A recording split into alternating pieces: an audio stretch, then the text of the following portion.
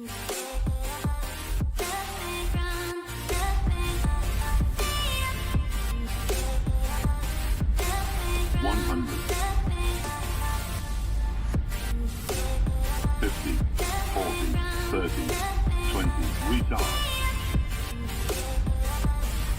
5.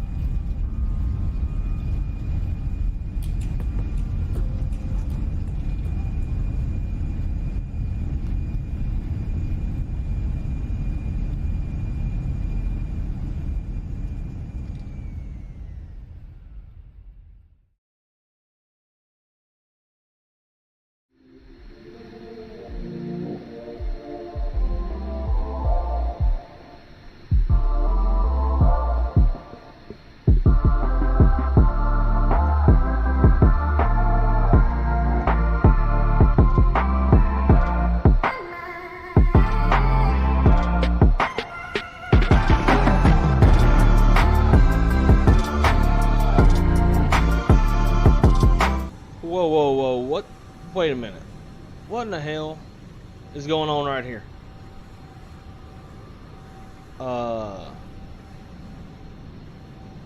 Skyline be getting a little frisky with their AI folks. Just kidding, it's not like that. He's like actually way off to the side. But when I first saw that, I was like, what in the hell is going on? Okay, back to it.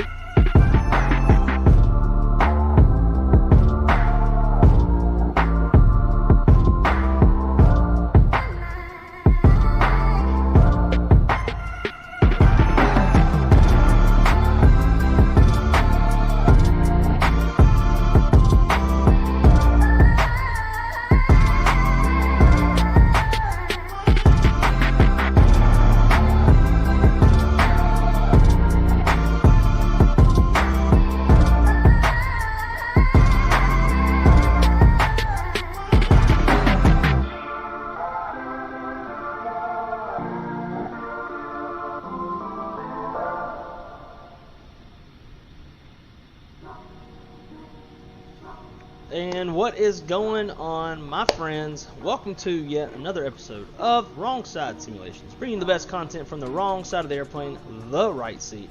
And as always, my name is Blake and I am a real-world flight dispatcher aiming to bring you a little more context to your flight sim viewing experience. Today we've got another special one for you. We're going to be taking a first look at the Skyline Simulations Cincinnati International Airport. Yeah, so just to real quick, for those of y'all who have just now joined, let's find that little where are we at? Oh Lord, we in the wall or something. There we go. So you just get the wrong angle right here. It just don't look right, especially when this guy sitting down starts moving his hands and it don't look right. It's like, oh, it's getting a little frisky here in the Cincinnati airport. They're probably cousins, you know. Woo, Lord. Oh, goodness. It's, we are a little out of line. But today we're going to be taking a look at the Cincinnati airport. Just released yesterday from Skyline Simulations. It's, if I remember correctly, it's roughly $21. Let's see, I got the website pulled up. $21.33 on the Skyline Simulations.com. Pick you up a copy there. Hopefully this will give you a little better idea of what you're getting. 'Cause when I was getting the screenshot, there was a couple things that I noticed that we definitely want to take a look at that will probably influence some decisions on purchasing this airport, although I'm sure it's something that will be updated fairly quickly. But we'll get to that in just a sec. Quick little overview on our flight today. We will be, I'm planning to run 2 flights. This flight's going to be out of Cincinnati over to Detroit. Got a nice low pressure system up in the Detroit area, spinning up a lot of gusty winds, low visibility, low ceilings, some precip, might even have some mixed precip in there as well. And then once we land in Detroit, we're going to swap out into the PMDG 737-900, and we'll hop on over to Boston. Some of that winter weather may be reaching Boston as well, at least from the forecast I was looking at last night when I was at work. So we'll land there, and I doubt we will, but if we have time, I'm going to jump into the 737-800. So I swapped out some of the sounds. I swapped out the default PMDG engine sounds for some FT Sim sounds that I can take a listen to if you're interested. I personally don't think they sound as good. They're not bad, but they're not as good either, and they could be a little bit louder. But anyways, so Cincinnati Airport. Now, also on the back end of things, we're already set up in the airplane. If y'all remember from the last time we flew the MD, I got really frustrated setting up the airplane, messing around with the getting the fuel added and all that kind of stuff. So I've got everything set up. All we will have to do is jump in the airplane and go. So let's take a look at the airport. This is the main thing that I'm sure that many people are going to be coming, at least on the playback, will be coming to look at. So one of my initial issues, obviously, it looks like there's some texture problems. We've got some missing textures. I don't know if that is a Skyline issue or if that is an Asobo issue, but you can see the satellite image there, so that's a little bit less than great. Other than the missing textures, the textures that do exist and that are showing the way they're supposed to look pretty good. In fact, over here at the other terminal, I kind of like this. Not too crazy about the flickering textures, but this whole thing going on right here, I kind of like this. I've seen quite a few ramps that look like this. It's like some sort of rubber type filament in between the cracks of the blocks of asphalt or concrete. But it is kind of weird how you've got some textures bleeding into other textures. I don't know if maybe this is how it is in real life. I want to lean towards it probably not being. So that's kind of meh. What we got going on? Russell, welcome, my friend. Everybody, welcome Russell to the Wrong Side family. Appreciate you so much for subscribing. Hopefully I don't disappoint you too much with my terrible flying of the MD that's going to be coming up. But yeah, man, thank you so much for joining. Greatly appreciate it. So, ground textures, good, except for the areas that they don't really mesh. Kind of, to me, it throws it off a bit. Going into the terminal. So we got some signage on the outside, which is definitely needed. I hate it whenever I pull up at airports and I'm trying to tell GSX what gate I want to park at, but I can't see what the damn parking is because of the lack of signage. So greatly appreciate there being some signage outside. Got the Delta terminal, as you can obviously and clearly tell by all of the Delta logos everywhere. Got the very accurate gates for Delta. These are like the old school ones. See a lot of those in Atlanta. Look at that. Even got your Delta hanger out there. It kind of sucks. Like when they make hangers, I think the easy way is to do what they do and just make like one whole generic building that's like it's solid all the way around, right? It would, to me, it'd be a bit cooler if those doors were open to where you could pull in an airplane, maybe even a spawn area within that hangar to spawn in. You can taxi out of the hangar as if like you're pulling an airplane out for maintenance. But I will admit, I'm very impressed with this Delta terminal.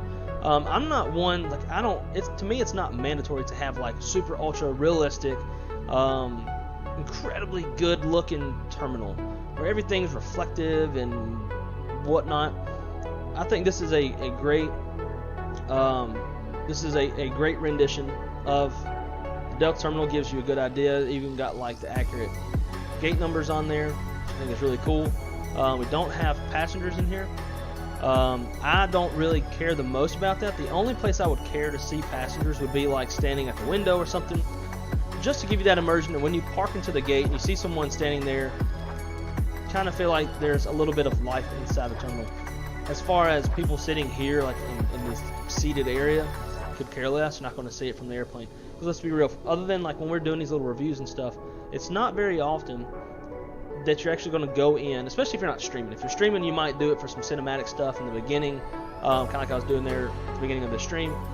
But other than that, you're not going to be bringing your camera inside the terminal all that often, I believe. So for me personally, just my personal opinion, I like a nice balance of it looks nice on the inside, but it's not too crazy where it's killing frame rates. You don't have all these animated people that are killing your frame rates, that kind of stuff. I like a nice happy medium. One thing that I guess you can see through it. These windows are quite hard to see through. I like it when there is some like texturing to the windows. It's not just straight like see-through, to the sense where it's almost hard to tell there's an actual window there. But these are hard, like they're pretty hard to see through. They're some grimy, dirty-ass windows. So if we put up in an airplane, it would be hard to tell that like there's even a terminal inside of there. I do like the jetways. Got the nice Delta signage on one side. You got the Kcvg signs on the other, which I think is pretty nice. They all obviously move, which is a absolute must-have, in my opinion. And as we keep working our way down, I'm not sure why the terminal just doesn't go straight through. Why there's this black wall? Maybe it's just they didn't want parts of it to be active. I don't know. Probably for frame rate savings, which I'm totally fine with. To me, frame rates supersedes most things whenever looking at airport scenery. Jumping down over here to another part of the terminal. Got this little ground control, ramp control tower up here. Let's see what's up. Not much going on in here. That's okay. Who really cares? Like, we're not going to be up in here all the time, or hardly ever, in all honesty. At least I wouldn't. Now, I do like this little area. Not sure if this thing is correct. Might even actually look at a satellite image here in a second.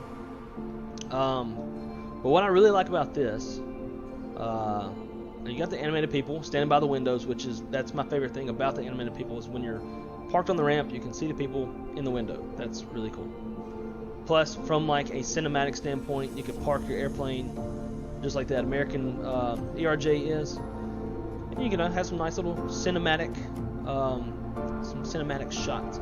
Now, one issue that I do have is I do know that there are a couple gates right here in this corner. As you can see right there, A1B, A1A. It says Delta connection, but if you look at a satellite image, like when you're coming to the airport in Microsoft and you look at the satellite image overlaid in Microsoft Flight Sim, you will see jetways there. I kind of think jetways should be there, and it'd be nice just from the standpoint of like being able to park at this gate, see the people standing there in the little windows and all that shit that I keep parking on. Let's see, what else? What else to look at? We got a nice little parking garage. Got some taxiway signage, which actually looks pretty good. You would definitely need that if you're going to be coming down this taxiway here. Looks like I think it would have been cool if this was all glass, that like the transparent you can see through, but I'm sure that does hurt the frame rate, so instead it looks like this. Not even sure what the hell is in here. Maybe whatever is in there in real life isn't even worth looking at through the windows, so trying to figure out what it is. But yeah, so all this is just hollow. It's kind of for looking at from the outside. Obviously, parking garage with a skyway. You know, some developers put cars out here in the parking area, on the drop-off pickup area, as well as like animated passengers and people. I'm okay with that not being there because again, that's going to be using up some frame rates, and that's something that you would never ever see. Jay, there is the Amazon facility. I was actually looking at that earlier when I was getting my screenshot, and I got to think, it's like, damn, it actually would be pretty cool to run some Amazon operations out of here. So we'll look at that in just a sec. We'll run over here to this Delta hangar real fast. I'm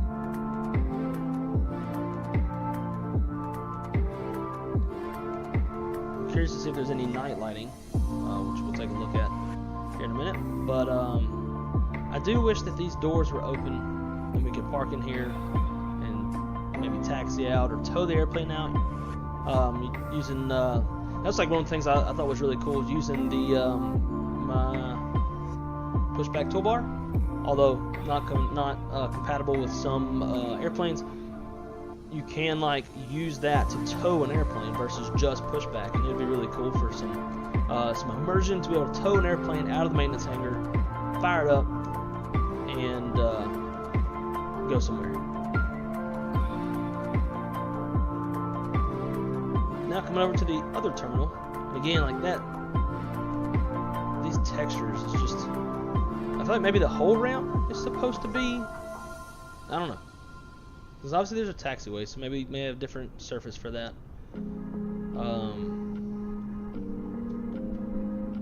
Yeah, I don't know. Now, I kind of feel like they should have done something similar with the other terminal as this, where at least instead of having like segmented areas of the terminal, you could like, it's just all one terminal, you can see through it and run down it like this. But again, not super duper uber detailed. You got some animated passengers, you got some static passengers, all just sitting here, totally fine. I like that. The floor is reflective, it looks real nice. You got the openish glass ceilings towards the roof or whatever. Looks really good. Those little walkways, they're not animated, who cares? Got a nice line of passengers, which is really cool. So if you're parked in this gate, it'd be kind of neat to see everybody lined up. Although, in a way, that would be not accurate because people wouldn't be lined up to get on the airplane when you're just pulling in. But if you spawn at this gate and you're looking through the windows, it would be cool to see everybody lined up because you know that you're about to be departing. But yeah, I feel like it's a good balance between saving frame rates with resources and not overdoing everything. This looks great to me. You got some nice terminal signage. You got these cool little mammoth skeletons and whatever animal that is. No idea what that's about in the real world. I'm sure that maybe they found those in the Cincinnati area. It's cool. But again, I feel like they have a nice balance of things. As far as, oh, hey, that's kind of cool. You can actually go into Starbucks. If they wanted to be ultra realistic, you would have a line like way out the door, zigzagging everywhere, taking an hour to get any coffee. Yeah, and then just kind of same stuff all down here. I like it. Looks good. I bet once we go, if there's some night lighting inside, that would be extra cool, because then, you know, from outside of the terminal, you'd be able to see inside even better. I feel like that adds a lot of immersion. Alrighty, let's look for Amazon. Let's see. There it is. It's way over there. Before we get over there, though, I want to point this out. We have some more texturing issues. You can see the satellite imagery here, where and maybe they left it out because they're at least based off the satellite image, it looks like they're actively working on this taxiway. Lord knows how old that is. But nonetheless, I would think there should be a taxiway here, and the taxiway is missing. That should be overlaid of the satellite image. Like it starts and it stops, as well as the ramp area for whatever this hangar is. It's all satellite imagery. It's not actual ground textures. So that's kind of meh. Like I doubt hardly any of us would probably be spawning over here and flying over here. That kind of like departing from out of there. But meh. Honestly, the most important thing for most people is going to be the airline terminal as well as Amazon. That's going to be the main stuff we care about because most of us are flying airliners. So now coming over to the Amazon, I'm actually kind of impressed with the Amazon area. I'm curious if this is okay. Actually, I guess that would exist in real life if it has custom Amazon logo painted on it. Then that would probably maybe be there in real life. But then again, I question based off of the taxiway, the parking lines. So you got that parking line right there. Obviously, you can't park an airplane there. So I doubt that line is there in real life. If this big old thing is here in real life, then you got some. But the big difference too is looking at this. You got obviously like the boundary of the parking space versus over here where you don't. So that tells me that's probably not a parking space. So this Amazon building looks pretty cool. Got Amazon, like cargo loader. I can't remember what they're called. And then inside you got some boxes sitting on the little things that roll out to the airplane. And again, it's right back to that same notion, like it's not too detailed, but it's detailed enough to take a look, and it's pretty cool, and you got nice Amazon logos everywhere. It would give you an authentic feel for departing from the Amazon facility here in Cincinnati, which I really like. I was also earlier seeing several Kalita airplanes taxiing and taking off. In fact, look at that. Oh, that's not Kalita, that's Polar. Maybe it was Polar, maybe it wasn't Kalita. I don't know. Can't remember. I would imagine in real life they're probably going to come over here to this facility, parking here and loading up here. So if you are a big cargo operations guy, Cincinnati is definitely a place that you would probably want. Now, I'm not too crazy about how stuff's popping up. We're not like very far from it. I'd imagine it'd be popping up when we're a little bit further away. But whatevs. I doubt there's anything to look at in this building. Yeah, nothing in here. Now, the big thing that I want to point out to y'all that renders pretty useless. Let's run over here real quick. I want y'all to check. I tried taking off this runway last night. Oh my god, it's so from here like it doesn't look like much is wrong, right? Well, let's not go through the ground. Try to slow my camera down. Let's go. There we go. All right, y'all, look at that. What in the actual F?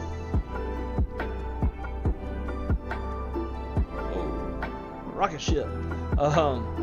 Yeah, so this is like 1/8 left.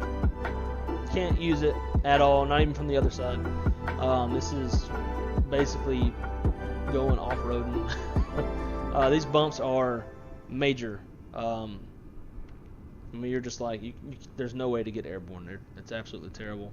I'm sure this will be fixed, but at least at this point at release, like I almost don't know how you release the airport with a runway like this, unless there's something specific to my system and something is terribly wrong. I've installed something wrong. I don't know.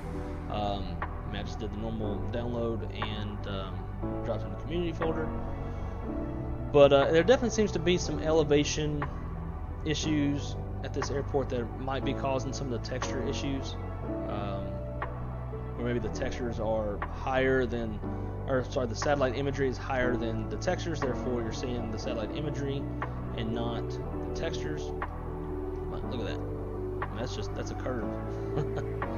So we will not be departing off runway 18 left. I think it goes without saying. We will I believe we're taking off 18 center to avoid that. The other two runways, actually the other three runways, the other pieces of pavement, all look fine.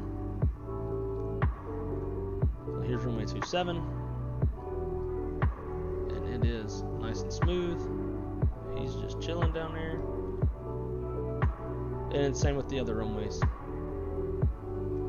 So those are fine. Now, last thing I want to look at before we get going and burn all of our fuel, because I'm running the APU, let's look at night lighting.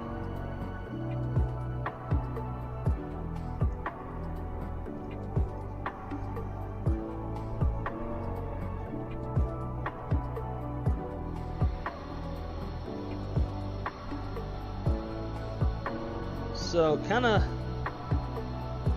sucks is, like, first of all, outside night lighting, yeah, I guess that's fine. It's same as any other night lighting that you would expect. But what I don't like, oh, actually, you know what, guys? I'm wrong. Sorry. Sorta. Yeah, okay. Now, never mind. Now it makes sense. I was thinking, like, the lights were so bright inside the terminal that it was washing everything out and just making it look white. But no, it's because there is a white wall behind it. So this is what I was talking about. I like indoor night lighting because then you can see so much more inside. So for example, we can see our two friends in here. He's surely giving him a nice little look. I think he's quite attracted to him. We're very into the conversation. But nonetheless, you can really, like, see the silhouettes of the people. You can see detail of the people more than you can during the daytime. So when you park in front of an area like this, it's just very immersive to be able to look out of your cockpit window and see all the folks inside. So a big fan of that, really like that. Over to this portion of the airport. Same thing over here. Nice indoor lighting. We can see our two folks down here very clearly. That dude is super dressed up for flying. We can see inside the terminal. I like it. I like the night lighting. I think it's pretty good. Now, big question: Delta terminal or Delta hangar, and it is lit up as well. As soon as we were pulling up to it a while ago, I was curious if all these lights on the front of the hangar, if they actually work, and they put off some lighting on the ground out front of it, and it does. Also, a big fan of how the Delta lights up as well. That's very nice. This is obviously a Delta hub. So I believe it's important that if that Delta logo lights up in real life, then it should light up here in the sim as well. Some nice lighting on the control tower over there. That's pretty cool. Back over to Amazon real fast. Let's see what Amazon looks like. Oh yeah, Amazon's lit up. You can see inside very easily, even from pretty far away. Look at that, even the little Amazon smiley faces there. You can see inside. See all the boxes. It's neat. I like it. And did a good job in that aspect.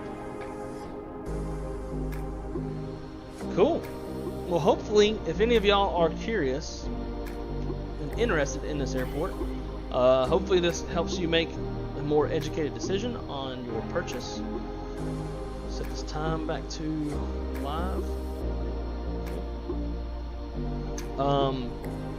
For me, the big thing is the runway. Obviously, totally can't even use that runway. The AI folks landing on it just fine. But for us, real folks, we can't use it at all. And then some of the satellite texture issues, somehow, like, it seems like there's some confliction with the textures. So for me personally, I would give it probably a 3 out of 5. Probably more like a 3.5 out of 5 if I could have stars on my thumbnail, and I probably could. It's just going to take more time, so I just put 3 on there. But yeah, So let's get connected to VATSIM real quick. We are pretty much ready to go inside the airplane. Zach's gonna be flying with us again today. So welcome, Zach. And then once I get this opened up, we'll jump in the chat real fast, say hello to everybody, and get underway.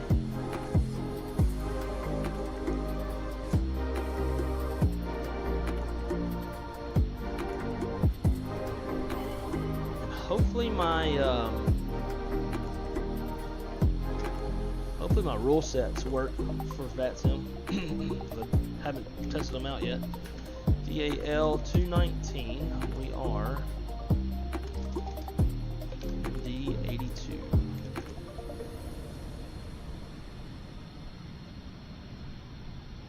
Cool.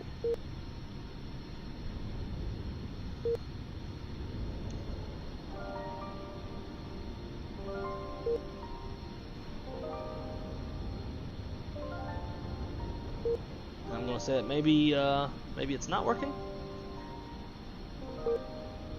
With all these issues it's having.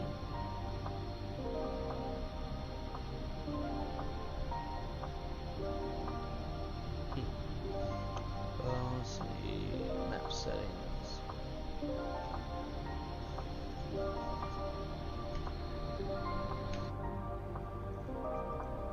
Alright, over to the chat real quick, since I haven't been able to say hello to anybody yet. So Wes, Zach, what is going on, guys? Rio, my good friend, Mr. Flaps 121 Simulations. What is going on, brother? How are you? Watching you while waiting for my flight. Oh shit, you're in Vegas. Damn, that's awesome. Kieran, what's going on, buddy? Welcome. Great to see you. Shaq, my man, what's going on, dude? How are you? Oh, let's see, what else we got? Jay, what is happening, man? Liam, welcome aboard. Great to see you guys. AJ Flyer, does it have Amazon Warehouse? Yep, so we did cover that. Let's see, just kind of spot checking stuff real quick. Justin, my friend, how are you, dude? Welcome, welcome. Oh, and actually, you and I need to chat about some WSI eWins TAP event in regards to the last delivery flight I had. It's kind of interesting, but we'll chat about that over phone. Anybody else? Nicole, welcome, welcome. Great to see you. It's been a long time since I've seen your name. Hope all is well. Hope everybody's doing good.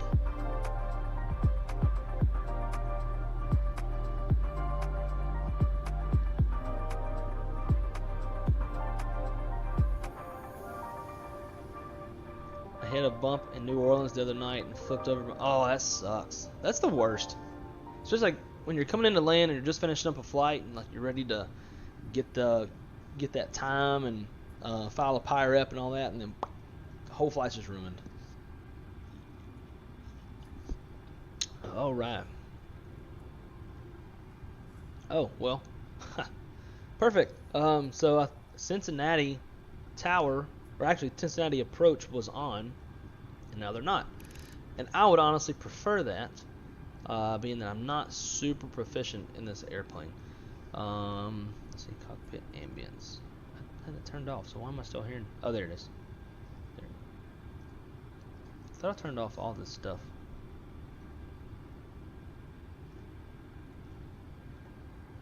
Some of it's turned off, some of it ain't. Alrighty. So Zach, how long until you are ready to go, my friend?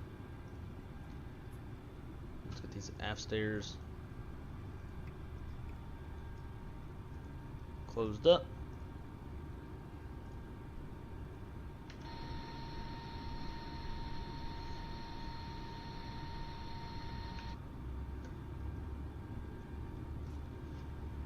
Let's see what else. So we're going to be heading up to Detroit. It's a short 49-minute flight. We're going to be departing on the Haggle 4 DQN transition, and then the tour transition onto the Hannibal 3 arrival. Planning the ILS to runway 22 right in Detroit. Weather was pretty shitty whenever I planned the flight. So Dustin, you will be seeing the 900 on the next leg. Okay. Yeah, no, I'm not on Unicom yet. Let's let's go com 1, 22.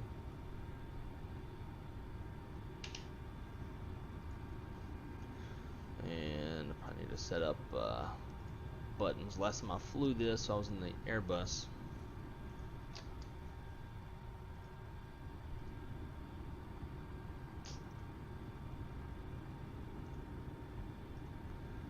I don't know what's up with that button.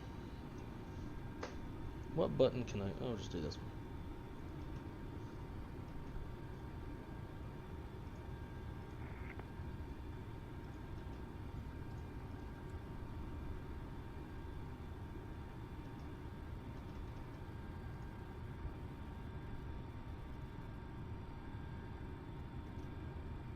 Alright, what the hell, dude? This thing is... Show y'all what it's doing. It does this every time I need to change my buttons. It's like it's always reading like a button's being pressed.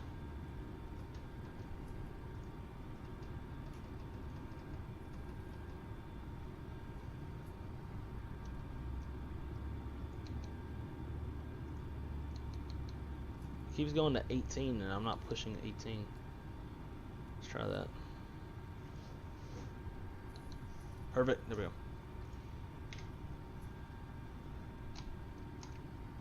Zach, you up? Yep. Perfect. Sorry for the hot mic. I was having some button issues. Yeah, you had a hot mic there for about maybe 20 seconds. Let's see. Or someone was about. Oh yeah. What the? I keep hearing these stupid ambient sounds. Airflow, airport ambience, brakes. Breathing. Cabin is off. I just turned that off. Why did it come back on? Alright. Let's get out of here, shall we? I love how my shortcut to GSX quits working out of nowhere.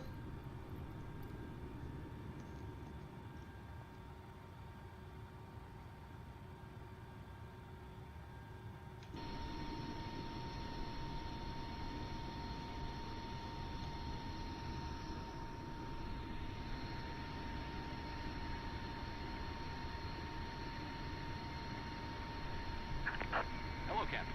We're ready for pushback.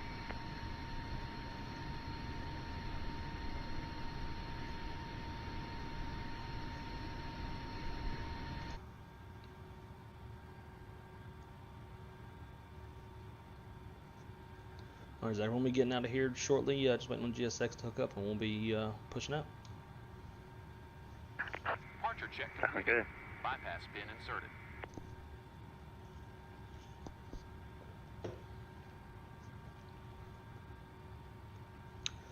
Oh man. How's everybody's week going so far? Tomorrow is Friday. I'm hoping to get a stream in either tomorrow or Saturday as well. Depends on what Crystal's got us doing. We've got to go to Daytona Locking gear. either Saturday or Sunday. But she goes to the gym all the time, so I'm hoping to get another stream in. It's not nearly enough to just do 2 legs with you guys. But yeah, so this leg's going to be the MD82 up to Detroit. Nice little 49-minute flight. Going to try to get up to, ooh, actually I don't even know where we're going. We're going to go nose to the right. Release parking brakes. Going to try to get up to 25,000 feet. And then once we get in Detroit, going to turn around, jump in the 737-900 and fly on over to Boston. Release parking brakes. Full.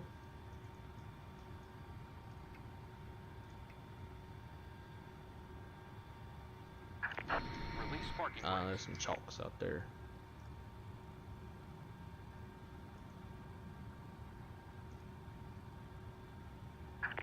Release parking Dude, brakes. I know. How do I get rid of these damn chalks?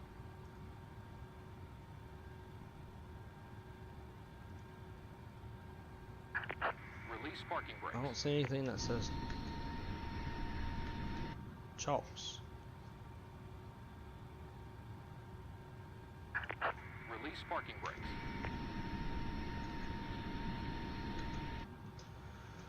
Oh my god. It never fails with this airplane. Release parking brakes. Nope. GPU type 4. Release parking brakes. I don't know.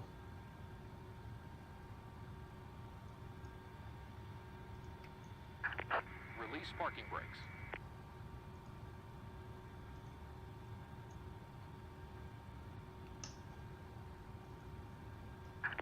Release parking brakes.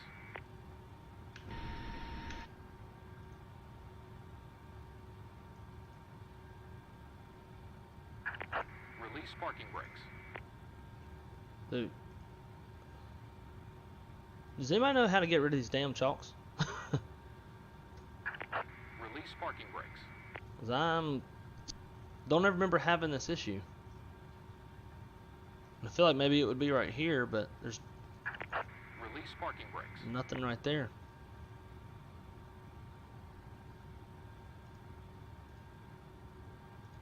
It's weird though, cause some of these, like Release GPU parking hasn't brakes. been working.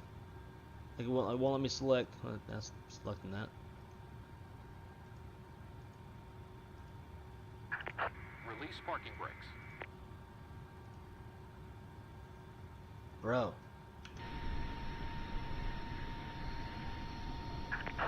Release parking brakes. Highly annoying. No, they don't. I just released them a while ago. Release parking They're brakes. still there.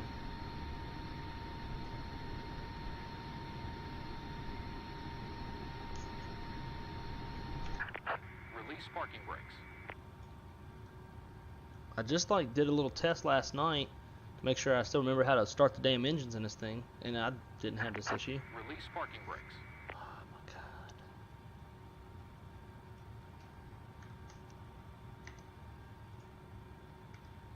god. Release parking brakes.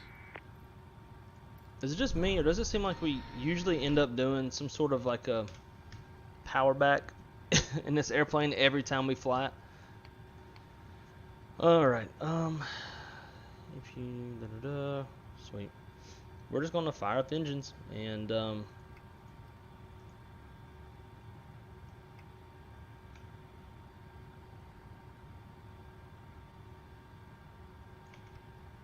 I missing?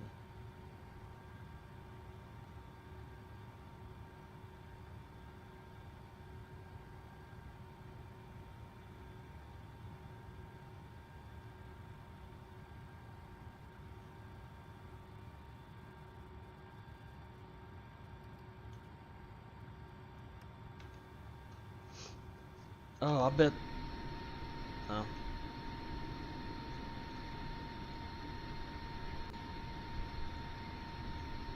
So I think turning on the beacon light is what removes those. Wow.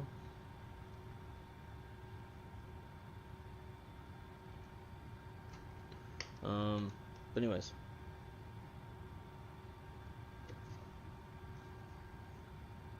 So now let's try doing that again.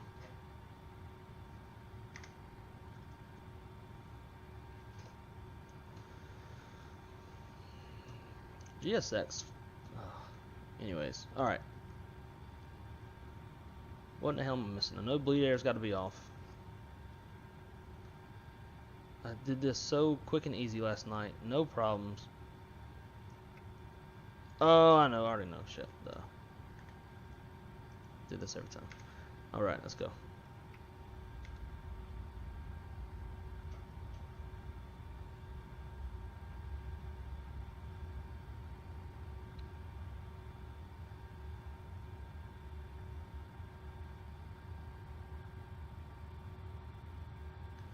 Alright, got a 18, 19, 20% into, and introduce fuel.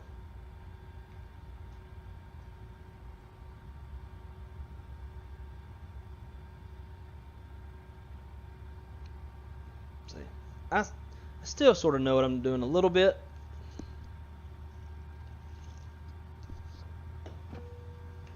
Cincinnati traffic. American 543 taxiing to runway 27 via Romeo, Juliet, Kilo 1. Cincinnati.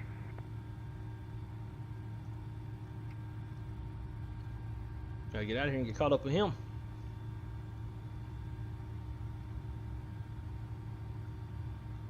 So we're looking for 20% into. It takes it a few seconds. You ain't flying Boeing, I ain't going. What about an MD? I guess you won't go on an MD either.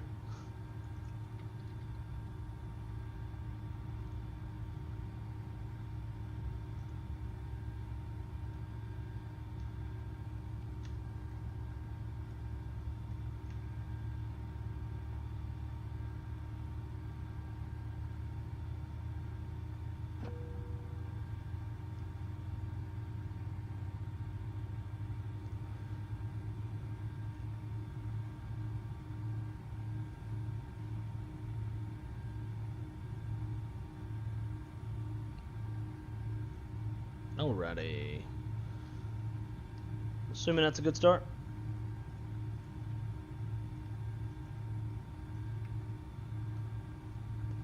And bleed air on. Go auto.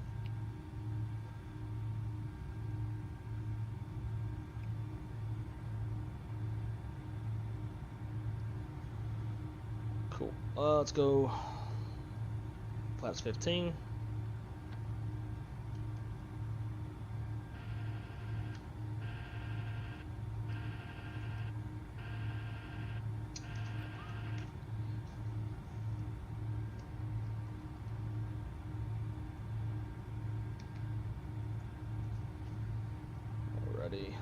Let's rock and roll back.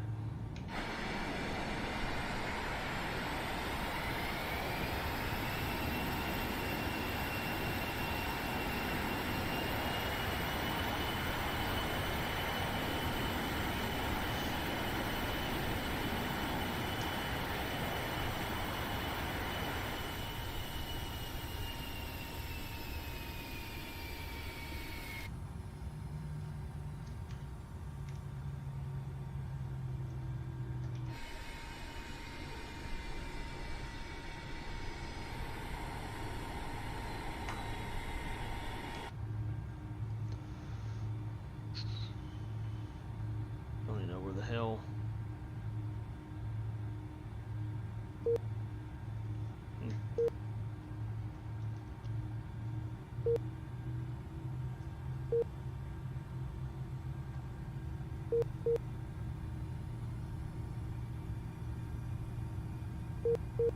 Guess I should have backed up a little bit further. This thing don't turn very tight.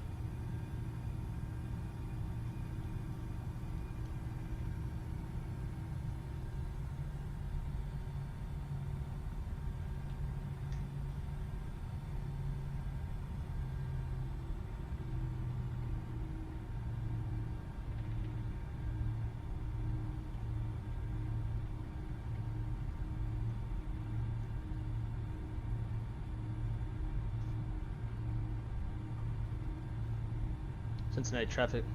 Delta 219's taxiing 2 November to Echo 11, short from a 1-8 center, Cincinnati.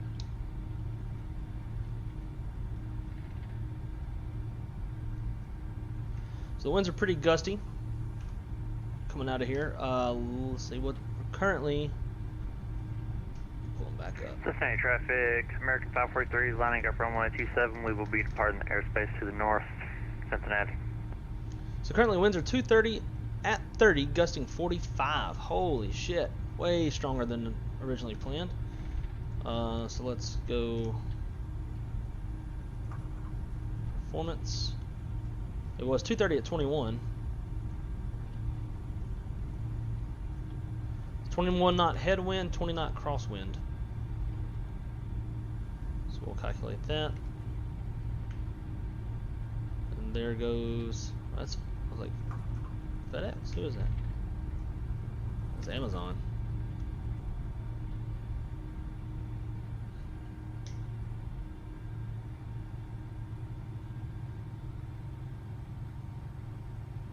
And Cincinnati traffic, American 543 is departing runway 27, Cincinnati. So when I ran the numbers the crosswind component between 2.7 and 1.8 center. They were both roughly the same. 1.8 center had 1 knot stronger headwind and 1 knot less of crosswind, so went with that.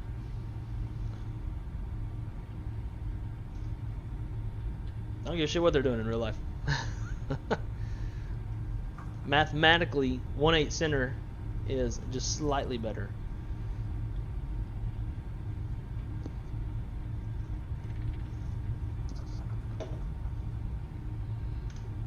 So as you can see, let's just check it now. So on runway 1.8 center, you got a 21 knot headwind, 20 knot crosswind, right? So if we go 2.7, 230 at 30, 20 knot headwind, 21 knot crosswind. So it's 1 knot better on 1.8 center. Who cares? But SimBrief originally gave me 1.8 right, or no, 1.8 left. So I plugged in for both, and I was like, all right, we'll go with 1.8.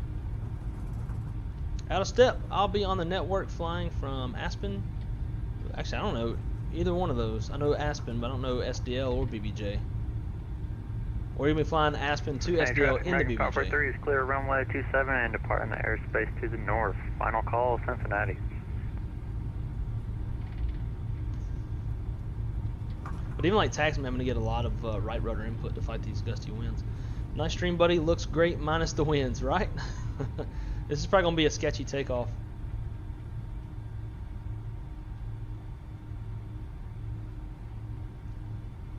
Cincinnati traffic.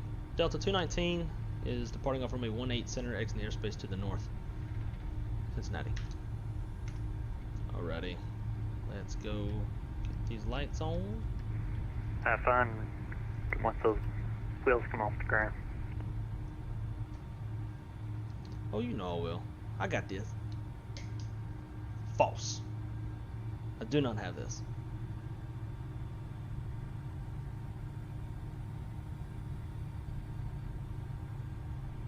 Alrighty, there is runway heading. So our V2 is 138. Departure heading is 186. We're climbing up to 6,000 feet. Get a little bit throttle up.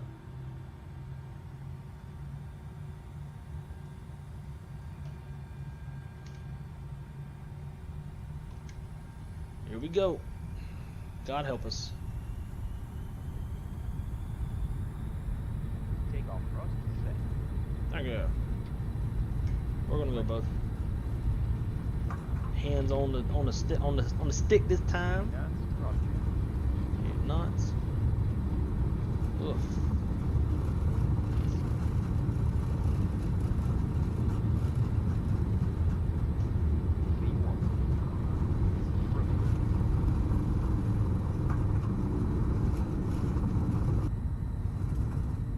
Goodness! That's kick-ass.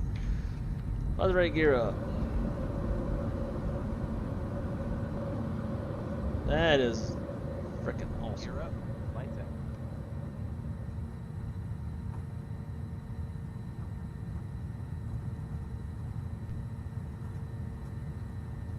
Alright, nav.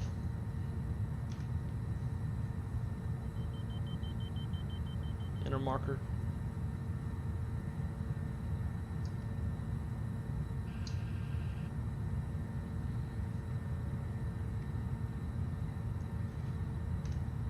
And let's go. What's the button I'm looking for? VNav.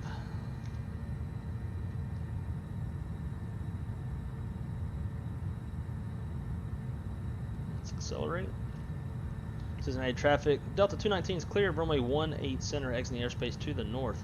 Final call, Cincinnati.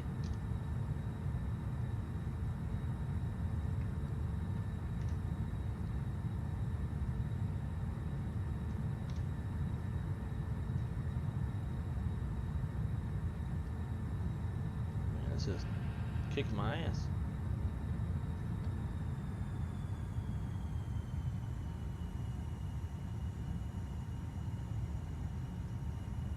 Lap 0.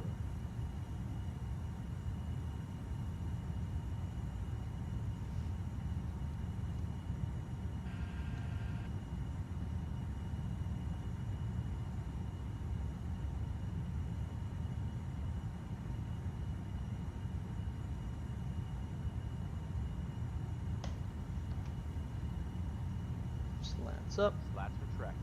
Climb power.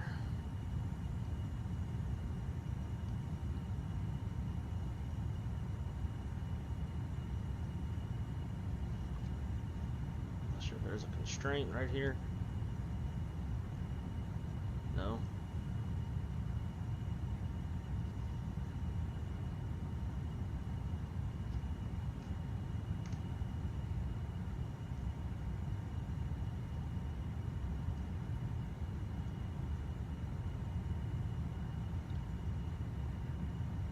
Why are we stuck such a low power setting?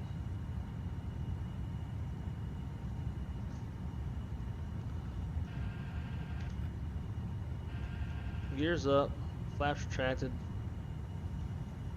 Okay, so we're looking good there. So what? Why are we going so slow? ATS off. Oh, why'd that disconnect? VNav. There we go. Okay, we'll get through it one way or another. Climb thrust set.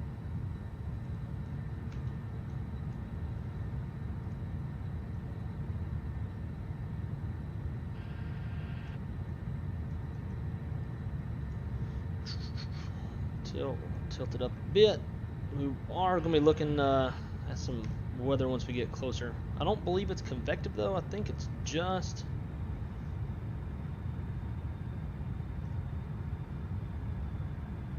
Let's go up to our final 250. I think it's just like winter and rain and a lot of wind associated with the low pressure. Let's see, weather. Oh yeah, we'll definitely have some weather. We actually might be getting there at a good time, trying to beat some of this stuff in there, but we will see.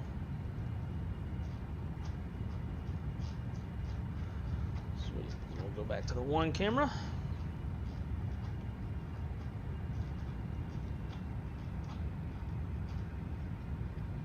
And let's go VNav.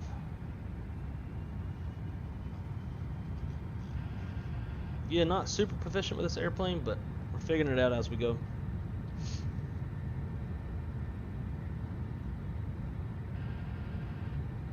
Ah, Scottsdale, okay. 737-700 BBJ. Nice, that'd be a pretty unique flight. I gotta get the Super Bowl flight in.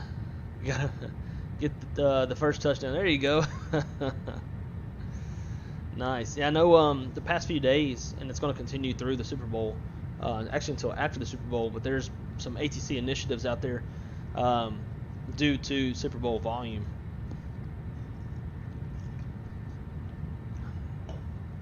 Go Birds. So, Wes, what was it that I said that a pilot shouldn't say? I don't remember what I said. No, I want those on still. Dum dum. I'll turn those off too.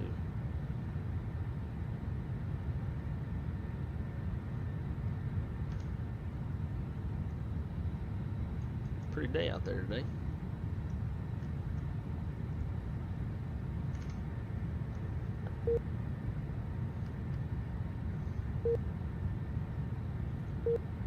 Now let's just hope that nobody takes over Detroit. Hold my beer. Watch this, dude. We got a little crooked there as soon as we took off. That was a little bit more than I was anticipating.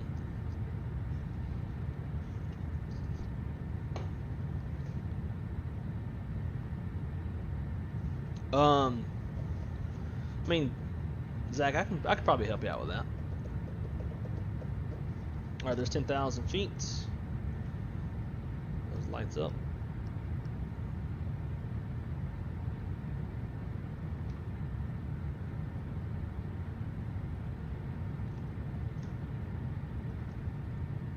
I forgot I changed my view to that because I was planning on like walking through the cabin at the beginning of the stream to get into the cockpit, but I forgot.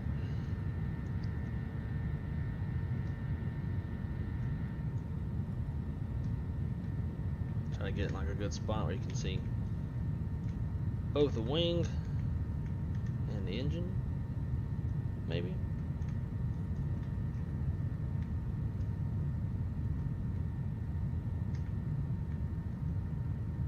There we go. That's the money shot. Yeah.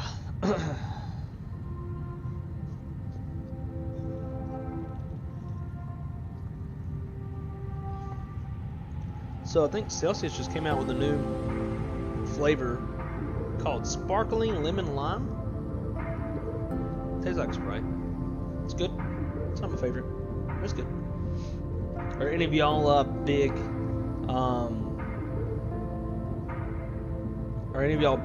Celsius fans?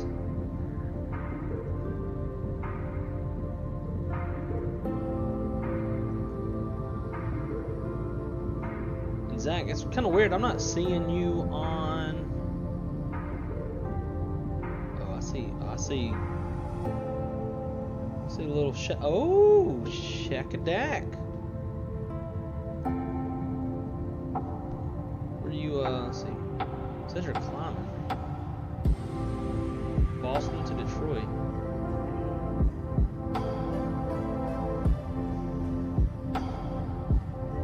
Well, it looks like you just landed. Shaq, you just landed in Detroit?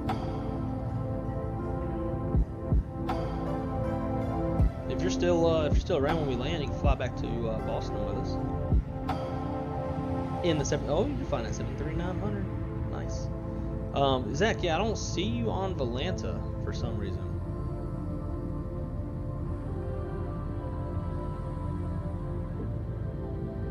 I see you like under the Volanta filter, but not VATSIM, where you can select all the VATSIM airplanes. I don't see you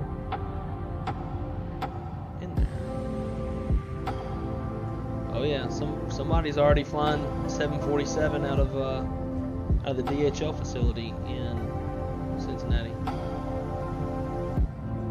Oh, Shaq, you went around. Okay. Oh, I see. Oh, there you are. All right, well, let's watch Shaq in this go around.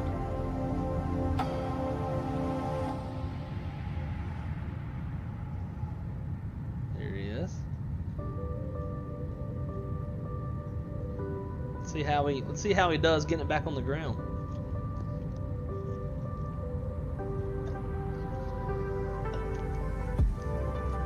Oh man, weather's actually pretty nice right now in Detroit. So right now, winds are 210 at 7, 10 statute miles, scattered at 45, broken 65, temperature 13, dew point 10, altimeter 2951. Nice little low pressure.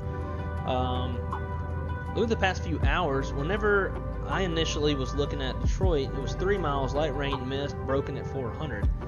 Some nice low ceilings, but that has since gotten better. Although,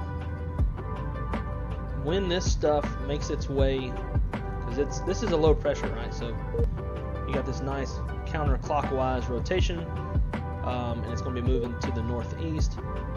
So this stuff will reach Detroit here pretty soon. We might beat it in, we might not. Kind of hoping we don't. Like, I want to land in some nasty shit again. That's the best. That's the absolute best thing about this MD. Is the weather radar.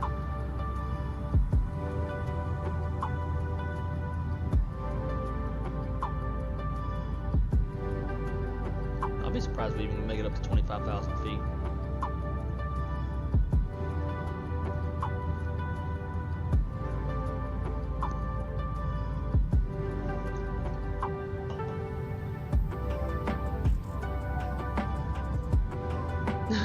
I got busy watching the stream. I got too high, but I'm down to fly back. Okay, sweet. Well, by the time that you circle back around, land and park, and probably flight plan yourself from Detroit to Boston, we'll be landing, and it won't take me long. In fact, while I'm saying that, let me go ahead and plan my next flight. Ooh, I need some need the profiles for 737-900.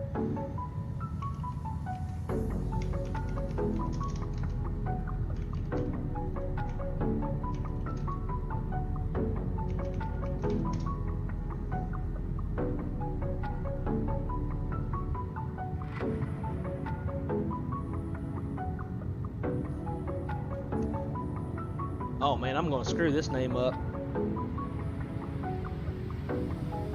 Bavron Blondin?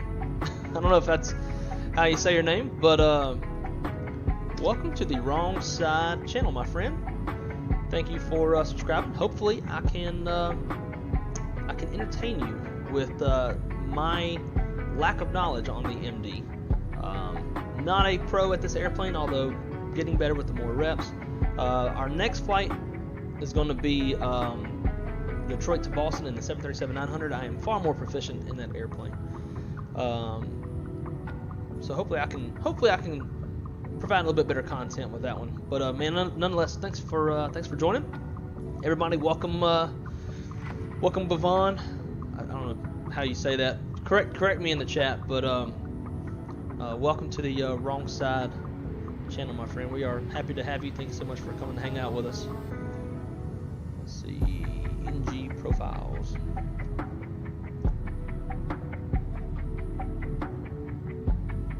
Nice. Why is this in a different language? On those colors for rain. I need to change. Yeah, let me change this. Settings, connections, billing, general, maybe. Yeah. The weather channel. That's what we want. That's what makes sense to most people, right? There we go.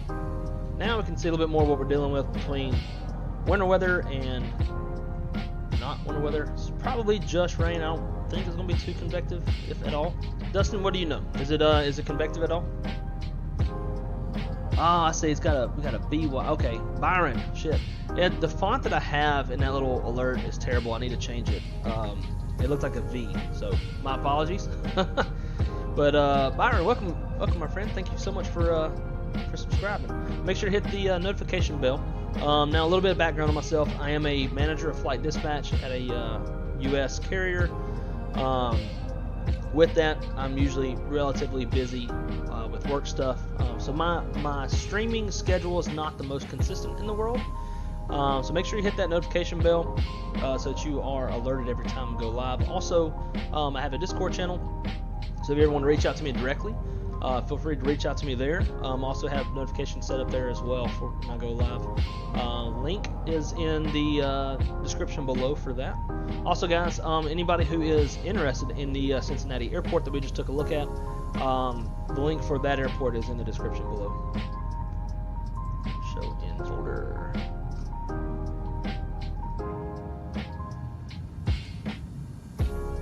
Some brief profiles. Goodness. Oh, forgot about that. All the different auxiliary tanks in the 900. There's like, there are, golly, they got 7 different profiles for this airplane. Jesus.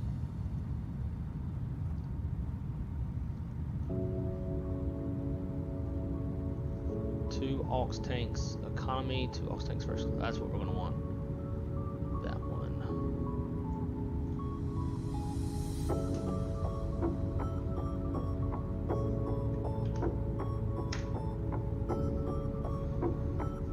Let's see. 2 aux tanks first. Okay.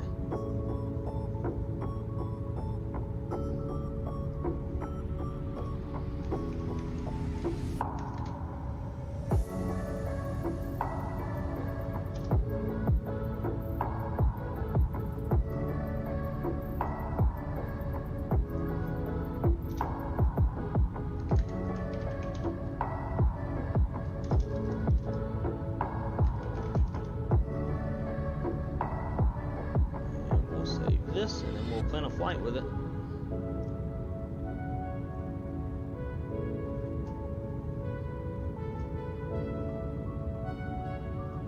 We'll get this done so we can get in and out of Detroit as fast as possible. Nice little aircraft swap, fuel and go.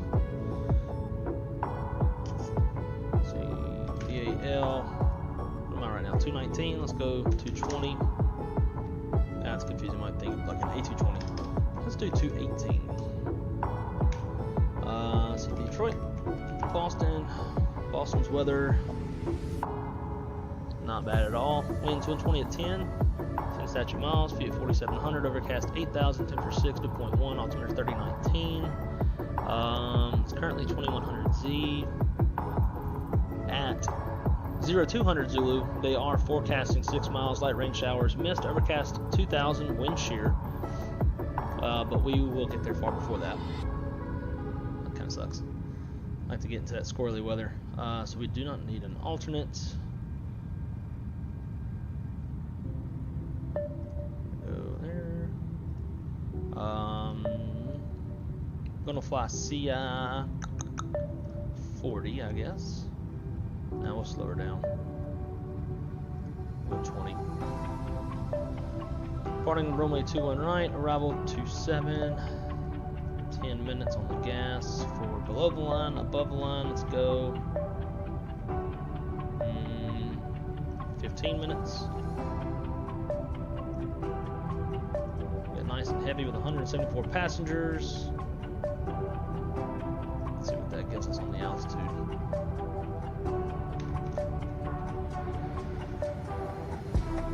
Alright, top of descent's already coming up.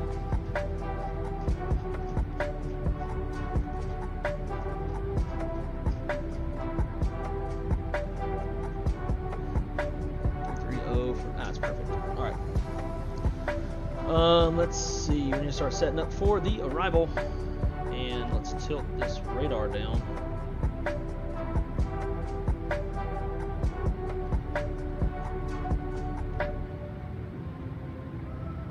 Can't even see, like,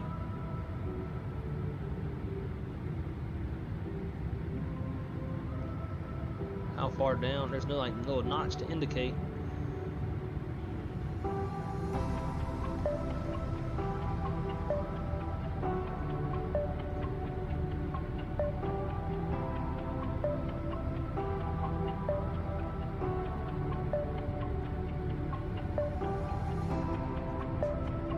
There we go.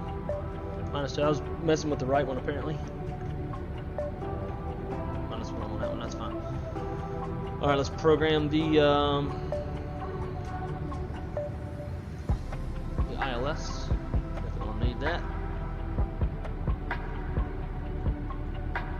111.95.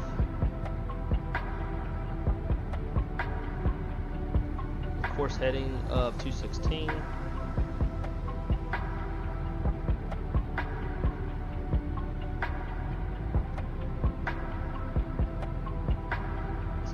Side.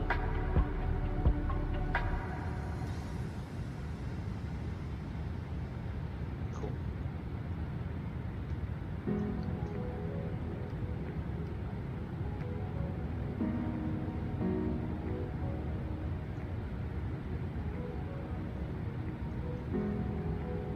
Bottom altitude on the Star is 8,000 feet.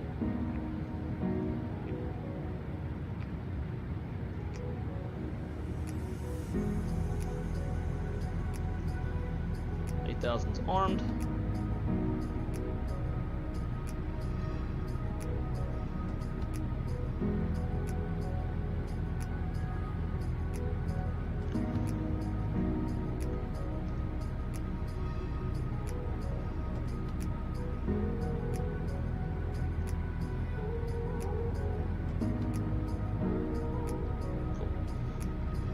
Real quick, we'll run some landing performance. Landing, we want KDTW. It is definitely wet, so that'll probably give us, we'll go, oh, this thing keeps moving around.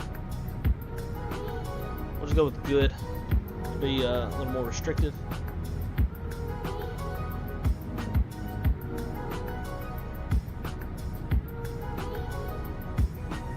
Holy shit, out of nowhere. And I think somebody actually put this in the chat a second ago. Maybe Zach. Yeah. So the winds just went from 210 at 7 to 230 at 25, gusting 3.6. Woo! Low pressure's whipping, son. Let's see, 230, 2.5.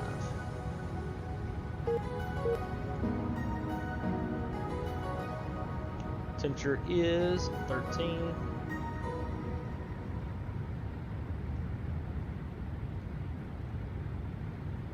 We'll go on 22 right. I don't know about this flap stuff. That looks good to me. And the pressure is 2952.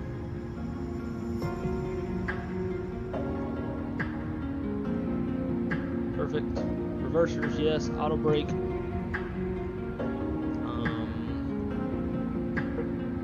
I can never get the auto brake to arm for landing, so we're just going to say manual. Planned landing weight, we're looking at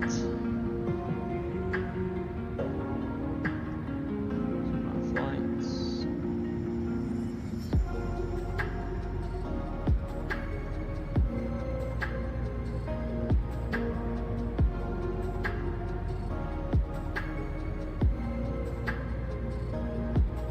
Landing weight, we're looking at a solid 118.0.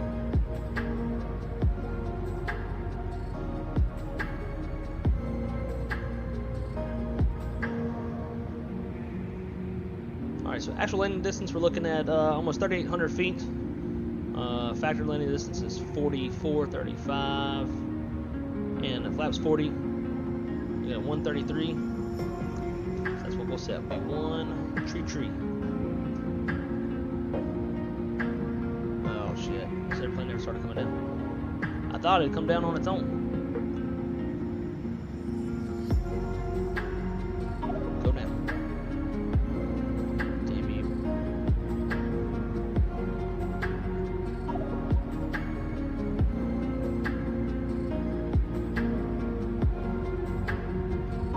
Well, that definitely doesn't help.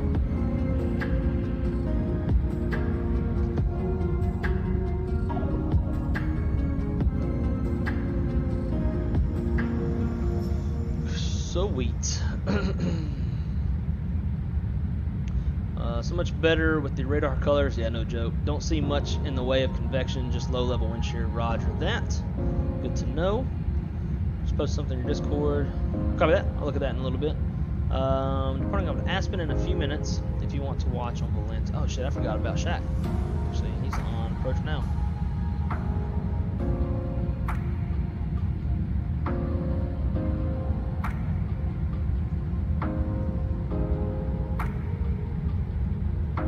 Shaq, are you still on approach? Because it's showing 213 landing rate, but it shows you over here like on the approach still.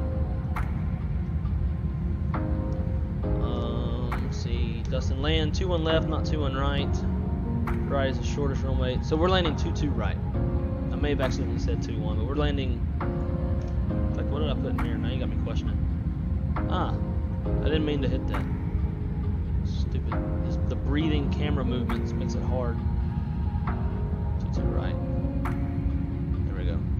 Same thing. Where the fuck is this airplane going?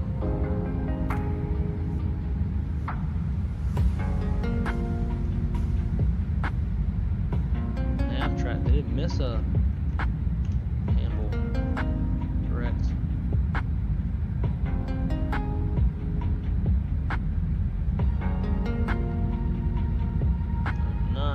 This airplane's doing.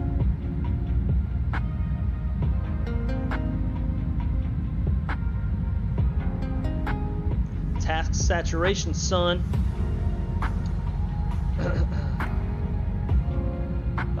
Crosswind 9 knots, headwind 23 knots, runway 21 left. I think this should show that, right? This says headwind 24 knots, crosswind 6 knots. Shouldn't be too bad. It's like, I don't know where I was going. I don't know where the airplane was going itself.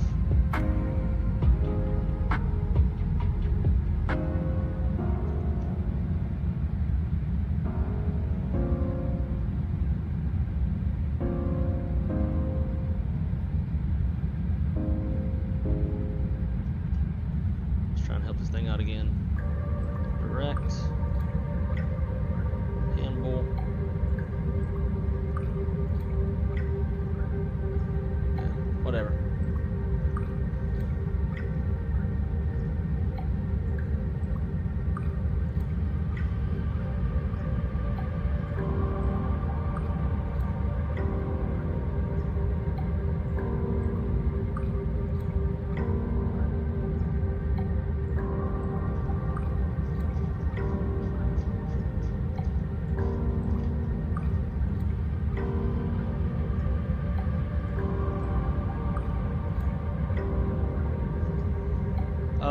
You know, that WSI shit, we had the same thing with the delivery flight, and granted, we were using Flight Explorer, which is different from Fusion. So actually, I shouldn't say WSI, because it was a different product, but it was kind of doing the same thing. It was, like, it was telling us, like, the wind component was way off. I went to a wind calculator, put in the exact heading of the runway, steady state, gust, all this stuff, and like the Flight Explorer was pretty far off.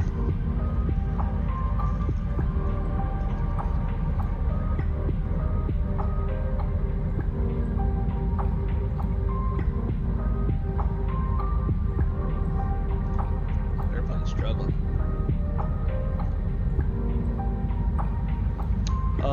So out of step. Are we? Do you have me on Volanta? Search wrong side sim in Volanta and add me on there, and I can look it up then. For now, we're gonna go back to this and get focused on the landing.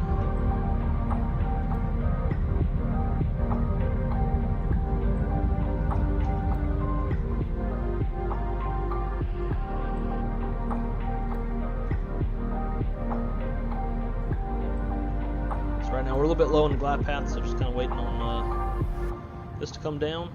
It should start coming down here in just a few. And then we'll VNAV descent our way down, as long as we can figure out how to get it to do that.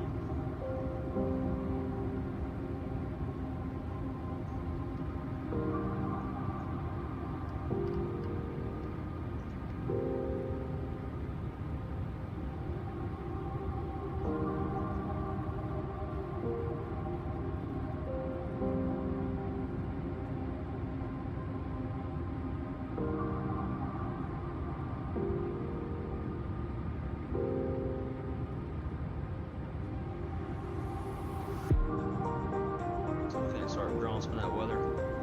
Man, well, I really wish we had a weather radar in PMDG.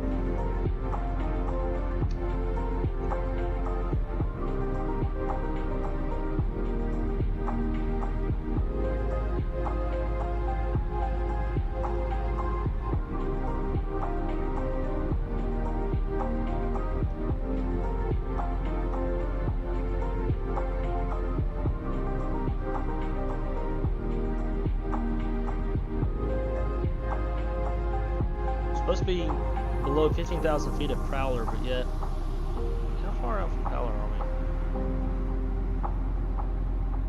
we? 7 miles.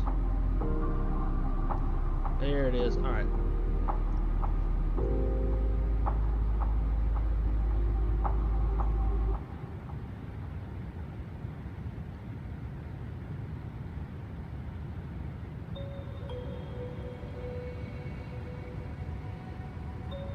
Better start going down once.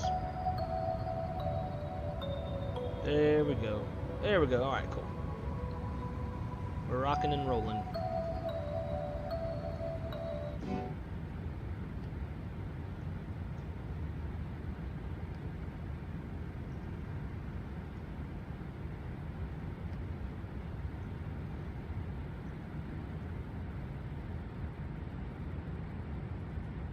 vectors from Desmond. Let's just delete that.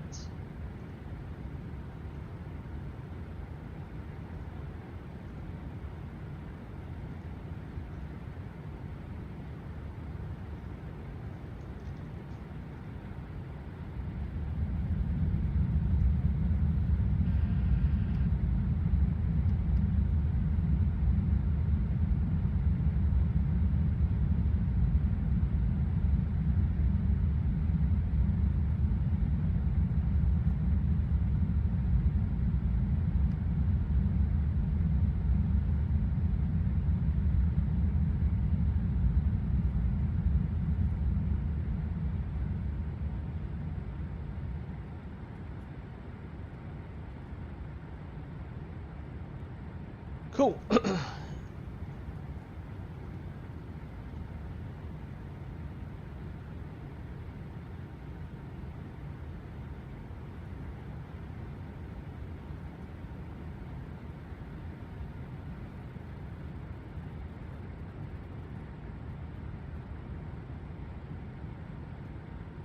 Alright, so I just added you back.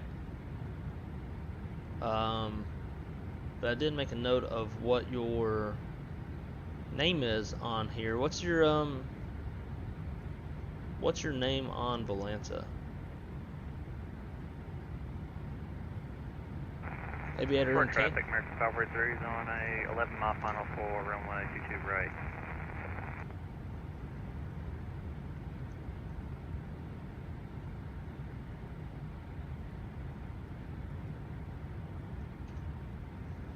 Let's get a little engine any ice on.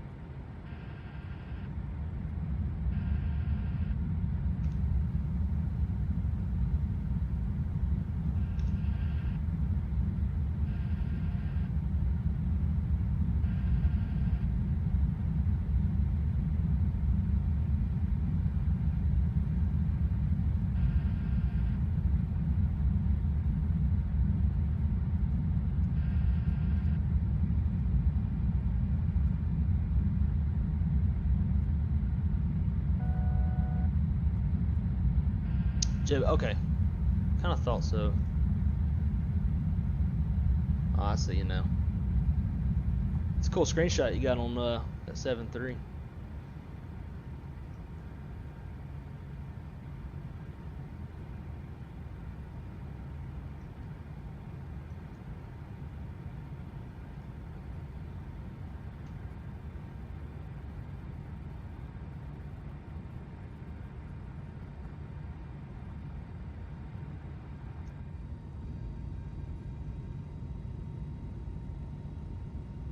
Tony, what's up, dude? So I don't know how my eyes missed this. This airplane's got me busy because I'm not super great with this old airplane.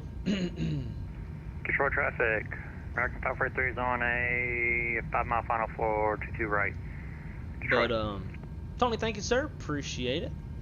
So far, everything's been smooth. Last night when I did a little bit of putting around in a few different airplanes, testing out some new sound packs. Like the only issue that I've really kind of been having consistently is, and I actually haven't seen it today, knock on wood, but I've had issues with like screen Detroit tearing. traffic, Osprey 617, push and start. And it'll be like whether or not I 10 have facing a north, filter Detroit turned on traffic. through shadow play or not. It's the weirdest thing. I've been having some screen tearing ever since we first brought this new rig home. But so far, frames been pretty good. We'll see how the frames are in Detroit. Like Shaq just said, he got a whopping 16 frames into Detroit. Detroit can be pretty frame rate heavy, especially when having like all the AI airplanes on and such. All right, 8,000. Let's keep her going down.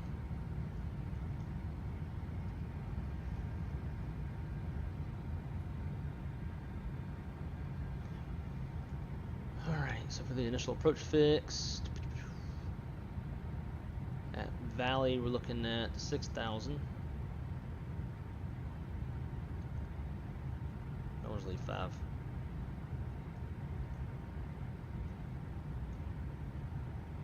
Well, it's actually a lot nicer out here than I thought it was going to be. Jay, do you have Detroit extra crap turned off? I know that's for Shaq. For me, I've got it on. Can you turn stuff off? I don't even know.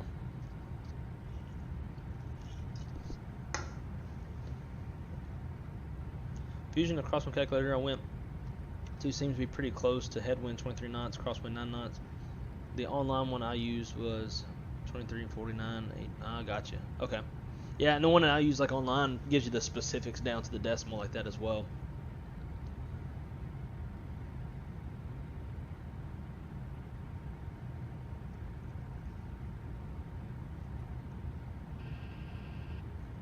So, Shaq, when you say 16 FPS, are you talking about frame rates or are you talking about landing rate?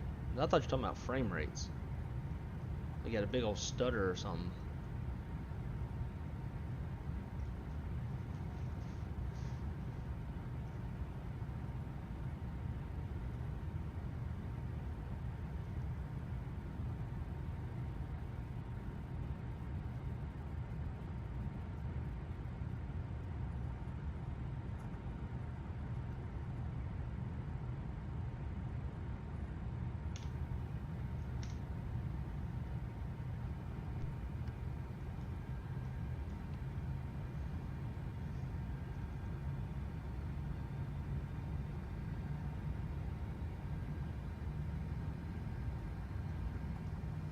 And Detroit traffic, American 543 is clear, runway 22 right.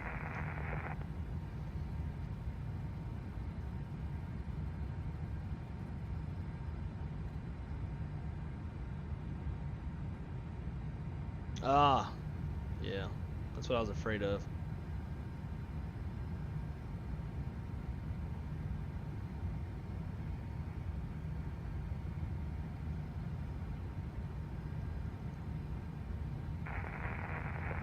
Delta 219, I wish you best of luck on that landing. Watch for the updraft wind right at the edge of the runway. Copy all, and we appreciate it. Thank you, sir. I know why auto thrust keeps kicking off, because I have this button bound to auto thrust, the transmit button, which I thought was only for my 737, but I guess it's doing it for all the airplanes.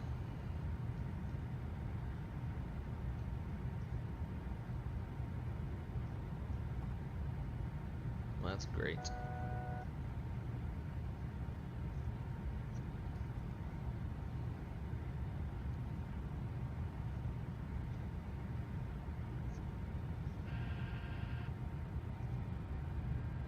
And Detroit traffic, American 543, traffic to the gate by Alpha 3, Romeo, Kilo, Detroit.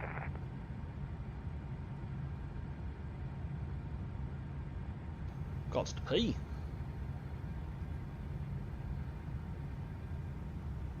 Alright, what all is 4,000?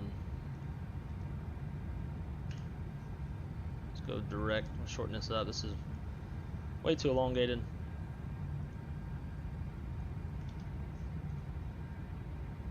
There you go.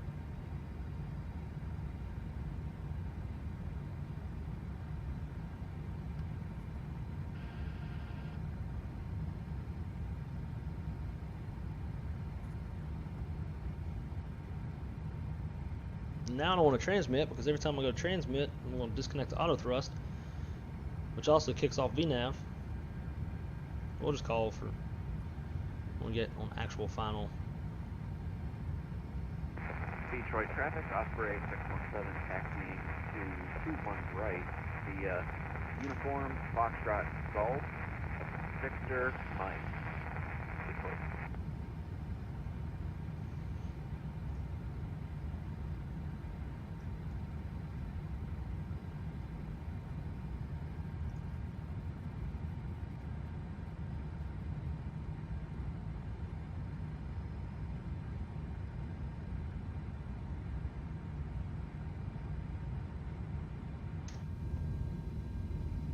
Oh yeah, that looks nice.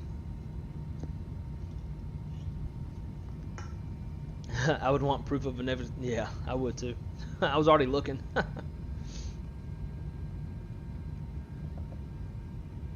Went to work this morning, got the truck, headed to the job site, and on the way, boss called, said the client. Ooh, that sucks. Today, I had to take my rental car back because my truck's still sitting at the dealership, which I need to call them. I had a Picture traffic, American 543 is crossing the runway, 22 left, continue jacking. had a Wagoneer for the last 2 days, and Wagoneer, pretty damn nice. Not gonna lie, felt super fancy driving that thing. Yeah, so I took it back, and like I live 8 minutes from the rental place, from the Hertz, so I took it back, dropping it off. And I was planning on getting an Uber to get back to the house, and they were like, "Oh, do you need a ride?" I was like, "Yeah, actually." They drove me. We jumped right back in the Wagoneer, and the dude drove me back to the house. I'm like, damn, that's what I'm talking about. Kick-ass service. Headings will be to 11.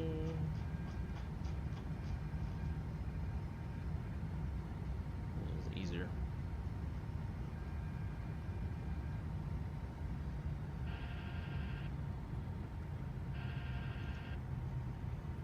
Right, there's glide slope. There's localizer.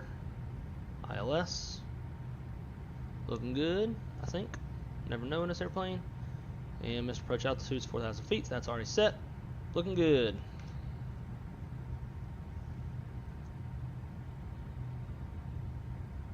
Alright, we are tracking the ILS.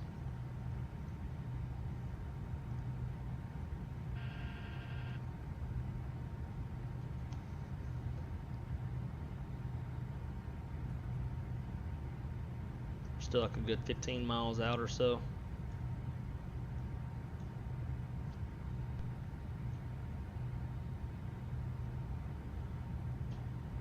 Detroit traffic, Delta 219's 15 mile final for runway 22 right.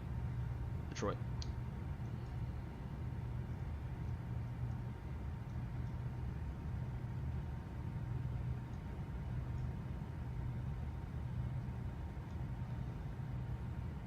Flaps 11. Barely see them moving out there.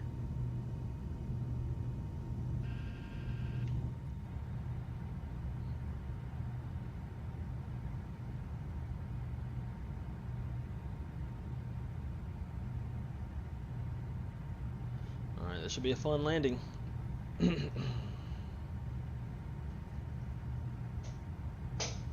Detroit traffic, Osprey 617 crossing runway 27 right, Detroit.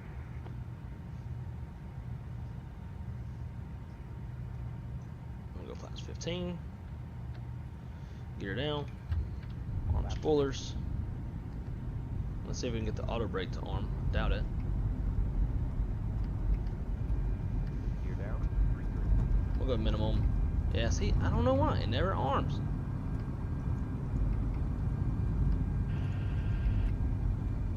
That is weird. Don't know. Do not know. 25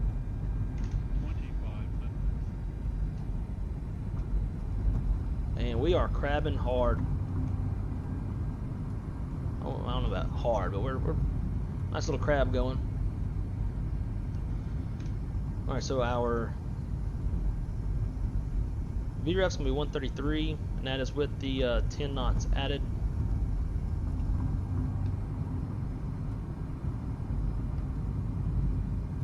About 7 miles out, so we'll go ahead and slow her down to 133.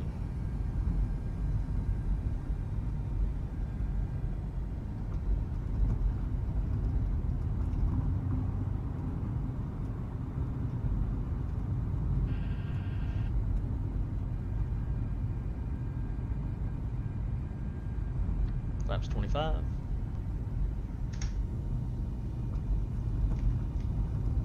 Whoa. Flaps 28. Control 0. No way. This is the first airplane I've seen have any sort of like little vortices or anything. I'm telling you, dude. A lot of folks aren't crazy about the Mad Dog, but Leonardo software, they kick ass. Flaps 40. God help us all. Flaps 40.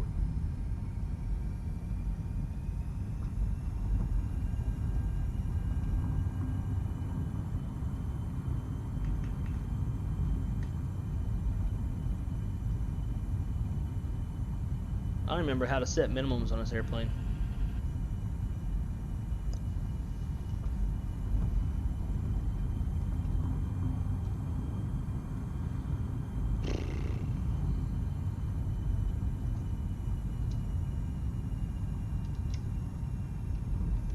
Alright, here we go.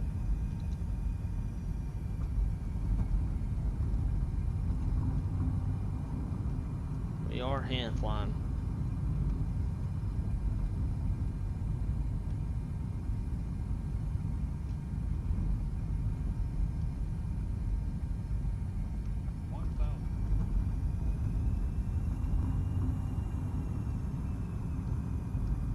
Ooh.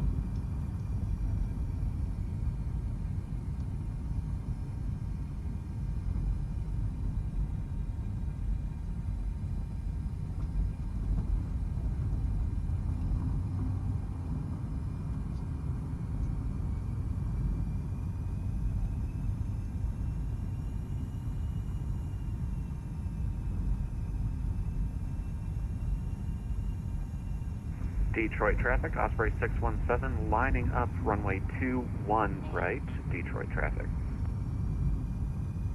Detroit traffic, Delta 219 is on a 3-mile final, runway 22 right, Detroit. 400.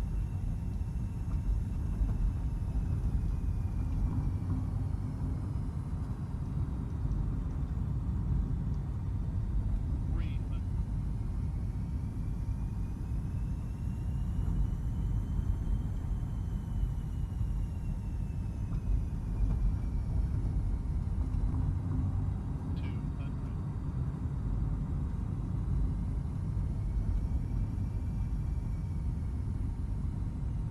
Man, the headwind's giving a lot of lift. Light slow. 50, 40, 30, 20. Come on, boy.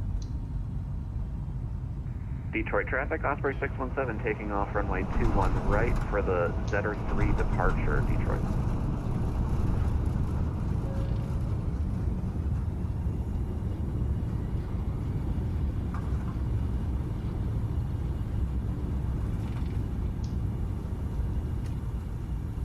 First flight out.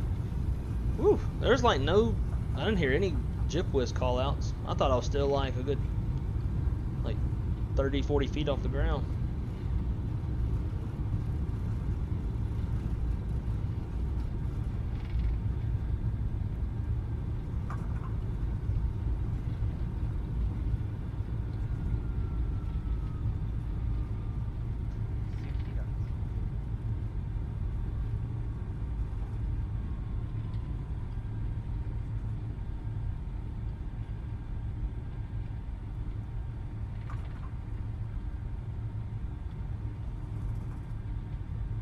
In Detroit traffic, Osprey 617 off runway 21 right, climbing through 3,000 for 7,000 on Zetter 3, Detroit traffic.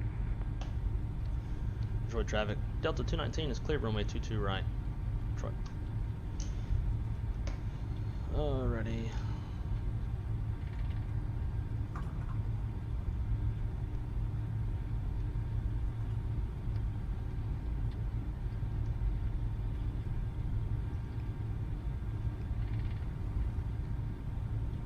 Well, we didn't die. Landing rate was 277. Whatever, take it. Ready to get in that 7.3 where I actually know what the hell I'm doing. Oh, you did hear 2010? Yeah, I heard like at the last second, but yeah, it didn't seem like, you know, I'm used to, like, in fact, for the for Airbus and Boeing airplanes, I'll turn all of them on. I want to hear every single call out. And I don't care if like the airline does that or not in real life. That's what I like to do, just for my own situational awareness.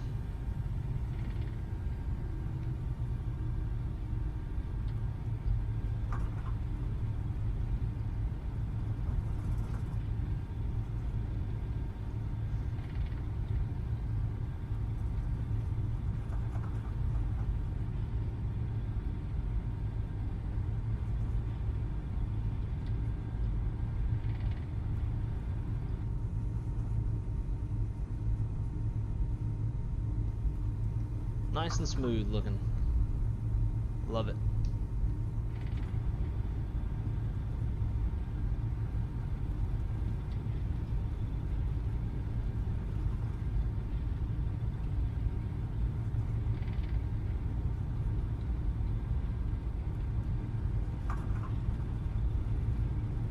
Trying to taxi fast so we can not to keep anybody waiting.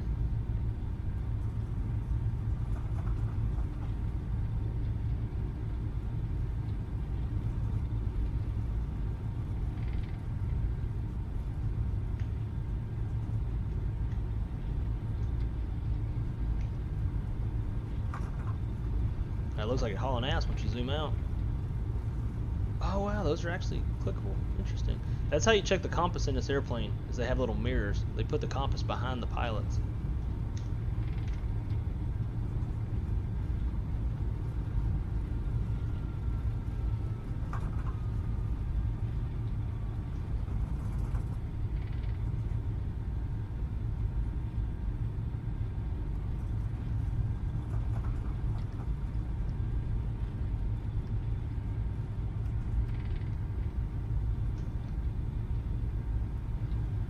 Not sure where Zach is.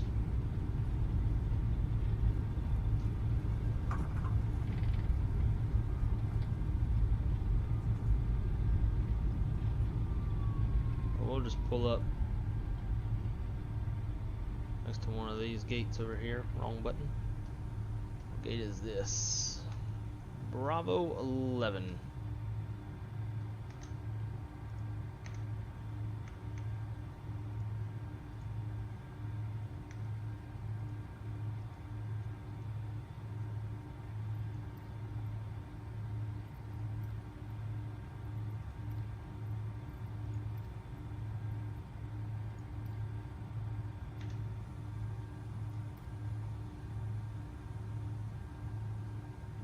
Well, can't see the marshaller because that fake tug is there, I guess.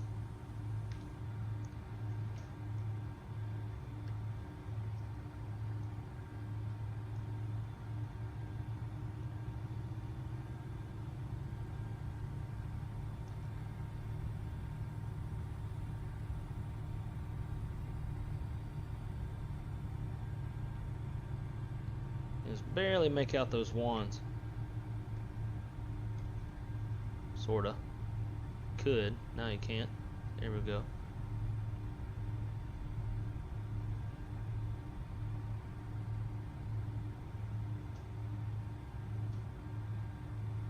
Boop. Neato.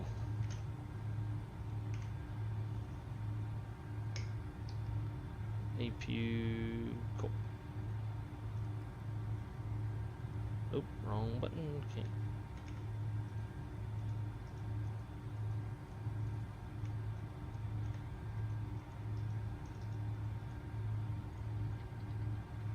It's weird, like to get it to go up, you just left click. But to come down, you got to use a scroll wheel.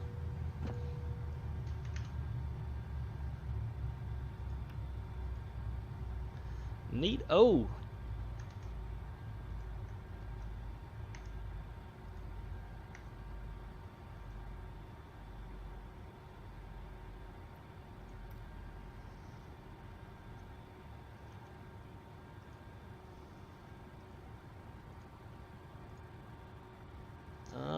passengers right there. Okay, okay.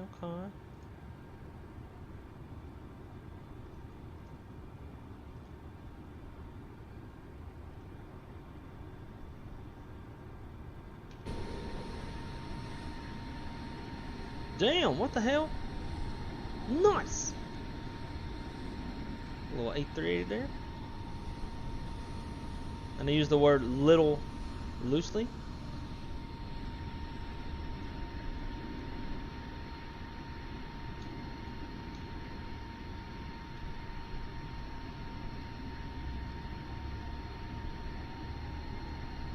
Well, she's just so excited.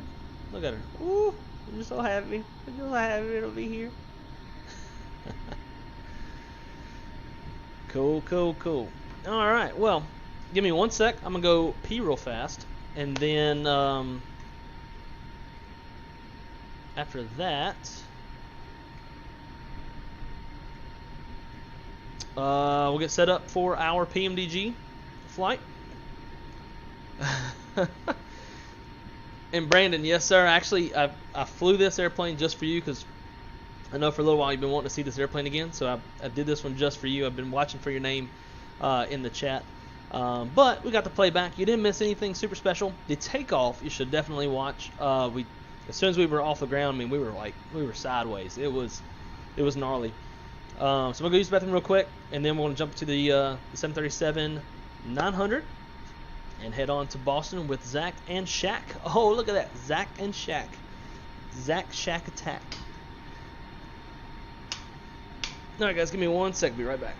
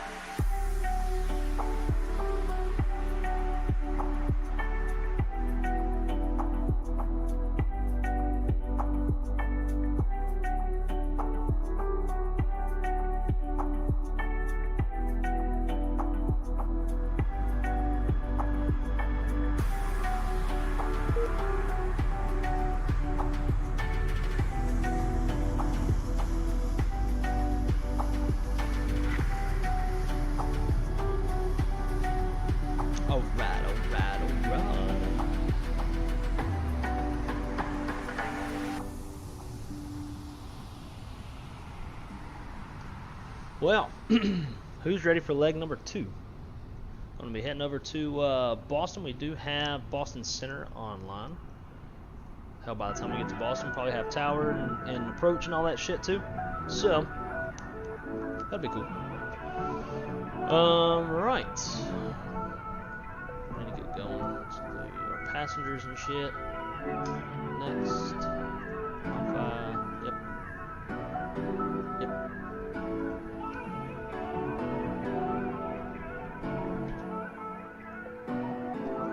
Alrighty, so we're not going to linger around too long on this one. Let's go ahead and switch our radios while we're thinking about it, in case we need to talk to Zach or Shaq. We're going to go COM 2. 28. Yeah. That is set. I need to change my button again, I guess. I'm about to hot mic like a bitch. Let's see.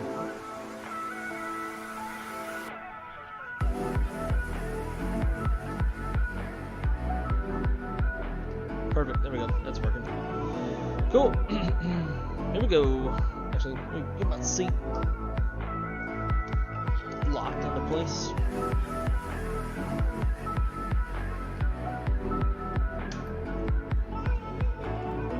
Alright. IRS is to align. Y'all didn't stay off. I'll leave the fuel pumps off for now.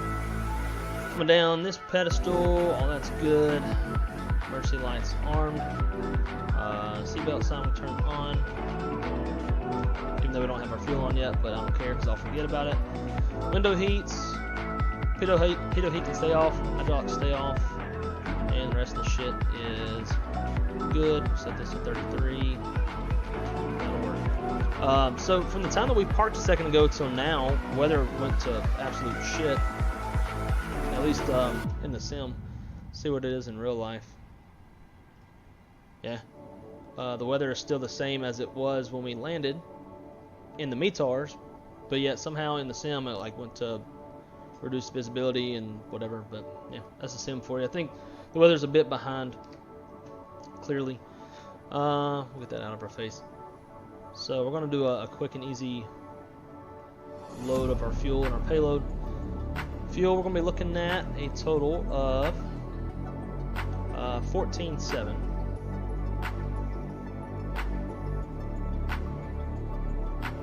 Payload 0 fuel weight 143.0 on the dot.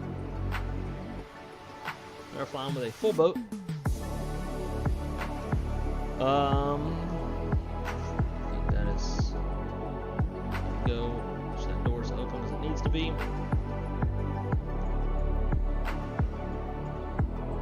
Position in it. KDTW. Last position, drop that in there. Detroit. Head to Boston.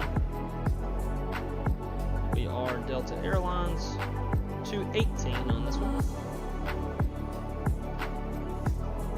And we're going to be departing off of runway 21 right.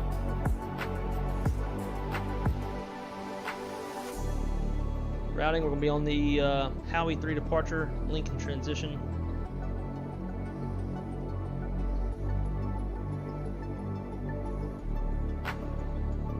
Then we're going to go direct JHW Q82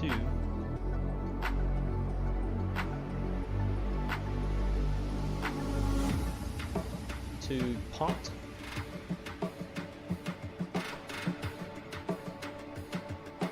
And from there, we're on the arrival. So we, as of right now, I'm planning ILS runway 27. J-Fund transition. J-Fund arrival, pump transition, Abbey, approach via. Make sure we have no discontinuities. There, but we want to keep that one. Activate, climb 330, so cruising altitude. Net 0 fuel weight, 143.0. Fuel's going to be 14.7. Reserve fuel, 3.7. Cost index, we're going to fly 20. We have no alternate. Top of climb winds 237 at 109. Nice tailwind. Temperature's minus 43. Execute that in one limit. What should we do? We're gonna go actually. We're gonna do a max power takeoff for the possibility of low-level wind shear. Takeoff flaps. Let's do 15. Our CG of 28.0 and our V speeds 35, 37, and 46.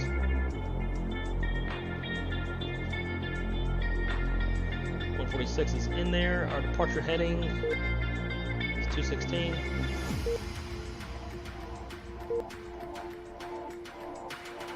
And our initial climb altitude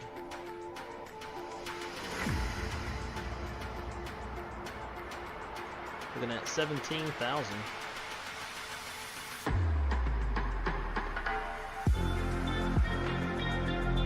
Muy bien. Let's see. Traffic FPV radio. Should get some on the other side. Focus on. Make sure everything is how I like it. In the airplane. Equipment. There.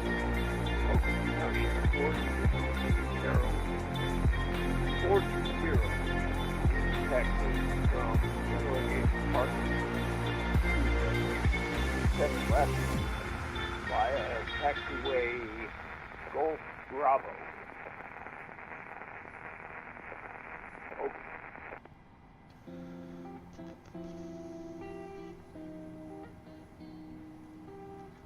We'll go with LED, no eyebrows, 2 class, no stairs, new fuel cutoff switches. It's not like this is a little bit newer of an airplane, although it does have cockpit texture weathering. So I guess if we're going to be realistic with that, we'll go back to the original, old. Cool.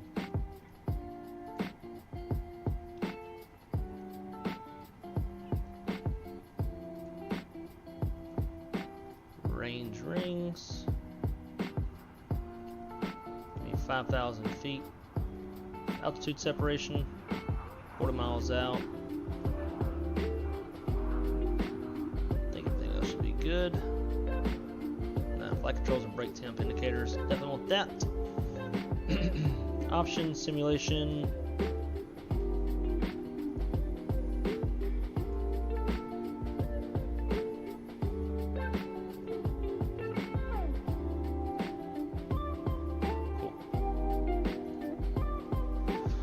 Sweet, I think we are pretty much ready to go. We just need to get the APU fired up. So let's go. Have fuel pump on and start the APU. I have a bunch of switches bound to my Honeycomb Bravo, so I use that a lot. So you won't see me messing around with some stuff on the overhead. See our landing altitude. Touchdown zone elevation is 17 feet.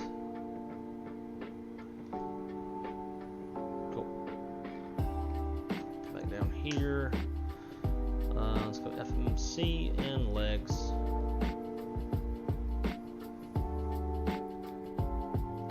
Cool.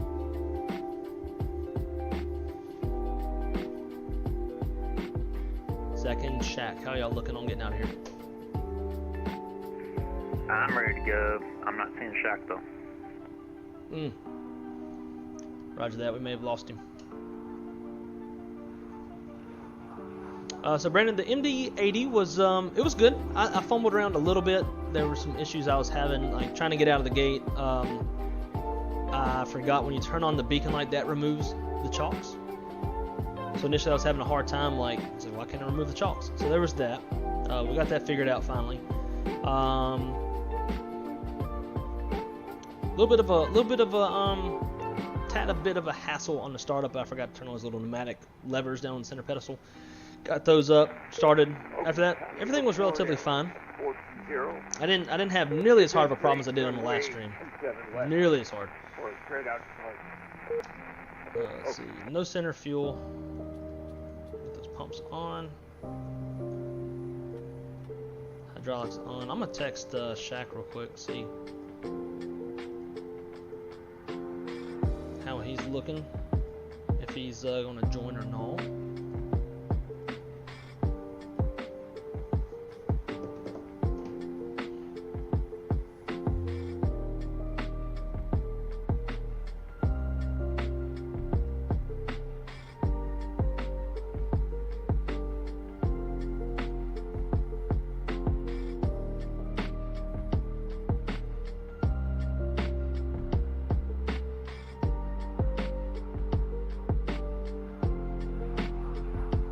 Cool. Alrighty. I'm gonna go ahead and get going either way. Alright, let's go flight directors. Flight directors. Got a V2 146. Departure heading 216. Top altitude 17,000 feet.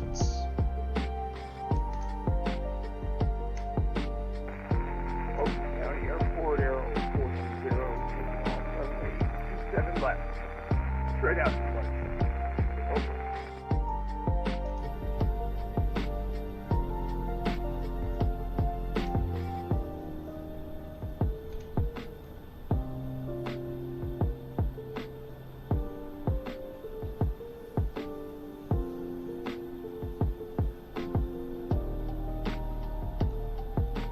I'm gonna go nose to the right.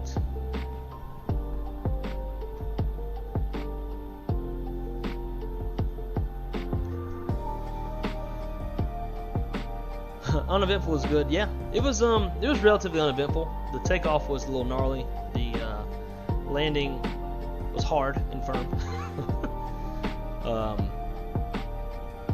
Well, not too bad. What the hell is she doing? Why is she in here? So I'm using a downloaded GSX profile for this airport, which doesn't seem to be working great because I was seeing people like as they were boarding the airplane, they were like outside of the jet bridge.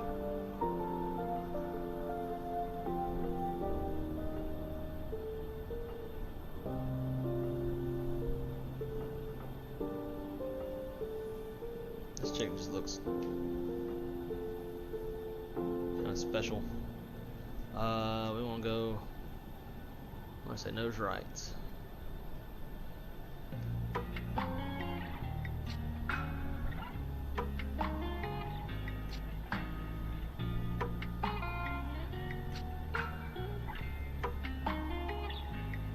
Oh, here she is again. Just so happy. So is he. Everybody's just happy in Detroit.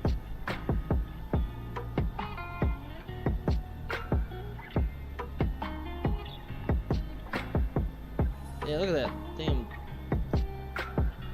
Yeah. Well.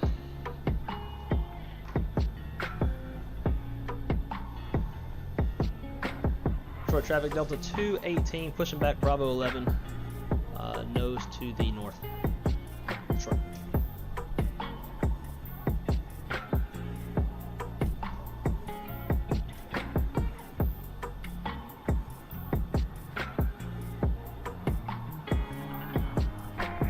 Oakland County traffic, Aero 420 is clear, runway 27 left.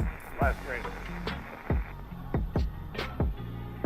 Detroit traffic, Delta 543, taxiing to runway 21 right by Kilo Victor Mike, Detroit.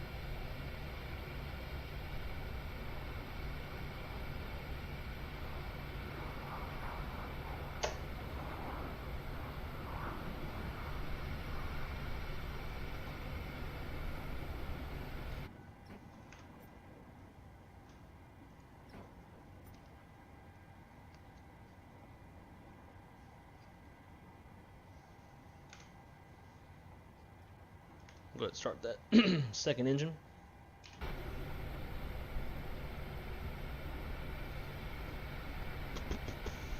James, you still in here, man? Still watching?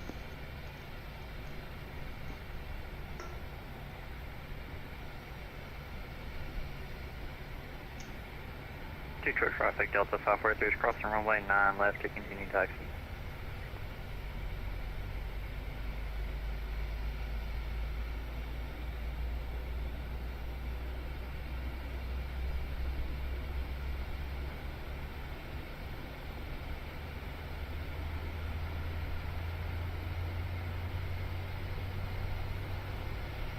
Oh, I know why.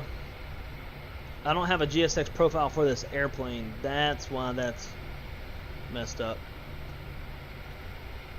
Wonder if they got one yet. I can always just make one myself.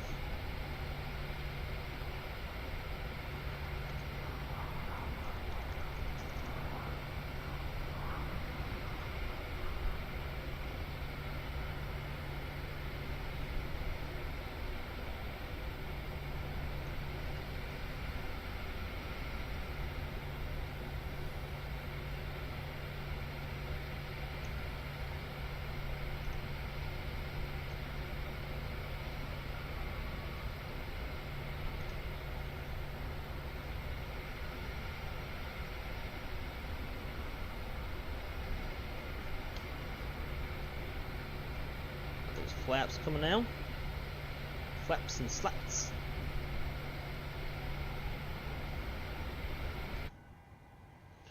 Alright, up to the overhead. Let's get that AC back on. I'll keep it in auto actually. Bam. Let's go.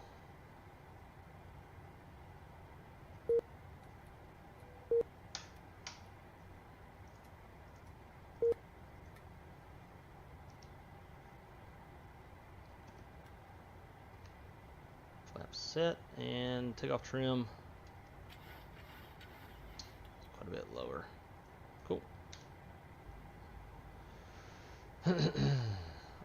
Quebec.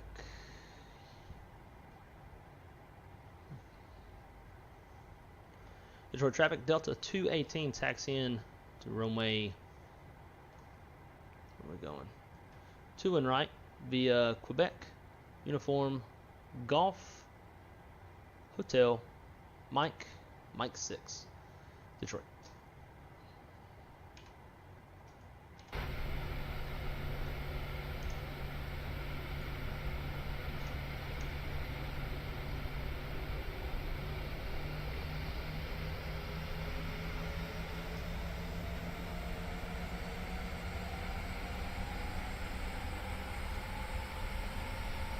Man, that looks good.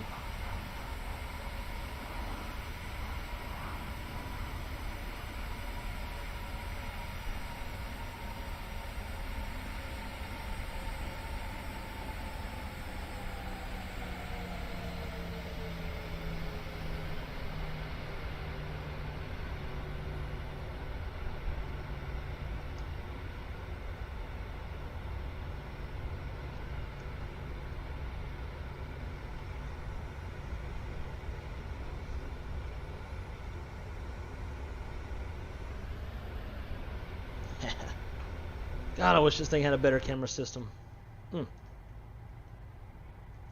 I would kind of like... I'd like to have,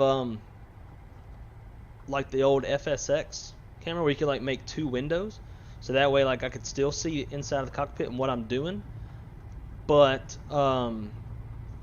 like, I can move that off screen, but y'all see, like, what's going on in the drone camera. That way, you know, just like it can make it more cinematic and not like be taxing off the line or anything.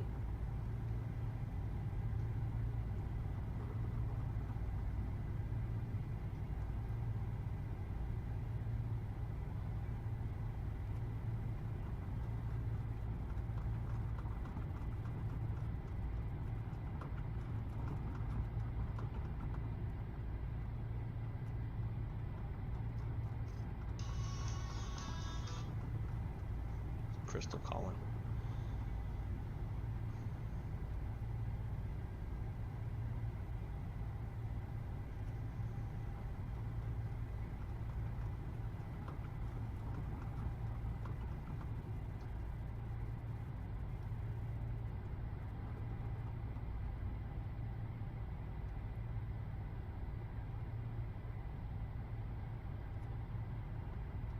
Road traffic Delta 218 crossing runway 9 left, 27 center at Golf, or 27 right at Golf, Detroit.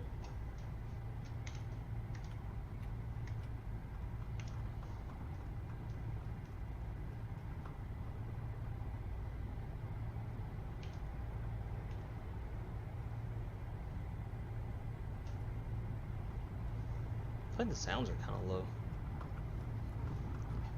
Detroit traffic Delta 218 is clear of runway 27 right at Golf, Detroit.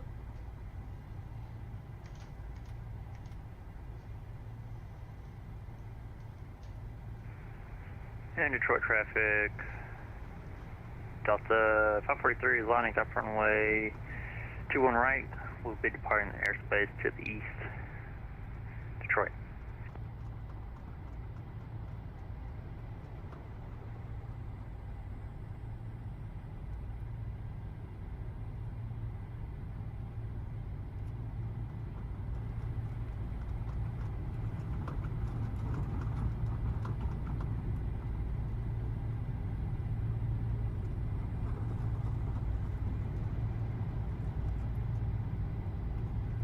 I guess hopefully I didn't make the sim too loud. Y'all let me know how the sounds are, if they're too loud or not.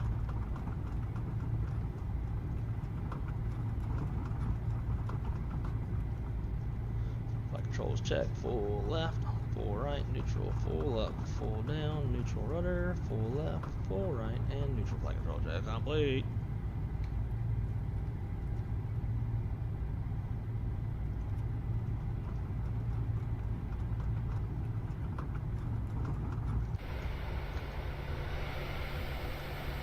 There goes Zach.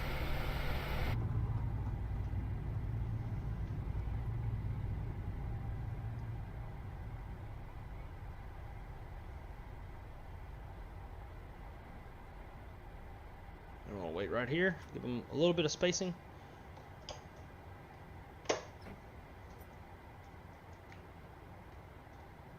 Those guys should not be coming to our runway.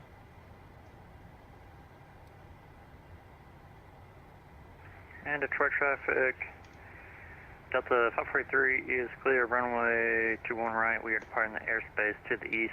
Final call, Detroit. Detroit traffic Delta 218 lining up. I'm going to hold on runway 21 right and give that departing Delta a little bit of spacing. Detroit.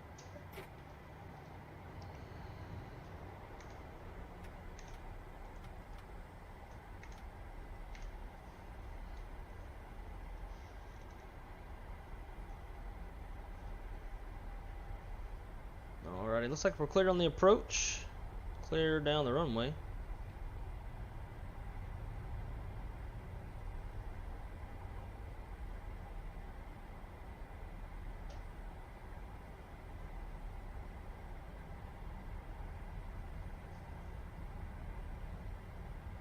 And there's runway heading.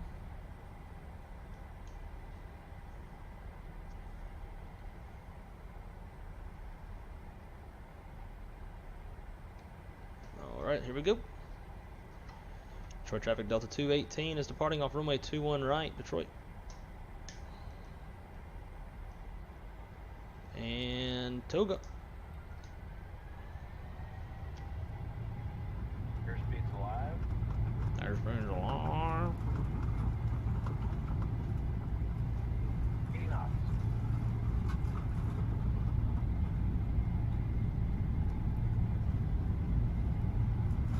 E1. Rotate.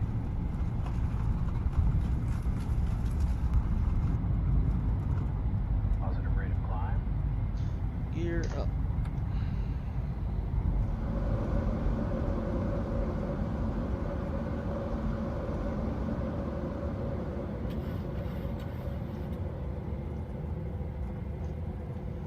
Detroit traffic Delta 218 is clear of runway 21 right, exiting the airspace to the east. Final call, Detroit.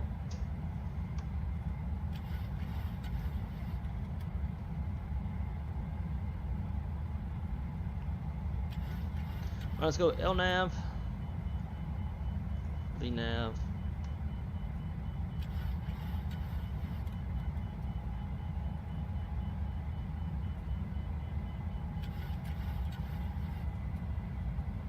we accelerate.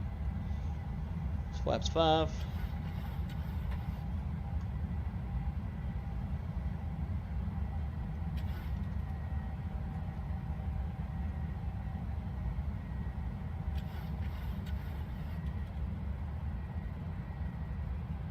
Flaps 1.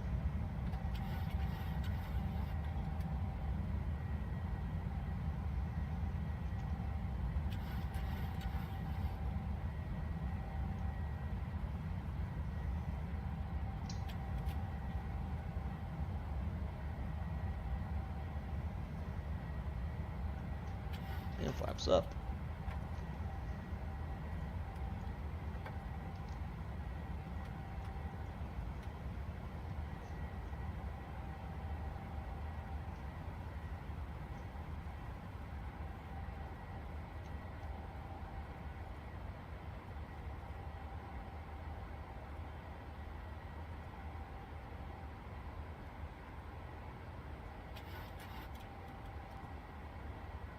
Alrighty, go autopilot. And let's get that engine anti-ice on. Temperature's 10 degrees Celsius. We got visible moisture outside. That is ice conditions. Now it's 9 degrees Celsius. Obviously, it's going to get colder as we climb.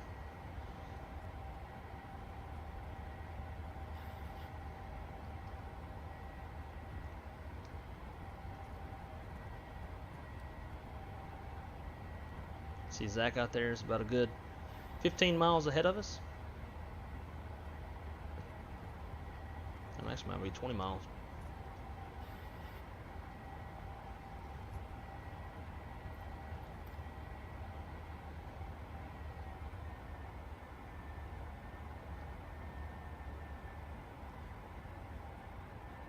$7,000 below. So we're leveling off at 7,000 for that constraint.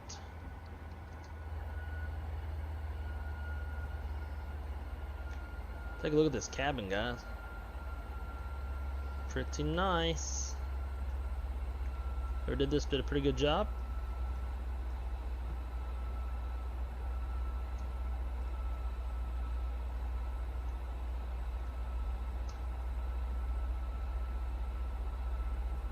The stream's still good.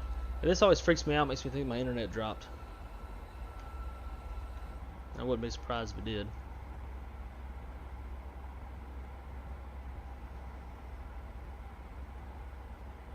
We are in the soup.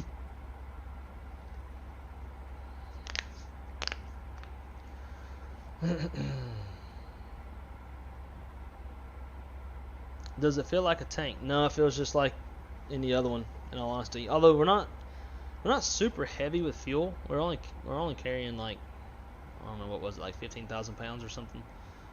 Full of passengers though.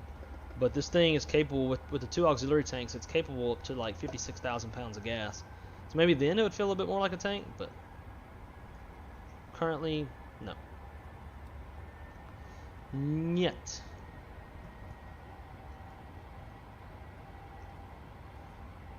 Sweet. Climbing on out. Climbing on out.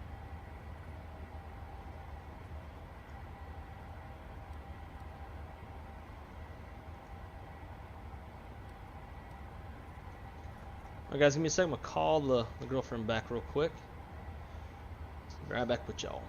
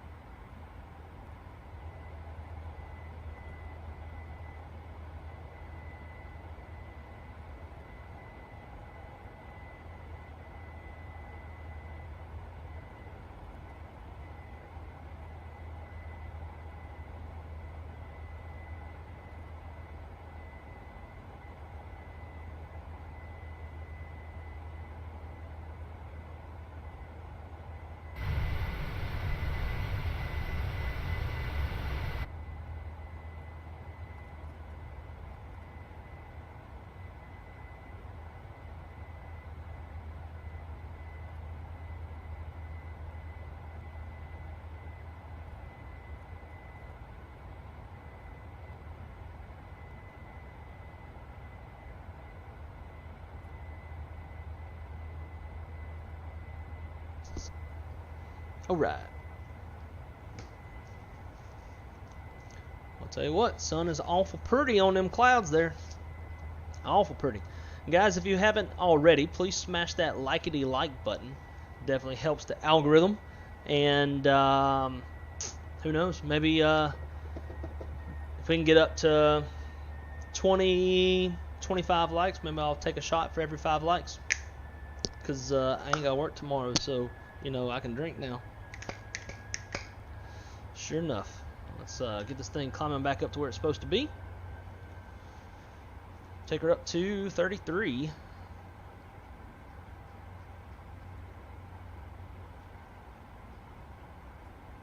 And altitude intervene.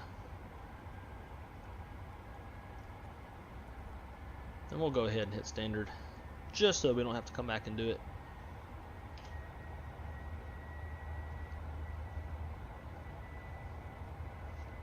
Let's see which.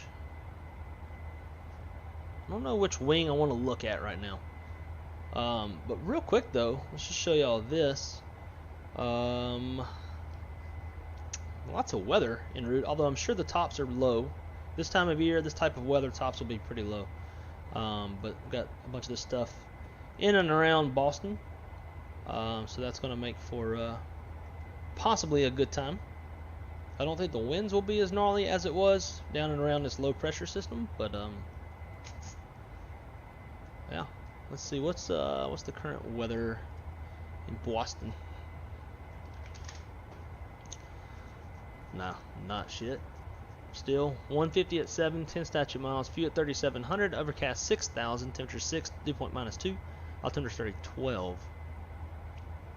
With some forecast wind shear later on. Oh damn! Did you Shaq? Did you go Saber? Did you go come to the rescue? I kind of feel like we should turn my camera off because just the views are almost too good.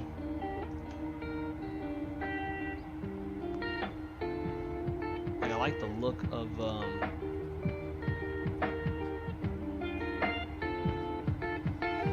let's do this. That looks really nice. Let's give Zach a holler and ask him how the rides are up ahead. I can remember what damn button my transmit button is. And Zach, how's those rides up ahead?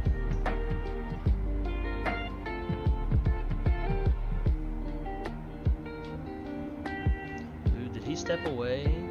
I'm gonna tell on him. I'm gonna tell old that's him. Drew, what's going on, my friend? Welcome aboard. So far, I had a weather update about 5 minutes ago. That makes my go crazy. Roger that. Thank you, sir. Appreciate you. Yeah, Drew, what's going on, my friend? Welcome aboard. Great to see you, as always. Hop on and watch that. And there you go. So, Shaq's going to be streaming tonight. He'll probably be streaming closer about the time that we land. So Shaq, any info on a possible stream for tonight? Any information on city pair, what you're gonna be flying, what time, that kind of stuff? I'd like to hop on and watch. Miss the old days where Boston Center would be on for 10 hours at a time regularly. Yeah, that's a long ass time.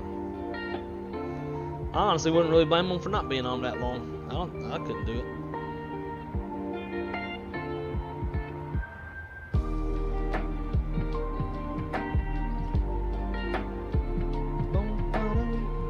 Ooh.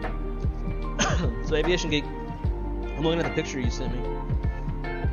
Nice DHL 74. Who's operating this? Oh, that's Atlas. Atlas is operating that one. Don't see any Atlas in Orlando. We see a lot of Kalita, National, and obviously FedEx, UPS. A lot of big birds coming into Orlando, which is always fun.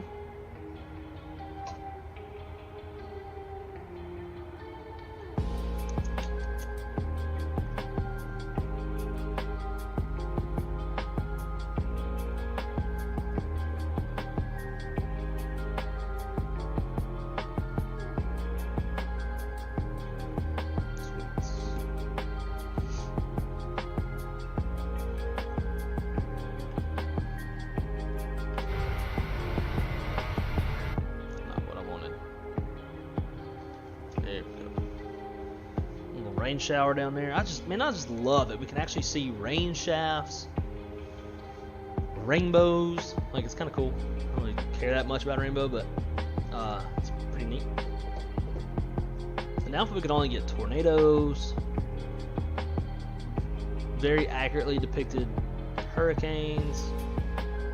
What other kind of weather phenomenon? If it could replicate, I was gonna say smoke, but I guess, you know, we wouldn't really be able to tell the difference between smoke and like fog or mist. Sandstorm, although there's a preset for sandstorm that I have downloaded. Like, I bought some presets, weather presets. Never tried it though. I've never been anywhere sandy to try to run a sandstorm. Or at least I've never been anywhere sandy and thought about it to run a sandstorm. But. Well, since Zach is saying it's smooth, we're gonna turn the seatbelt sign off. Let our passengers up in the boots. We're actually in Canada at the moment, so we might as well say a boot instead of about. Outstep landed with a negative 35. Shit. Very nice. Very, very nice. Tops are mostly under 20,000 feet. Perfect. No factor for us. And that actually looks kind of accurate in the sim right now. I wish I'd have time for more flying. Chris will be home by the time that we're landing. I'd like to go back to Detroit or maybe go to Chicago. I bet Chicago's getting its ass whooped. Let's look at Chicago's weather, then let's look at the OIS page for ATC. That's not bad. It's actually worse than Detroit. Chicago is currently the wind's 310 at 14, gusting 227 statute miles. Light drizzle, broken at 1,000, broken 1,700, overcast 23. Temperature's 3, dew point 1, altimeter 2966. Yeah, Detroit's worse than that. Detroit's sitting at winds 240 at 22, gust 3 forward, 10 statute miles, broken 3,500, broken 5,000, overcast 7,000, temperature's 12, dew point 6, altimeter 2955. Pressure's even lower, which makes sense as that low pressure system is going to be moving to the northeast, more in the direction of Detroit.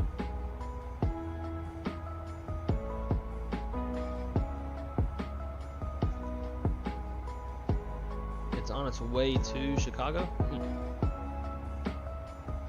I would have thought it's.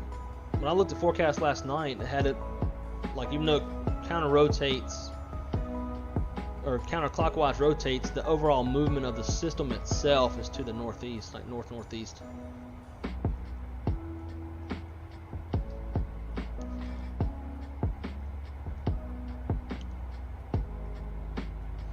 Alright, so we're at 16 likes. Tell your ma and your pa and everybody to come out here and like this thing, and I'll start taking some shots. Probably actually start taking some shots without y'all's likes. I like to take some shots. I feel like my camera angle is a little weird. I feel like you can usually see my LSU helmet more than you can right now, like it's lower or something. I don't know. I am, so I've got this yellow LSU helmet. Actually got some replacement bumpers for the helmet. So in the front it said like Rydell. Now it says LSU, and it's like rubberized and elevated, so like there's like texture to it. It's pretty cool. And then on the back of the helmet, got another one that says Tigers across the back. I'm gonna get a purple visor, like a purple reflective visor to put in the face mask, and probably do some sort of cooler chin strap than the shitty default one that's on there now. Then I'm gonna be getting, I'm gonna get the white LSU helmet, which is what they wear like once a year. I'm gonna get that. Also put a purple visor in it. Gonna put the bumpers on it as well.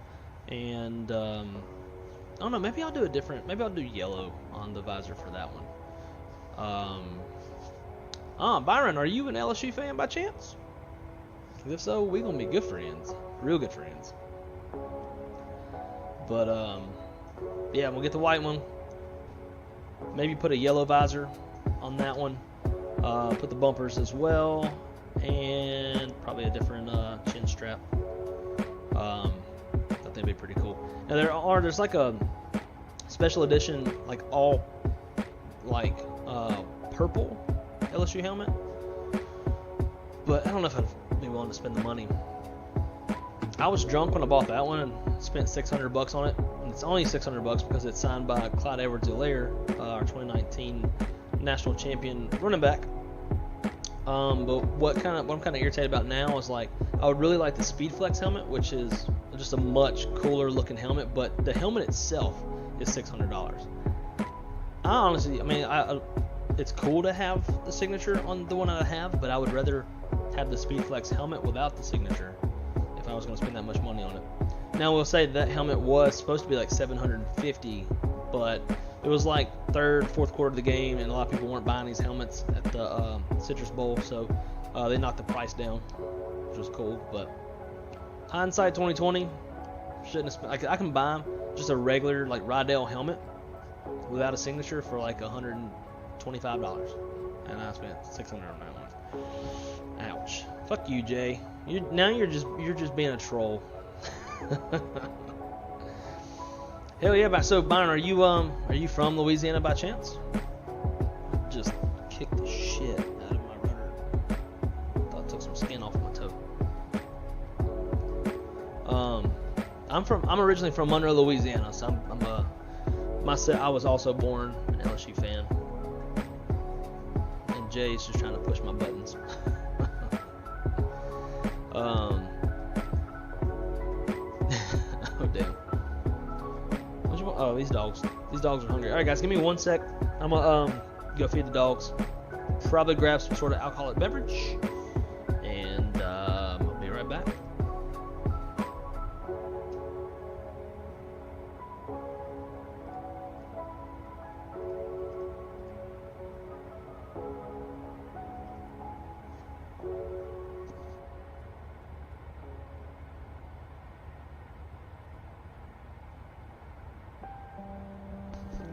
Zach, which cats you talking?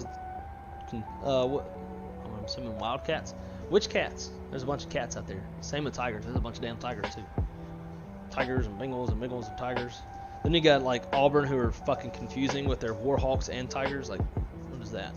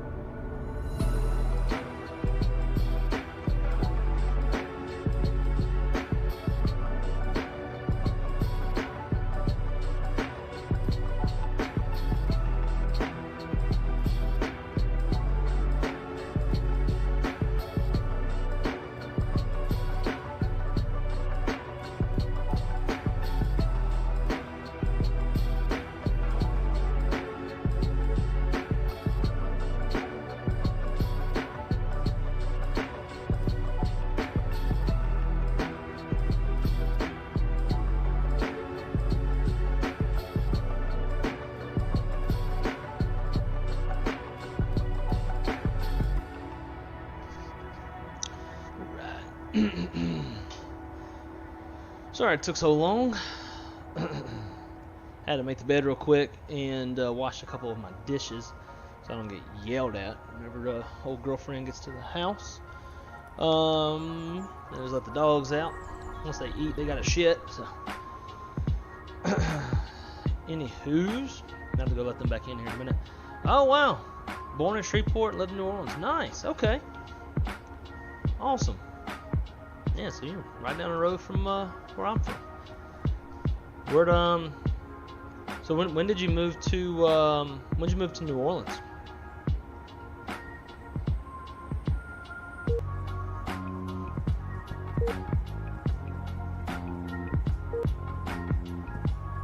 Oh, that's right. I wanted to say Kentucky Wildcats, but also didn't want to be wrong either. So at least we're SEC brethren. Jay said, meow. Okay, so Drew, why did you almost move to Louisiana, and then why did you not? No, I'm telling you, ain't it? You got an airplane here, got an airplane here, airplane just flew right up there. Damn, we got airplanes everywhere, son. Here, son of a bitch. That's awesome. Look at these mountains down here. What's going on to the left? Not as cool. Got one airplane out there. Wow. I love this like live traffic stuff. It's hard to do it though while flying on Bite Sim as well.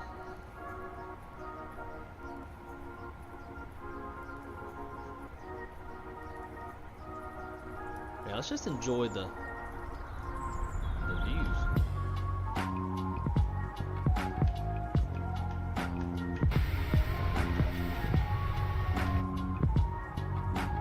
I don't like this, because in a real airplane you wouldn't be able to see that.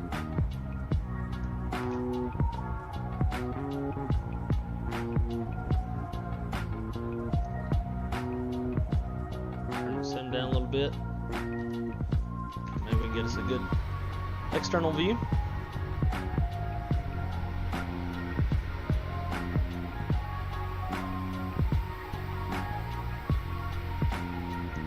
Figure out which direction I want to look.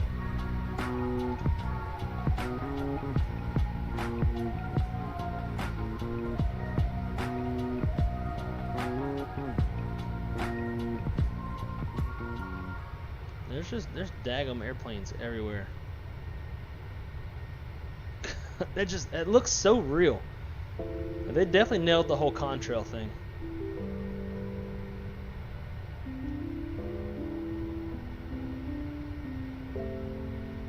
Freaking awesome.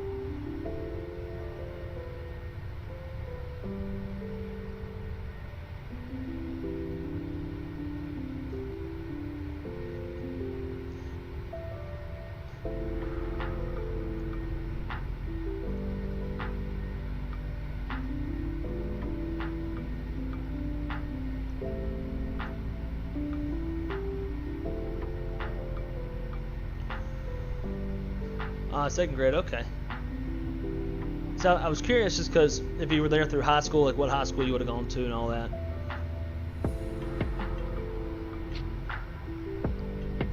I was going to take a job with the Zephyrus. Then decided not to take the job. Okay, I have no idea what the hell Zephyrus is. I don't even know how to say it. Well, what part of Louisiana would you have had to move to had you gone?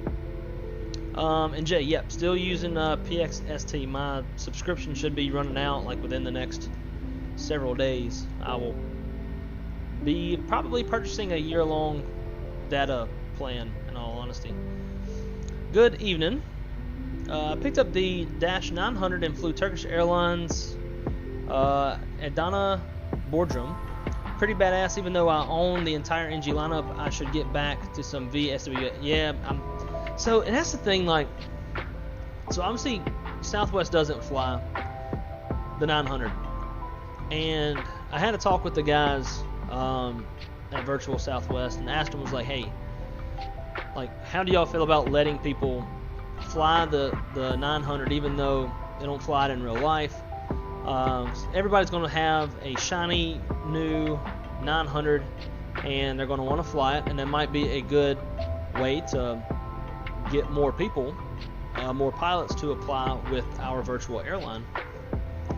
But then again, keep it in mind too that like the 900 is new now. It'll quickly lose its newness, especially since it's not all that different from the 8 and the 7 and the 6 as far as like what the cockpit looks like and that kind of stuff. So yeah, they weren't down for the 900, and I get it. We're trying to draw the line somewhere between realism and not realism. So seriously, PXST is the best out of all of them. Bummer they raised the subscription price because it's kind of it's definitely pricey.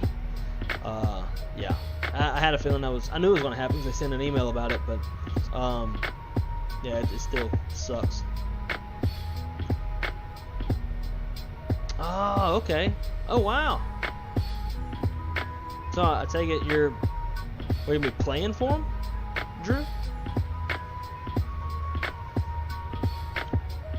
By the way, this is Armin 0040. Not sure what you mean by that. If I'm supposed to know your name, absolutely super sorry.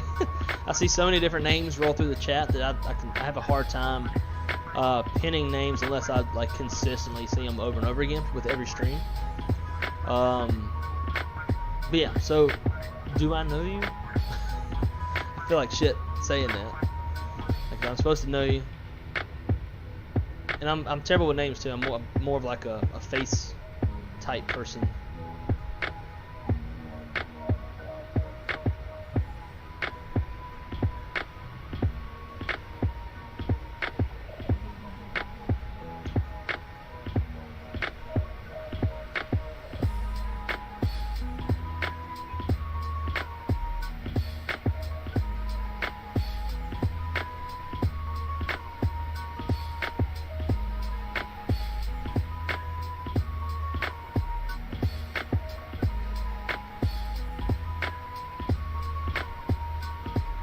Ah, gotcha, dude. Gotcha. Virtual Southwest. Okay. Yeah. Now I know. Now I know. My bad. So Shaq, we are talking like $90-ish a year. Let me see if I can find the price. Real traffic. They let the dogs in. I use FS HUD, and at the beginning of FSLTL worked wonderfully with it. Now it doesn't work at all, and even if I don't use FS HUD, FSTL still doesn't work. Yeah, this is by far the best. So, oh yeah, it definitely went up. Shit. Standard edition for 12 months, $108. So last month it wasn't that much. Last month it was $90. But they did send an email to everybody who had signed up for this that due to inflation and the prices of like servers and I don't know, they went through this whole very elongated explanation, which I appreciate because most people are going to think, oh, inflation for a data feed, full of shit. But they explained it. It sounded believable. So it's fucking expensive. So I don't know. I mean, if FSLTL or like FS traffic, if their data feed can catch up and be a little bit faster, then I'd probably just do that. Got me some strawberry margarita in the cup. Give me 1 second, guys. We'll let the dogs in real fast.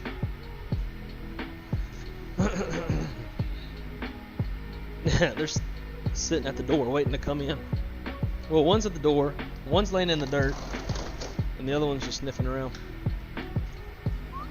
Come on, Soak. Come on.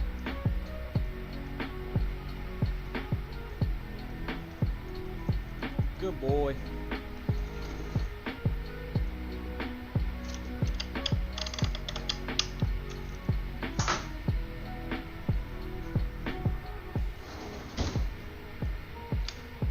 Come here. Huh.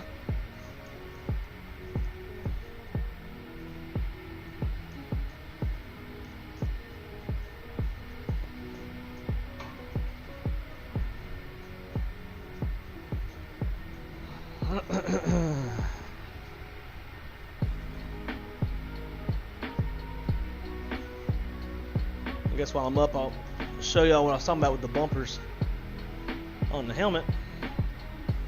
So, as you can see, got the LSU there, and it's like it's elevated, so you actually, like, it feels good, it looks good. It's lightly like trying to come off. It's just adhesive. And then we got tigers on the back, which is also kind of elevated, as you can see. It looks really nice. And we got Clyde Edwards-Helaire signature there. So we're gonna put that visor in there, make it look real nice. There's a channel on YouTube where they you can go and do this whole experience and like customize whatever football helmet you like, and then we're talking like concepts that aren't even used in real life. Like for example, LSU is very traditional when it comes to their uniform. It doesn't change very often, if at all. And so like, you know, the LSU helmets are always yellow and glossy, whatever. At this place, you can actually like get, I don't know, a solid black LSU helmet that's matte black, or like you can do whatever you want, from the chin strap to type of face mask, type of helmet, the color, bumpers, the like literally everything on the helmet you can customize. It's super cool. It's really expensive, but it's, if that's like your thing, it's something you can do. I always thought it was pretty neat. The only drawback to PXST is you have no idea, or has no idea you are, yeah, I agree. But at the same time, I feel like I'd rather take that than any traffic that the simulator is managing, because it manages it like shit.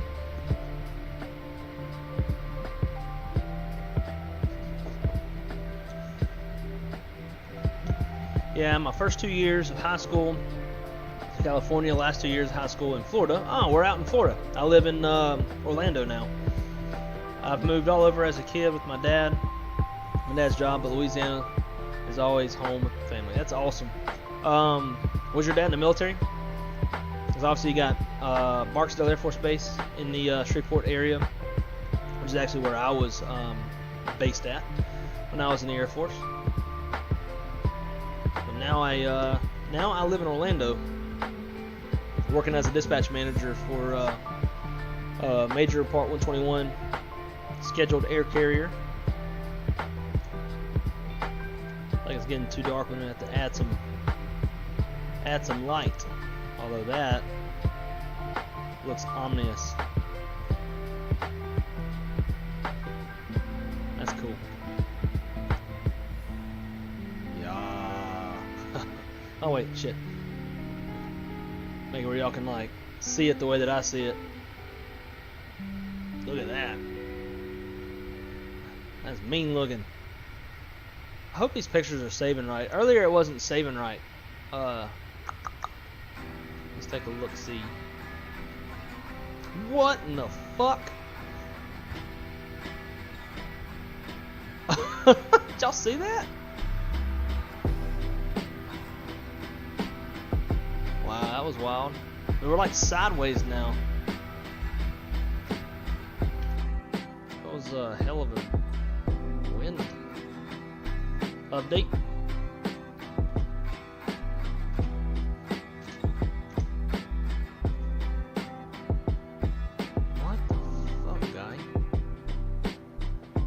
It's like the wind is changing as I change the time.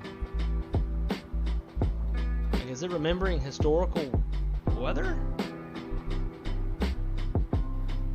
Change it. So let's just do this. Watch this wind direction. See, it's rotating like as I change the.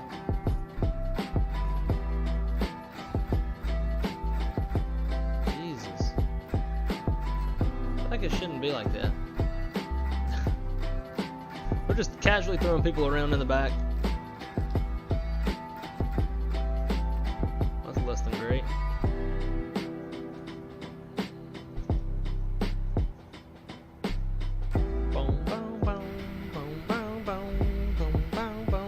Oh man, we're at 20 likes. Shit, I guess that means I need to go get the alcohol and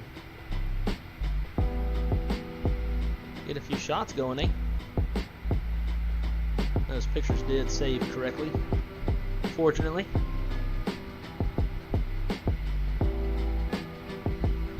Did we ever turn off engine eyes? Nope. Although we are skirting some of these little wispy clouds here. We're not too far out from top of descent, so let me go grab the liquor, and then we're going to program the airplane for the arrival, brief up the approach. We're going to be talking to Boston. Oh, Boston Center is offline now. Okay, that makes life easier.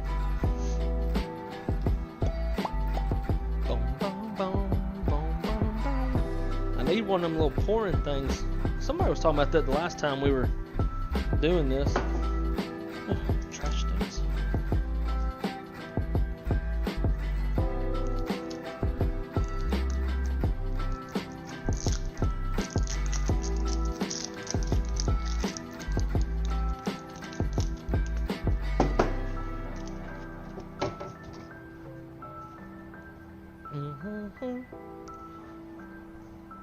I feel like I thought Crystal maybe had one.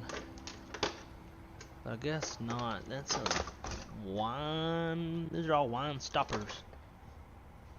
I need a pouring thing. Or I could just put a straw in it. Just suck it right. That'd be some ratchet, ghetto shit. I need a funnel.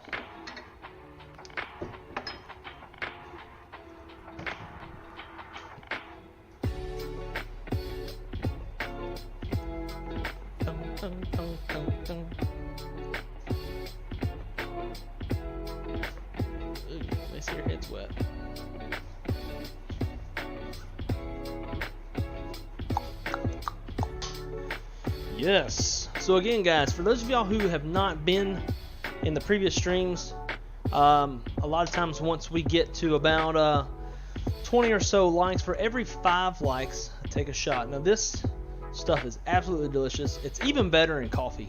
But this is called Cantera Negra Cafe. It's coffee liquor, 40 proof, made in Mexico with 100% agave. Absolutely delicious. It's $35 a bottle. I think you can get it at Total Wines, or you can order it offline. If you like coffee, this is a absolute must-have. If you're the type of person, like I have a lot of folks in my family where when we have family get-togethers, after we're done eating, it's like, hey, let's have a cup of coffee in the living room and just sit and visit a while. This is like perfect for that kind of a thing. Or if you're like me and you like to sit and stream or sit and fly and whatever, have a nice cup of coffee with some of this in it. So have not yet opened this bottle. This is a perfectly full bottle, so that's cool. Bam. Let's see if you can hear the pop.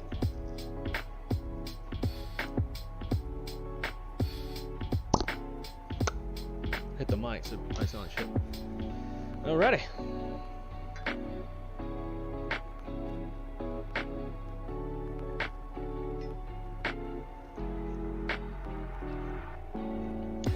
Here's to y'all. Salute.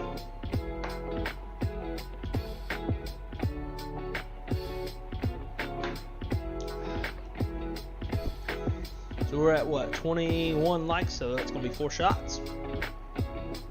I'm gonna have to take some on the descent.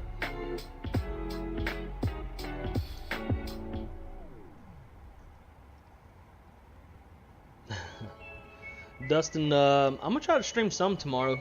I'll try to stream while Crystal's at the gym, but probably won't be a whole lot of streaming in all honesty, if I even get to it all. Alright, here's numero dos.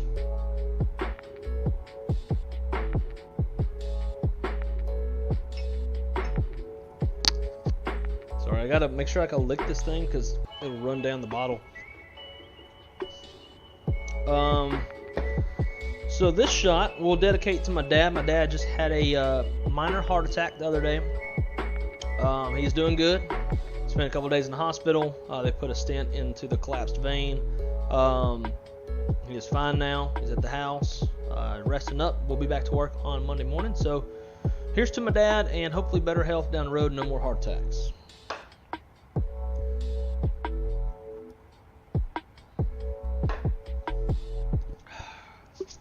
Ooh, that one had a bite to it. I need to shake this shit up or something. Before we continue with our shots, let me get the airplane set up. So for the runway 27, ILS frequency is 111.3. So we'll tune that up. Let's go 3. Even though you can just type it in, right? Shut up. And same thing down here. 111.3. That is tuned up. Now our approach course is going to be 272.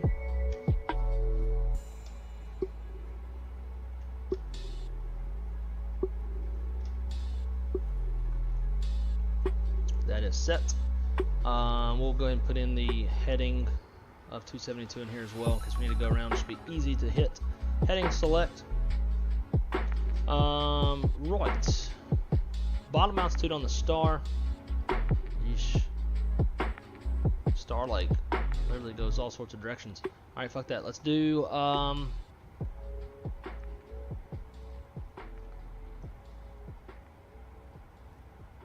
AB. Try to cut that approach down. So AB starts at 6,000 feet, so we'll throw 6,000 into here. Very good, very good. And as we get a little bit closer, we'll kind of make it. We'll do a dusk landing. It looks nice and pretty for us. Let's see. Oh man, we gotta catch up in the chat. Let's see. Oz Flight Samurai, I recognize that name. Afternoon, mate. Hi, mate. What's going on, dude? Welcome to the stream. Thanks for coming to stop by and hanging out with us. Currently at 33,000 feet, getting ready to head down into Boston. Actually, we're starting our descent now. But great to see you. Welcome aboard, my friend. I hope you enjoy the content. Let's see. Yeah, when I change, the wind does. It's so weird. It makes me think that it's logging or has like a backlog of the weather. And so as you're changing, it's giving like historical wind data. Drink time. Yes, sir. You are bringing the sun out, which changes the atmosphere. Well, of course. But that's the thing, though, is in Microsoft Flight Sim, changing like the weather and the time are two separate settings, right? So if you're changing live time to historical time, or even like future time, that you would think, because we're not changing the weather, we're leaving it to live weather, it should remain live, so therefore the weather shouldn't change at all. The winds should stay the same. I could see temperatures being a little different maybe, but even still it should keep the temperatures the same. But whatever, I don't know, I don't care. As long as it doesn't mess up the flying too much. He was a welder at the time. Okay, so that makes a lot of sense. Had a contract with the military at Barksdale welding on the B-52s. Oh, hell yeah. I was in Clearwater. Nice, that's not too far from me. Very, very nice. I'm cooking, dude. I've never met anybody who eats more than you do. If it's not 4 pizzas, it's like 3 All-Star specials at Waffle House and 17 cups of coffee. Oh, there you go, Arco. Staring at the whiskey options. Nice. I love whiskey. It just sits real heavy in my stomach. It's so sweet. Black coffee matters. Dude, I drank like yesterday. My international chief pilot came and sat with me for about 6 hours, and we were talking over some. We got some revisions that need to be made to our manuals, just so that like flight ops and dispatch manuals kind of jive a little bit more, and along with a few other issues. So we were together for about 6 hours. It was a long 6 hours. So I went through a solid like 4 cups of coffee and like a Celsius to get through that one. Thanks for the suggestion. I'll try that drink on my birthday. You should. You absolutely should. Buy yourself a bottle for your birthday. Absolutely worth it.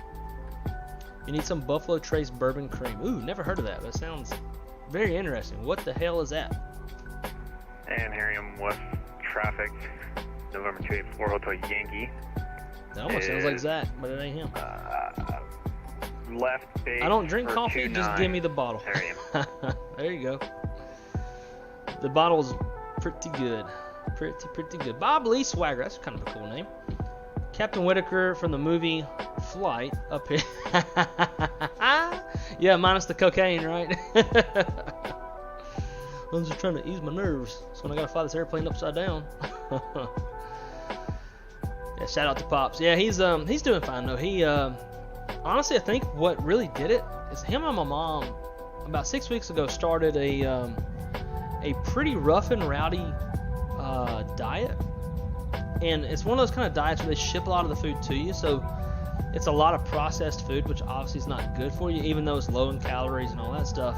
There's that, and then like I think for main dinner they would cook their stuff, but like it was directed by whoever.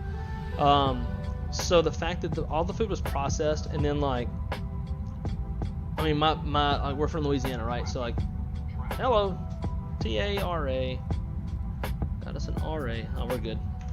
Maybe. Where is this guy?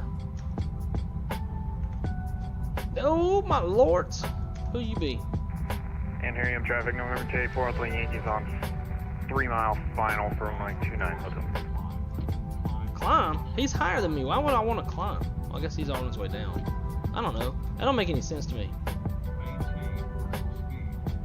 Maintain vertical speed.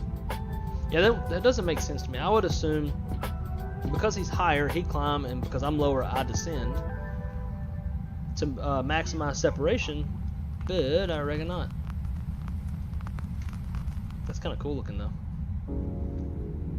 And just like that, he's gone. But yeah, so the hardcore diets like that, it's almost like a shock to your system, and it can actually put stress on your heart. So I think that actually, because he went from like being a typical Louisianian and eating fried food and drinking a lot of beer and drinking a lot of whiskey, going from that to super healthy probably is what gave him a heart attack. Wild to think. Oh man, look who it is. What's up, Jet Kid? How you is, man? Great to see you. What up from 35,000 feet? So where, what you flying?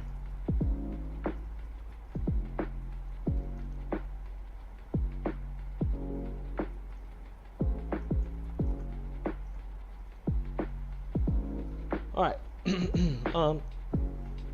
So ILS is tuned up. We'll go auto brake to. I think that pretty much sets the airplane up. Turn the seatbelt sign on, and let's brief up the approach real quick. As y'all know, that's always an important part of what we do here. Okay, so we are planning for the ILS runway 27 in Boston. ILS frequency is 111.3, final approach course is 272. Our final approach fix is Rip It at 1,700 feet. Our decision height is 443, so that is a GL. Touchdown zone elevation is 17 feet. We have a standard 3-degree glide slope with approach lights and PAPI on the left. If we go miss, we'll climb to 3,000. On the radial 268 from the Boston VOR, then direct Bosix. To shoot this approach, we need 443 foot ceilings, 1.5 miles visibility. Current weather in Boston. We're looking at no issue at all. 150 at 8, 10 statute miles, scattered 3,700, overcast 6,000, temperature 6, dew point -1, altimeter 3009. Let's get that 3009 thrown in there right quick. In the standby. Relatively high pressure. Actually, no, it's not 3009. I was thinking 3039. 3009. Come on. It keeps accelerating and goes right by where I need it to go. Alright, cool. We are set there. And we can go ahead and set the standby as well. Perfect. We'll just leave that one. So back to the briefing. We pull up our continued information. The 10-9A. And let's find runway 27. So on runway 27, we have high intensity runway lights, centerline lights, approach lights, PAPI on the left. There's a 3-degree glide path on the PAPI. It's grooved. RVR's reporting. From the glide slope, we have 5,950 feet. If we're running land and hold short operations, then we're looking at 5,650 feet. I don't anticipate that. Runway's 150 feet wide. Off traffic. Once we land,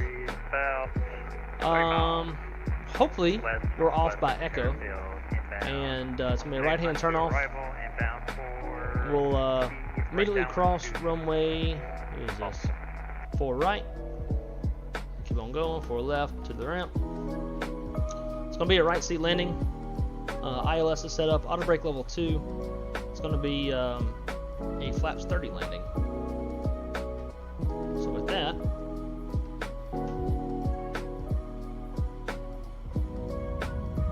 let's come down here. We're looking at flaps 30 gives us a VREF of 145. Let's change that to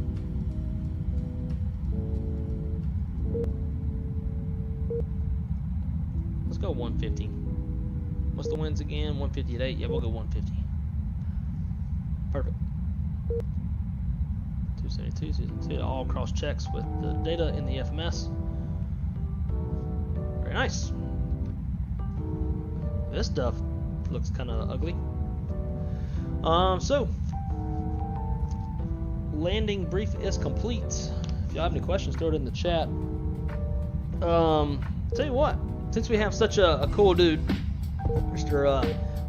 The Awesome Flight Simmer in here, we'll take a shot for him. He's always putting out great content, puts in a lot of effort into his content as well.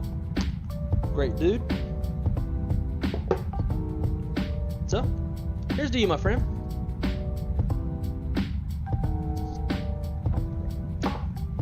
Y27 over 22 left. Because that's what Sam Brief gave. And I'm too lazy to look up the live ATIS. But because you bring it up, let's look up the live ATIS.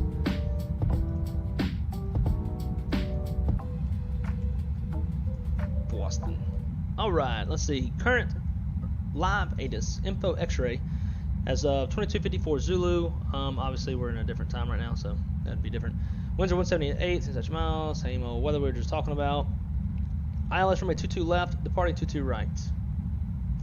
So that's where you get it from. You guys get a new plane from France. We just had a new airplane, November 974 November Kilo. Just arrived from France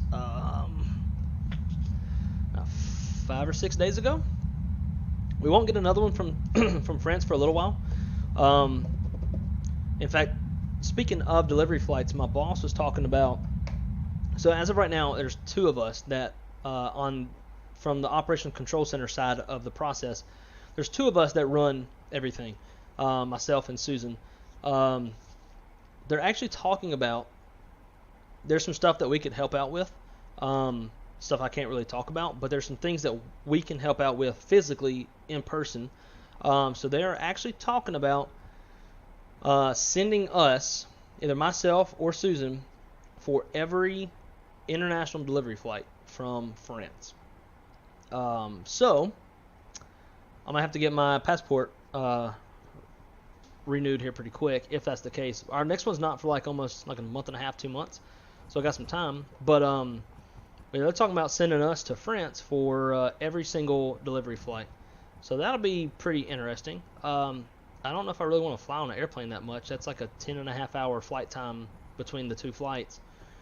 And that's when things go on time and go according to plan. And since I've been doing these, not a single one has gone to plan. Usually it's like there's an issue with the ATC clearance or Eurocontrol. There's an issue with maintenance item on the airplane, or weather at wherever it is we're going, we end up diverting, or something like that. Because this time of year, especially in the North Atlantic like that, the weather is very, very dicey. So yeah, I don't know how I really feel about it. It'd be a great opportunity. It'd be super cool, but I don't know if I want to sit on an airplane that long, that often. All right, let's see if we can swap this arrival. ILS 22 left. Arrival is not applicable for the runway, naturally. Hey Zach, what runway are you planning to land on?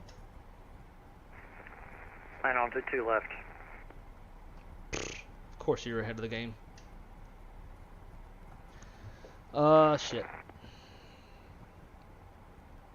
Let's do this. Let's go that. Ugh, we're gonna be high. Execute. Yeah, we can get down. Them flaps out. 10,000 feet. Landing lights coming on. All the good old stuff.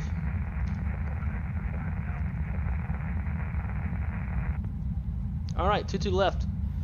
Let's get that ready. Approach. Boston traffic, 110.2 cross, 22 left. 110.3.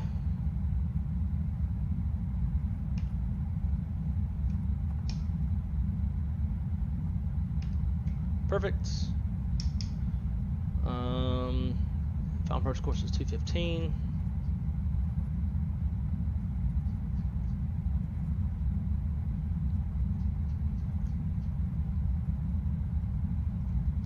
Nice.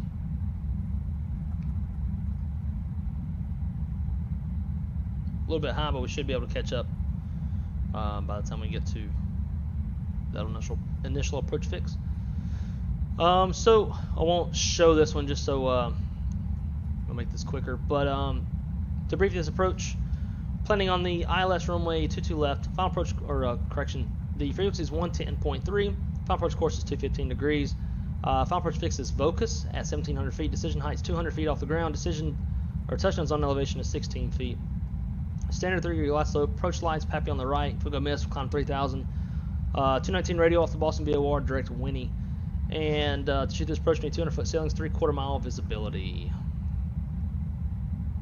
Once we land on 22 left, it's going to be a right-hand turn off as well. Hoping to turn off at Echo, and then we'll just cross 4 left into the ramp.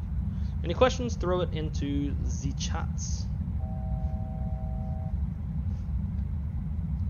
4,000 on this one.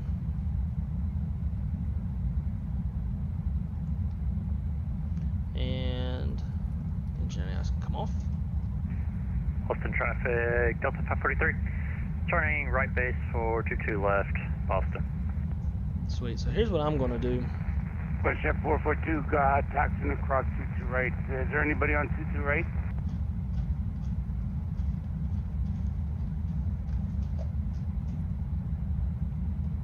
Negative. From what I've been hearing, says like myself and the guy in front of me, we're both planning on 22 left. Haven't heard anybody on 22 right.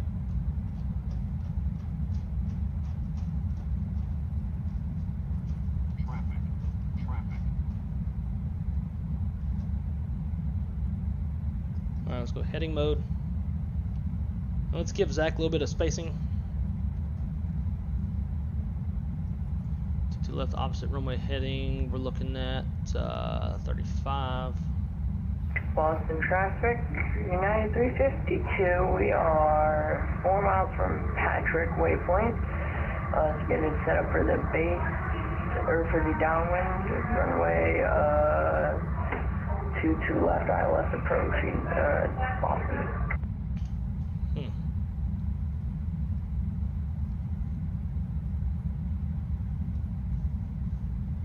Boston traffic, Delta 218 is roughly parallel to Noli on the downwind.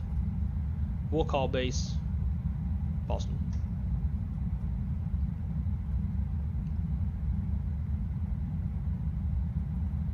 And so we're about 14 miles out.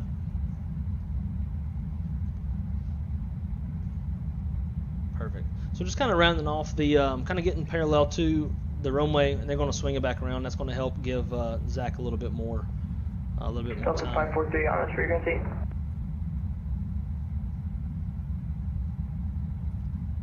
Oh, so we got this one guy in front of us. That's probably live Delta traffic. 543.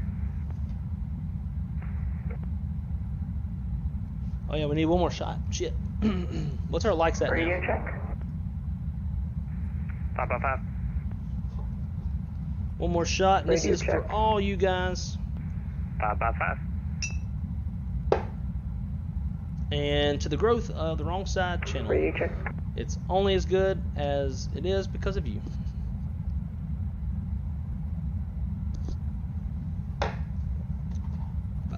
Five by five. Shit. Alright. Let's go direct Noli. Insert L nav. Navin. Stow them boards.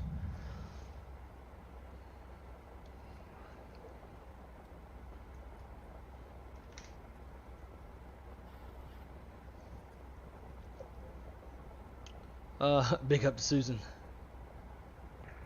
Austin traffic, Delta 543 is on 12 mile final for runway 22 left, Boston. Shaq, yeah, it was I mean, I know it's like a little bit long or a while ago, but yeah, that was a hell of a wall cloud looking area.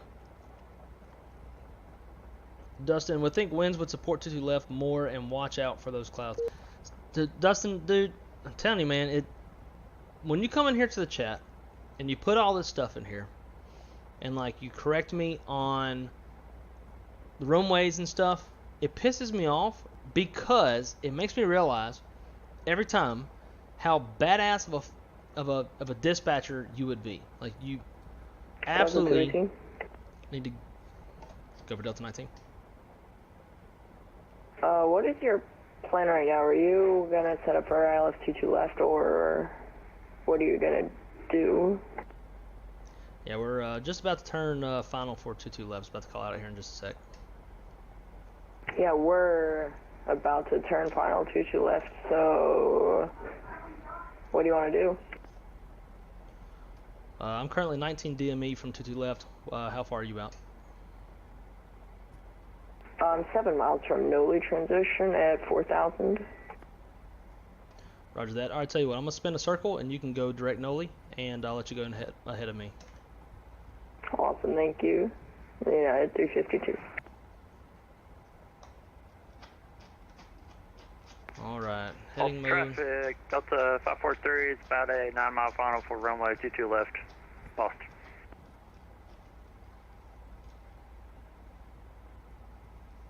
Oh, Shaq's about to go live. All right, so we're gonna hang out here at 4,000. We're gonna break off our approach. We haven't even armed the approach mode yet, which is obviously helps us out. And let this guy go ahead of us.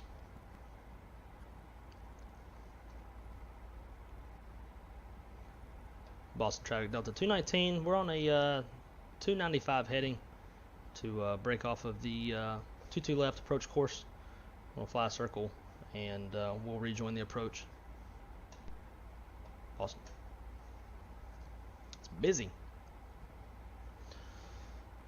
Yeah, Dustin, you need to be the damn dispatcher, dude.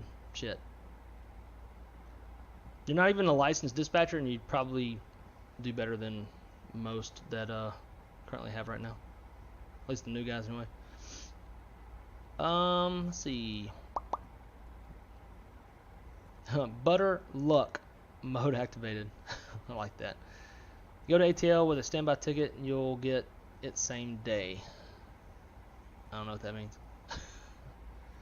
Listen, I'm probably looking at somebody else's or like y'all's chat about something else. Replay. Yeah, let's do a replay. Oh wait, I don't have that installed. Delta 543, 5-mile final 422 left, Boston. General options. Boston traffic United 352, turning final 2.7 miles from Noli waypoint ILS 22 left, Boston. I've never used this, so actually I don't think I'm gonna be able to get to it. Yeah, I don't have flight control replay installed, and I don't know, with having flow installed, I don't know how to get back to like to get to the replay with the one that's built in.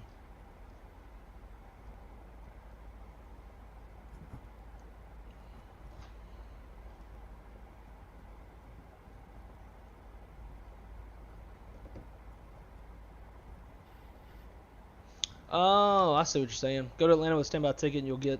Okay. Actually, my boss said she can write me a letter to expedite if I need her to.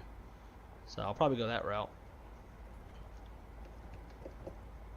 How often do you guys kick passengers on your flights? Not very often. We have some stations that are problematic, like St. Martin, St. Thomas, where they're single runway, taking off towards terrain with the typical direction that the winds are blowing.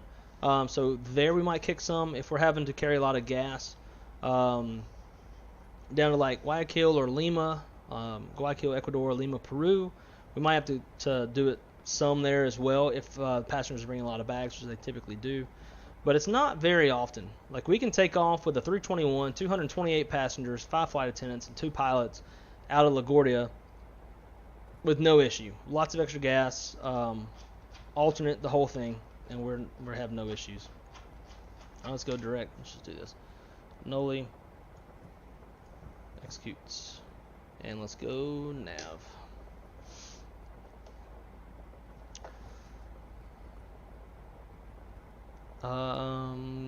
Good times with the wrong side. You damn right. It's the meteorologist in me. I'm sorry. There ain't nothing to be sorry about. I appreciate that. Like, and you're basically my dispatcher for my flight. So, Sasha, welcome aboard. How's it going?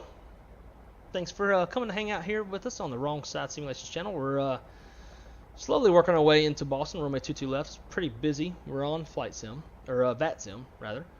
So, thanks for coming to hang out. We've been taking some shots. So for every 5 likes, I take a shot of this coffee tequila that I have. We're currently, what I'm showing is 23 likes. So if we hit 25, it'll be one more shot.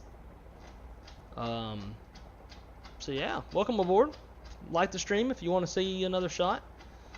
It's probably not super great to be taking shots for likes. Traffic 252. That's how we roll here on the Wrong Side. Established. ILS runway 22 left, Boston.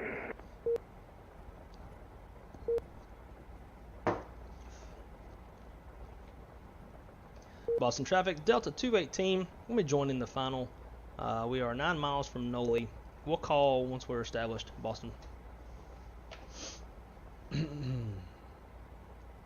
Oh, but do you really see 25 on your end? Shaq, I trust you. Say again for Delta 218. Yeah, how fast are you going? We're currently at roughly 220 knots. We were on the final, but we broke our final to give the other guy, let him go ahead of us. So we've been a little bit slow. All right, I'll slow down for you.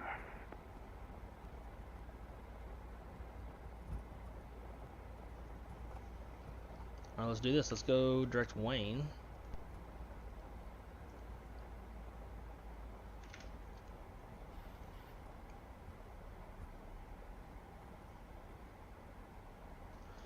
Alright, so I'm going to ignore the chat and fly the airplane so I can actually land and get on the ground. Where could we go in a short amount of time? Like within an hour.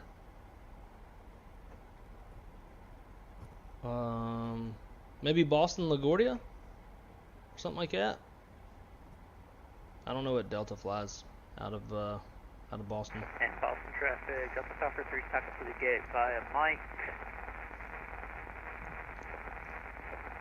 Mike Kilo Bravo, Alpha 2. Now let's kill live traffic. Boston traffic, So we can know who's real and 3 who's mile not. final runway 22 left, Boston. There we go.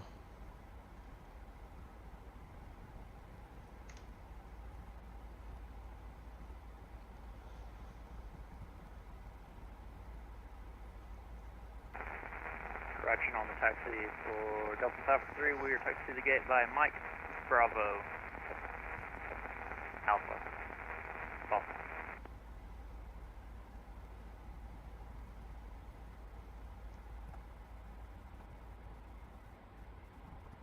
Boston traffic, United 352, 1.3 mile final, landing runway 22 left, Boston.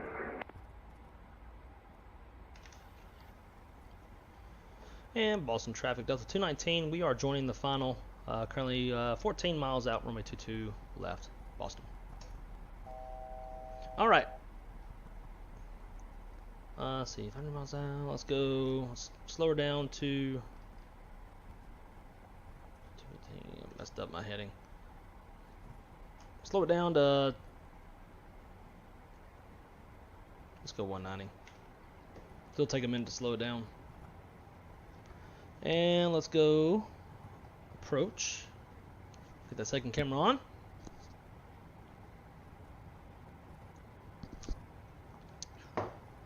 Take another swig of the margarita, strawberry margarita.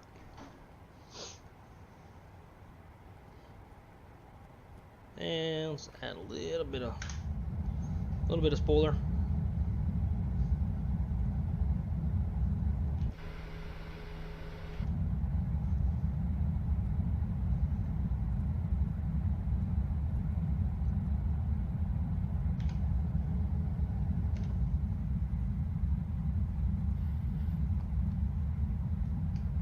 One.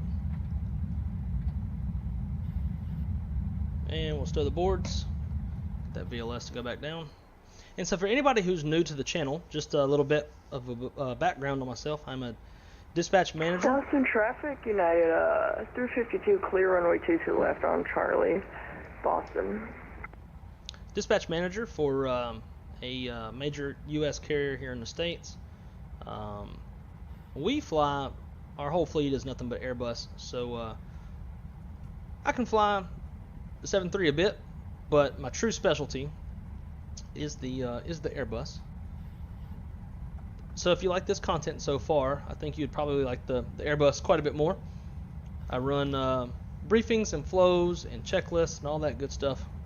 It's by far my most realistic content that I try to make anyways. We'll go flaps 10. Where we at? 7 mile final. Gear down, arm spoilers. Boston traffic, Delta 218, 7 mile final, runway 22 left, Boston.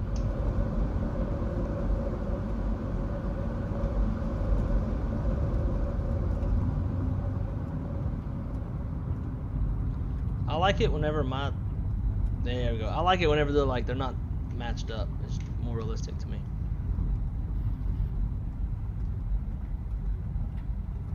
Flaps 15.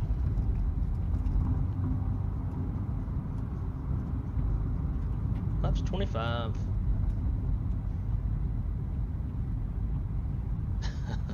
Well, I appreciate that, Byron. That's very nice comment. And flaps 30. So yeah, my oh, DeChamp, what's up, dude?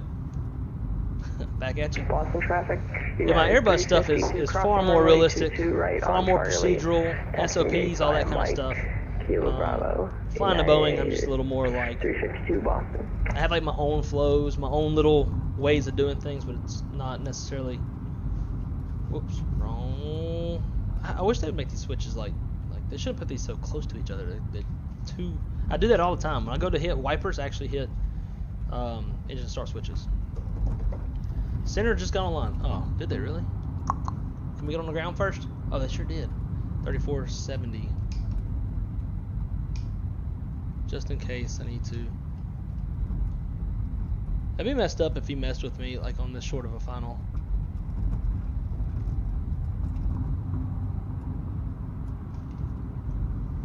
It's in the standby just in case. Alrighty. Let's hand fly this sucker.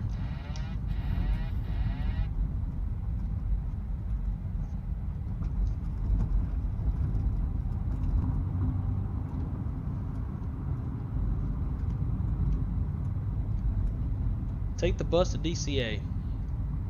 I might can do that. I don't know if I have enough time. My girlfriend's probably gonna be home in the next 50 minutes. Oh yeah, and yeah, I can't do the bus today because I'd have to swap out all of my flight controls. I've got a full center pedestal for the Airbus. I've got I gotta hook my joystick back up. I've got the Cat 3 design tiller over here on the far right. You can't really quite see it, but I've got a nice little Airbus set up. I put a lot more emphasis on the Airbus. So obviously we're high. My throttles as well. Alright, I'm gonna focus. Shut up and focus.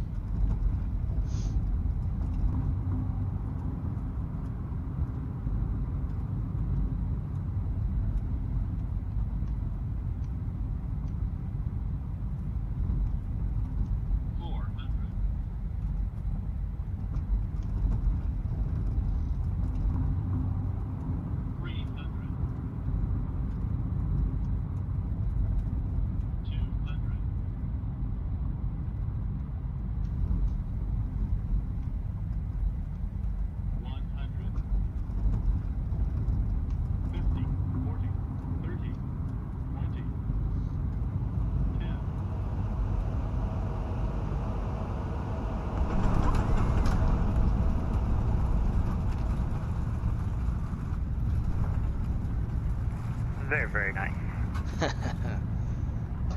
It looked beautiful. You're landing Delta 20. Appreciate that, guys. That's very nice of y'all.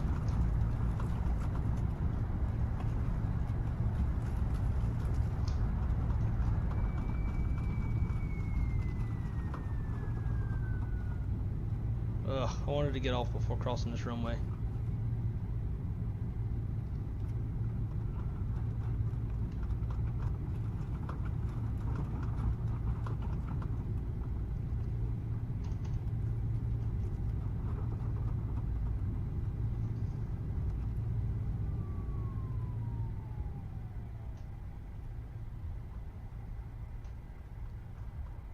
Boston traffic. Delta 219 has vacated runway 22 left. Boston. All right, clean her up.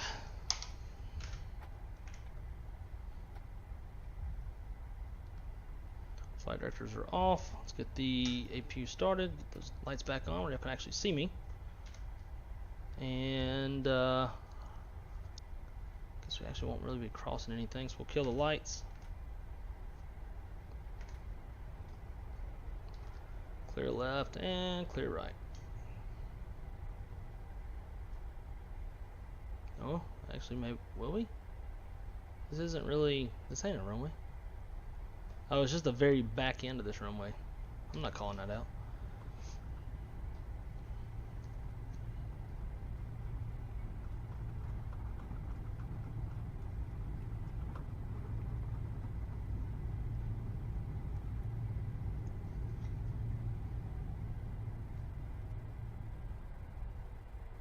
Boston traffic, Delta 219 crossing runway 4 left at Mike, Boston.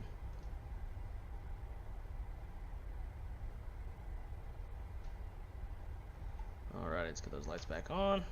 Everybody knows we're out here crossing. Clear left and clear right. No idea where Delta parks out here. What was that landing rate? 129, I'll take it. I'm more satisfied with the spot in which I touched down. Still a little bit, landed a little bit longer than I wanted to. But Boston traffic, Delta 219 is clear. Runway 4 left at Mike, Boston. Yeah, I don't think my rules are working for VATSIM. I have to try to fix that.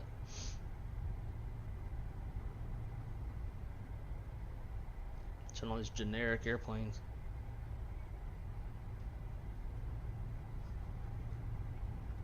Now, if we were on Virtual Southwest, we'd be running like timers and all that stuff for engine cooldown. Come on, airplane, turn.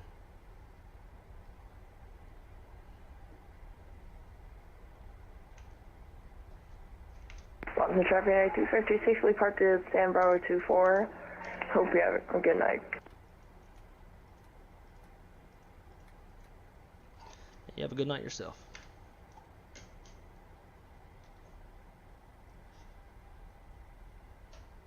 Alright. Guess we'll call GSX up and see if they can park us. Where we at? Bravo 23.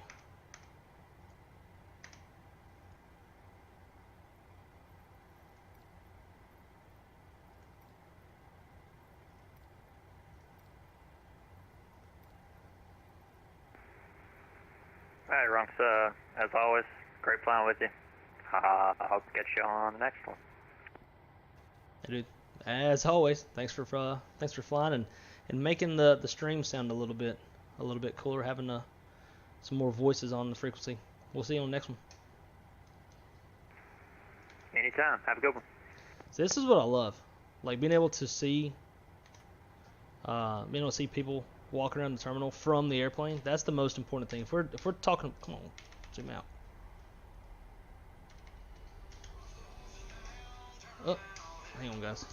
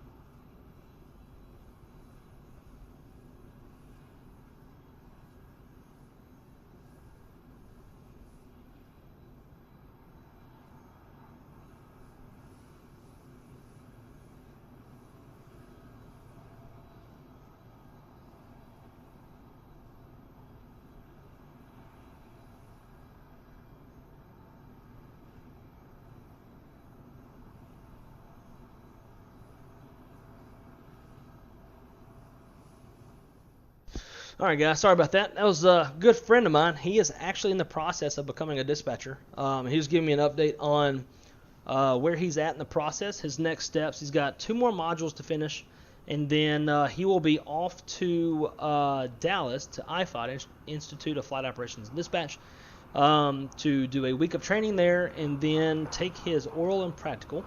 And from there, if all goes well, then he'll be getting his dispatch license. And then next steps is we're going to get together more often than we do now, and try to get him prepped up and ready to go for any job interviews for my company whenever we hire again. So super excited for him.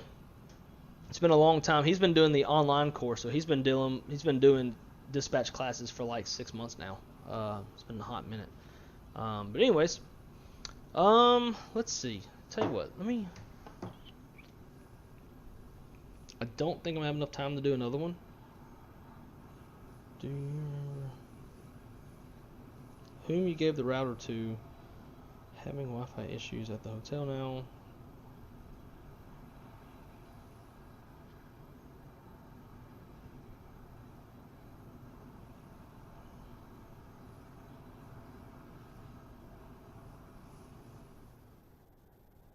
Sorry guys, this is my boss.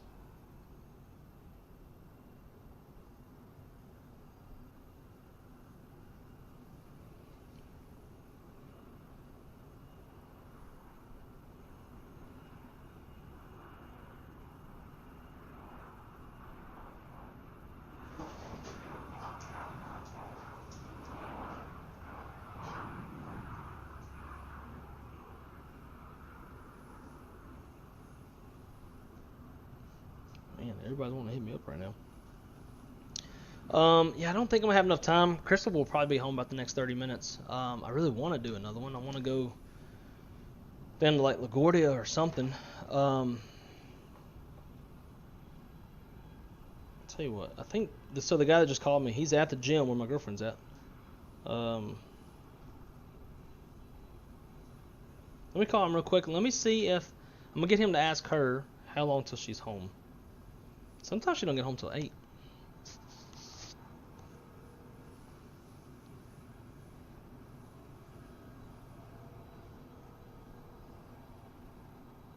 Hey, man. Hey, are you at the gym?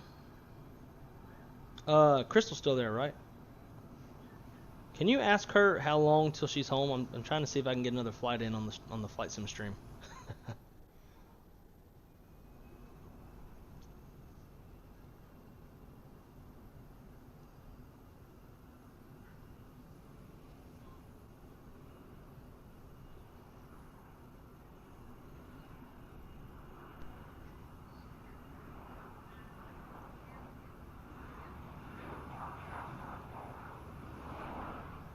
Well, I don't know. I was trying to figure out if I even had enough time to do. I was going to do something short, but wanted to make sure I had enough time to even do anything in the first place.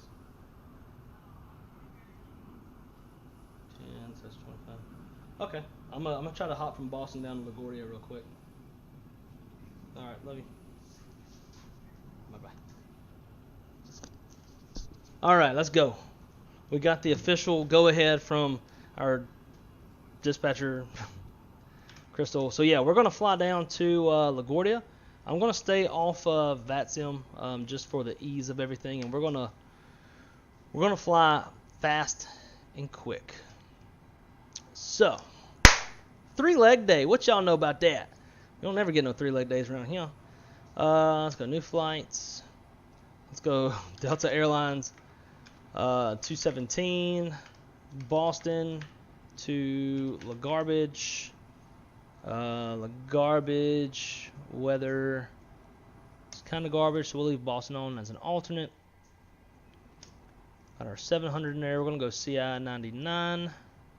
We're going to part off 22 right, arrival runway 22, 10 minutes of extra gas below the line. Above the line, let's throw on a solid 20 minutes. Full boat again. We'll generate that.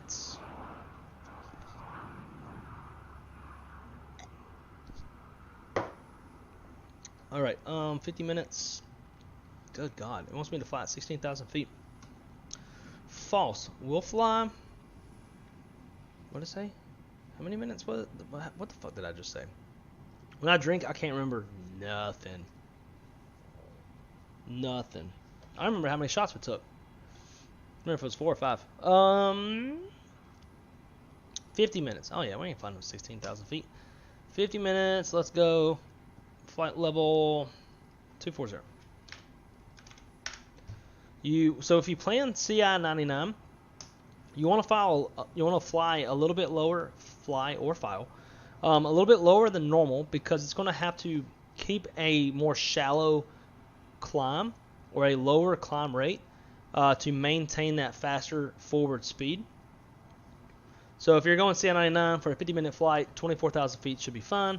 If you're going like CI 0, CI 20, something like that, then you can make it like 28,000, 26,000, something a little bit higher. Right, so let's see. Fuel, we want 17.4. Man, look at that, we landed real light. 4.6. Payload should be about the same. Yep, 143.0. It's the same. That's why I did that. FMC. Index. Position. K. BOS. And thank you. Boston. KLGA. DAL 217. Runway. Departing off of 22 right. On the PATS 6 PATS transition. Let's go route next. From here we're going to go Nelly. Nelie. And then we're on the arrival. We'll go ILS 22. Harp 3. That's not even, transition's not on there. Let's do Albany, legs, and then we want Valerie, so we're going to delete all this other shit. Stott, PWL, IGN, previous page, get rid of Albany. Cool, Valerie, drop that in there, works, vectors, cool, activate, climb, 240. Init, 0 fuel weight, 143.0. Our reserve fuel, we're looking at a good 3.7. Again, cost index, 99. Top of climb, winds, 263.57.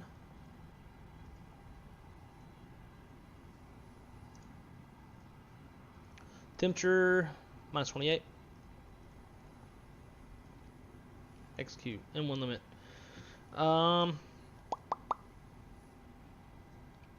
Let's go flex 55 or derate of 55. Climb. Let's go climb, not climb 1 or 2. Takeoff, flaps 15. CG 28.1. Boom, boom, boom. Cool. So we're going to put in 145. Departure heading is 215. That's already in there. And then our top of climb. Shit, I need to start a new flight. Add flight plan. Do that.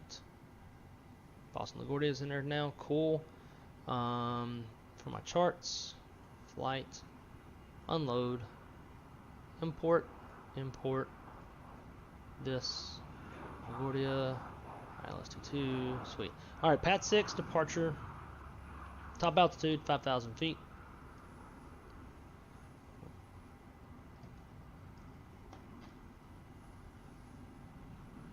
Got it. Cool. Flight directors are on. APU's already on. Looking good. Let's get all these people. Whoever made this thing, the guy who made this profile, they usually do pretty good. Maybe I'm just parked too far back or something. I don't know. We're gonna go down to 24. Perfect.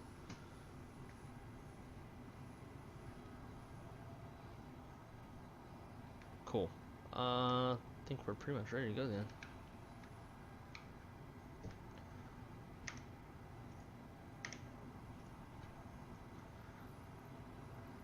Reset position.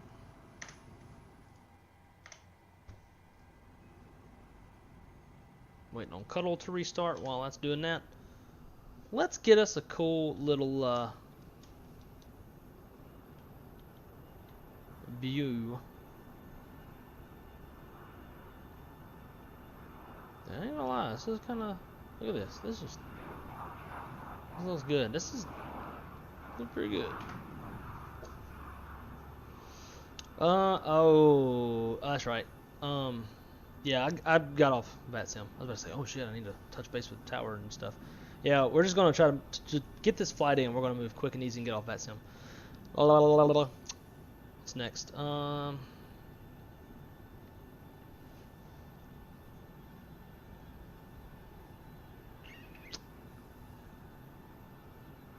Oh, one more shot. Okay, sorry. So, Drew, earlier whenever I read your shit, I thought you like one more flight. One more shot. Who should we make this shot to?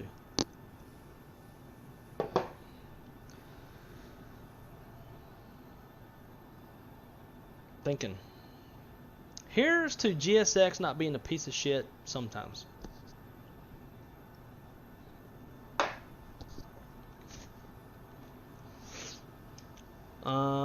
Cool. Is GSX ready again? Nope. Oh yes, cool. Prepare for pushback. Prepare for pushback.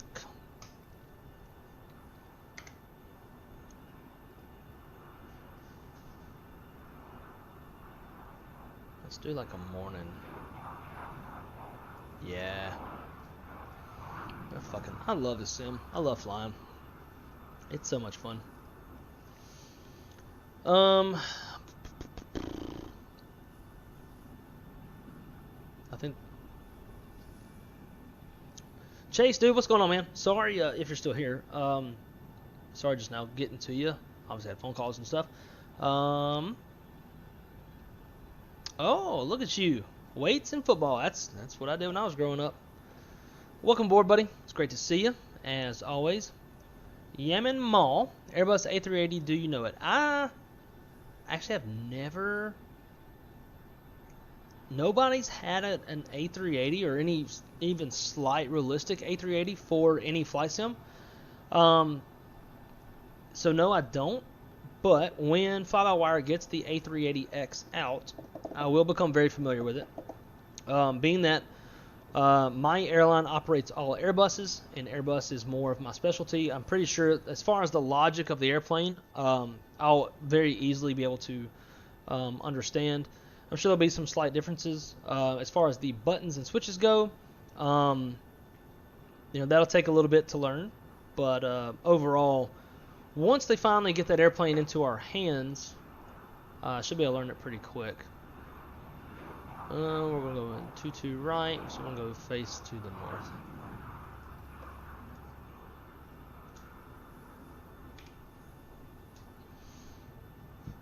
And we're going to snipe this person in the chat. My bitch. So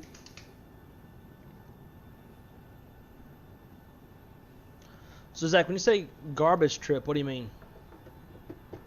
And Drew, buddy at the gym looking to be a dispatcher. Sweet. Feel free to put him in touch with me. I'll do what I can to help him out.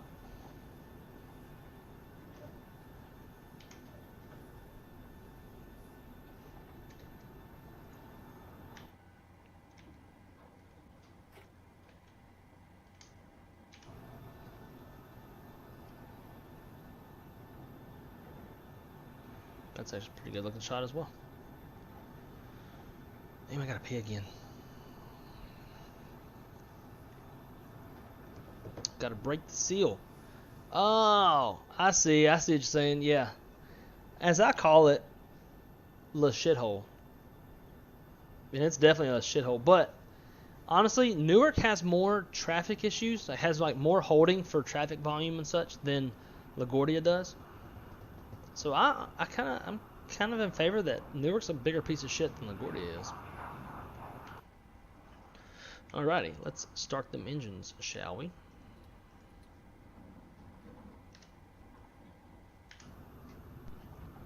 Need to turn that tilting, lifting, lowering shit off.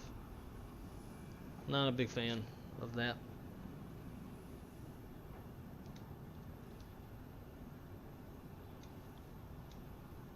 She does not look very happy with her.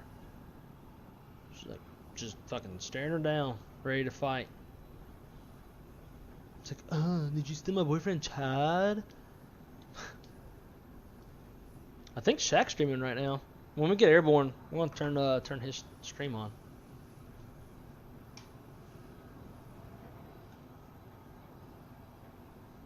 See, that just looks stupid.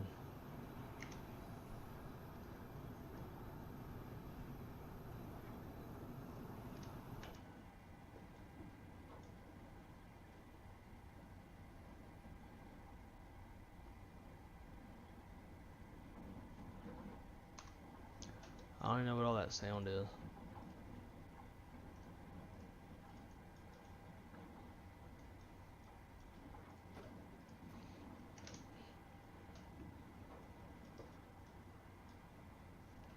Alright, we had it. Engine fail to start, and that's because my stupid ass didn't turn on the bleed. Let the duct pressure build up. We need to go the left ignition channel anyways.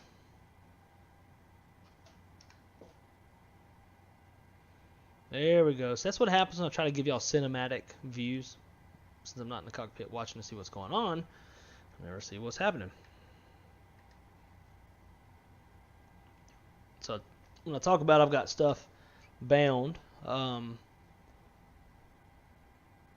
got all the switches here on the top, on the middle of the Bravo. I've got those bound. So when I see the when I see it at N2 at 22%, hit that little button and hits this little fuel cutoff switch, and I do that through FSU IPC. Super helpful, makes cleaning up the airplane a lot faster, starting the airplane a lot faster. Everything just is a little bit easier, a little more fluid.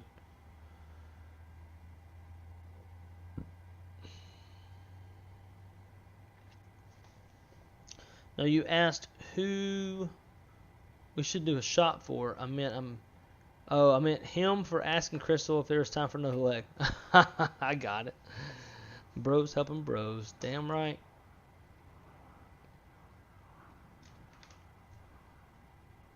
And we'll do a single engine taxi out.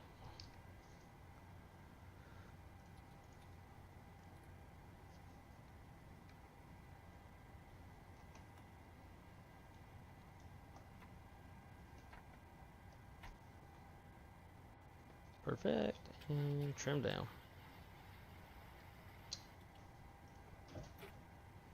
Here we go.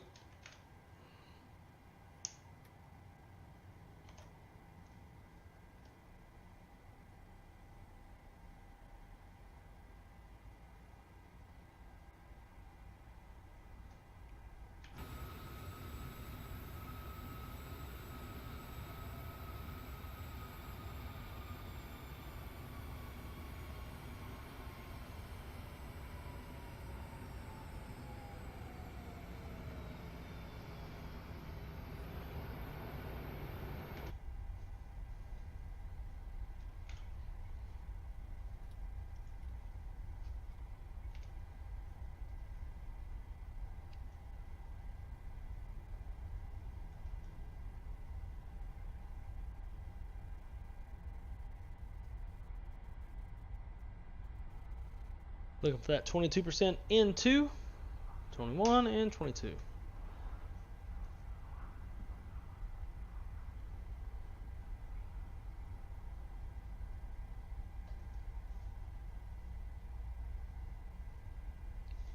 Oh, I see Aviator MK rolling on in.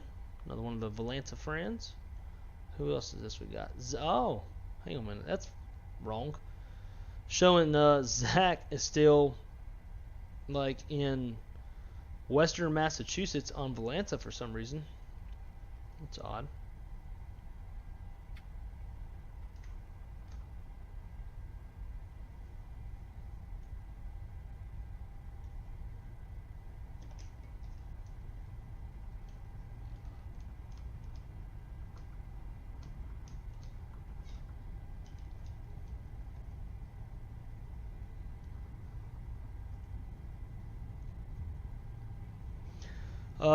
Tomorrow we'll fly something.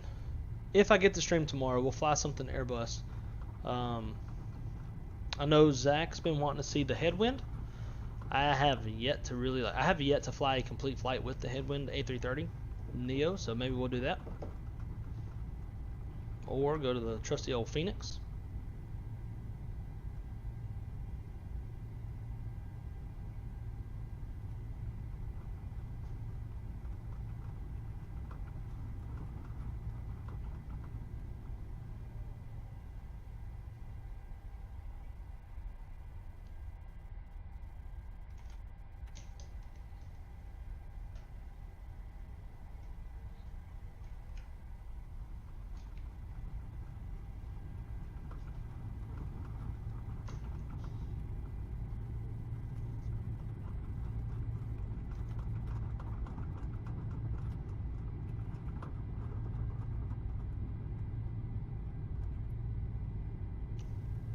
Yeah, man, Byron, sorry. The Phoenix is like, that's my specialty. That's where I really shine in my streaming content.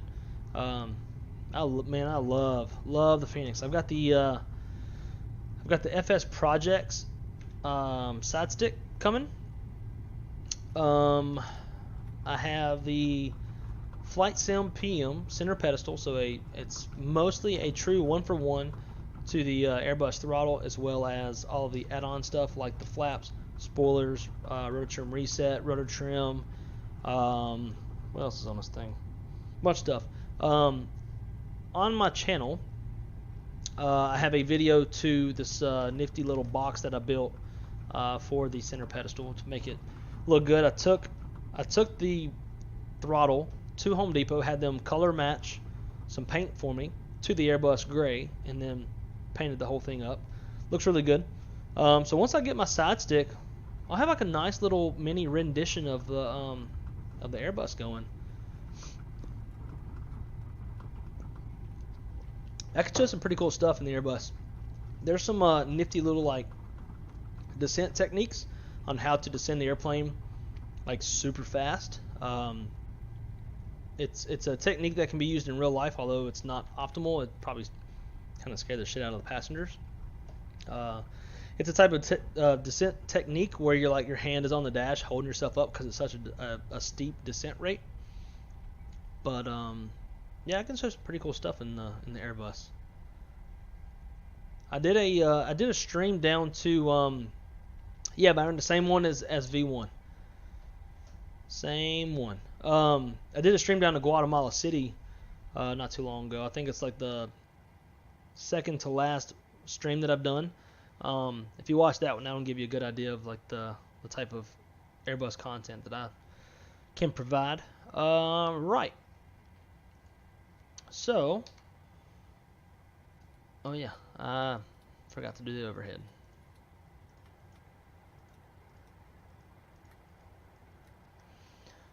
RTO flaps 15, and we are trimmed out. Who's ready to go to the shithole? I am. And Toga.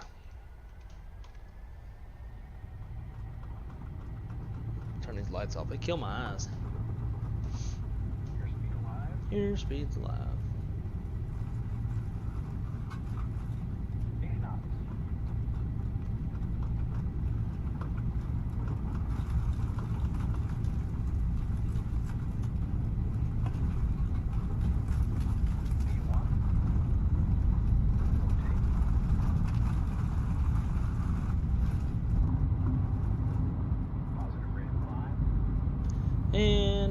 trip up.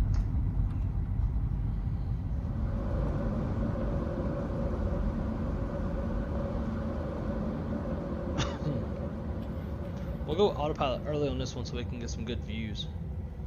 Autopilot's in command. Yes.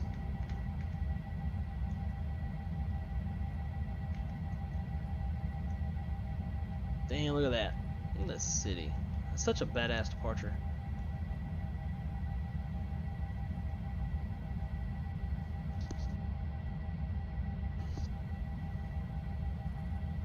Make a hard left turn here in a sec.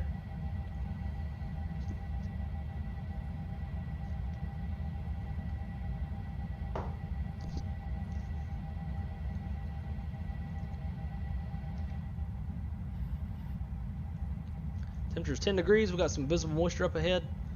So we shall that engine anti-ice on. We're going to leave the APU on until we get through this stuff just in case we have any sort of failure. And now we can go VNAV, LNAV. We're above acceleration, climb altitude.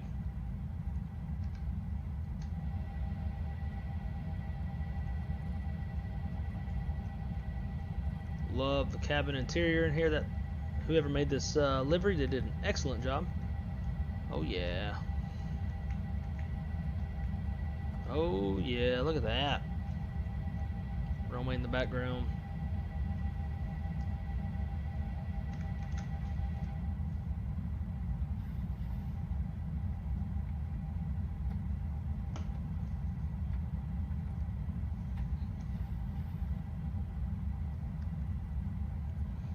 Go direct Barrow just to help the airplane out.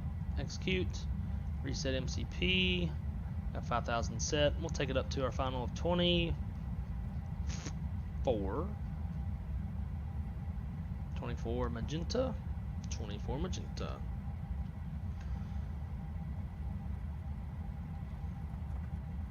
Then we can go ahead and kill the APU.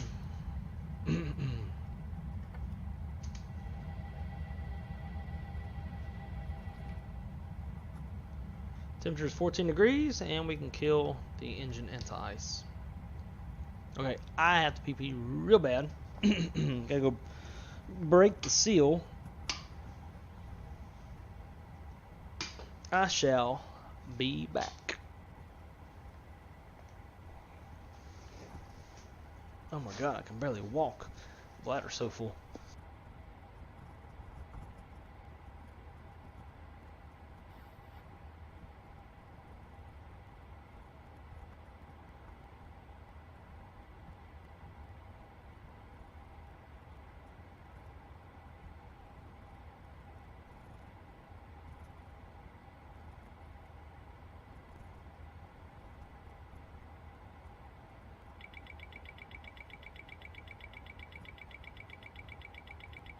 Son of a bitch. Like, I hear the alarm, but I can't move because I'm using the bathroom at the moment. And that's kind of irritating.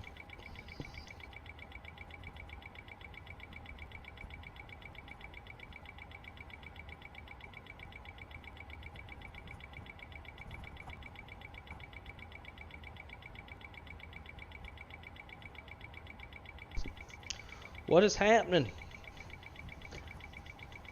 How the fuck? No. Why is that off? So,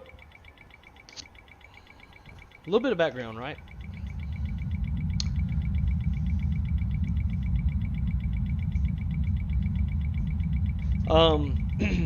I have a designated switch.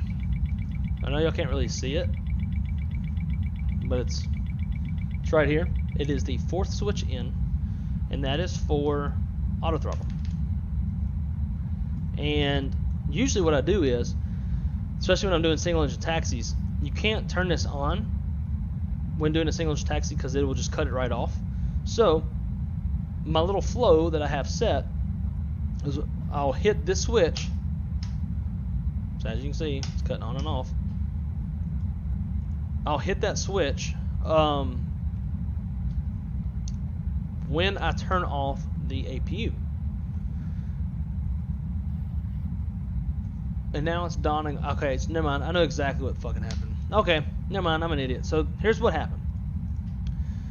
On the inbound, I turned off auto throttle using the switch on my Bravo. Actually, hold on. So I have a little button right here on my my TCA yoke, not Bravo, but on my TCA yoke. I can hit this, so like whenever I'm flying, I can hit that quicker to take over the throttles if I need to. So I disconnected the auto throttle using this. Therefore, I did not use a switch, which meant the switch was still in the on position, but the auto thrust switch was in the off position. So when I came in here and I hear the overspeed, I look at the switch. I'm thinking, oh, well, I turned it on because the switch is on. But actually, I did not, because I never turned the APU off until getting off the ground, which meant I did not hit the switch for the auto thrust to be on. So when I looked at it and I looked at the switch and saw the switch was on, I thought I had done that, but I had not. So that's what happened. Pilot error, usually, of course. That stuff looks nasty. Well, you ain't gonna get above it either.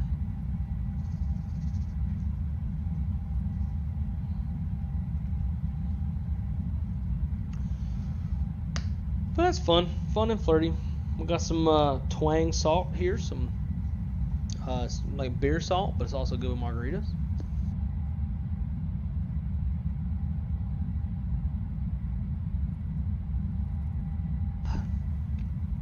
It's good stuff.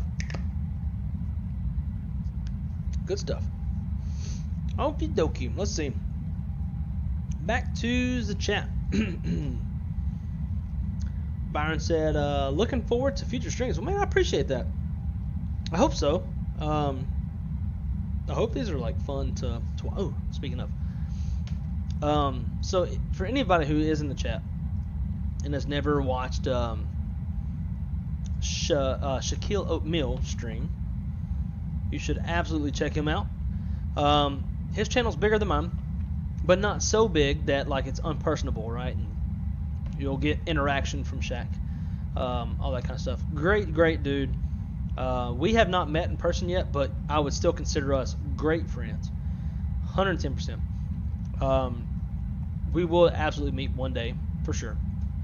There are plans of him and I both, as well as some other folks from my channel, going to FS Expo in Houston later on this year. So we'll probably meet there for the first time. But anyways, if you enjoy my content, then you would definitely enjoy Shaq's content. He's a lot nicer than I am. Has a lot better language than I do. I cuss a lot. But that's just part of the territory coming to my channel. And yes, if you don't follow him already, I think you should absolutely follow Shaquille Oatmeal. In fact, I think I have his channel in every one of my streams, including like his own merch and stuff. He's a great dude. He helped me kind of get my channel rolling as well. Gave me some insight on different things as far as YouTube and streaming and stuff goes. So I always try to pay that back by not just tooting my own horn of my own channel, but also promoting his as well. I've got a few of his shirts even that I used to wear, but they were cotton and they shrunk, and I get fatter as the days go by. So Joe, see, I can read that one. Joe, man, thank you so much for subscribing. Greatly appreciate it. Welcome to the Wrong Side Simulations family. Welcome aboard. Great to have you, everybody. Please welcome Joe to the family. And thanks, man. I appreciate the subscription. Make sure you hit the notification bell. Like I was telling others earlier. Why in the hell? Oh, that's right. Anyways, I am a manager of flight dispatch at a major U.S. carrier. So with that, I typically get busy with work and life. So I don't have the most consistent streaming schedule versus somebody like Shaq, who I was just talking about. Shaq has a very consistent streaming schedule, and his streaming schedule is so consistent, it kind of has me like setting goals. So here's Shaq here. I'm gonna put it, make it bigger. But anyways, yeah, it's not. I don't have a super consistent streaming schedule just because I'm so busy with work, things here and there. Like I was just telling the chat earlier, one of my special projects as a manager is myself and another dispatch manager. We both handle the delivery flights from Airbus in Toulouse. And one of the new initiatives that our boss has for us is to probably start sending one of us over to France to ride the delivery flights back, because there's some part of the pre-flight processes that we can help the flight crew with. So they're looking at doing that. So stuff like that will take away from my time, as well as I got a girlfriend. So obviously she takes away from time.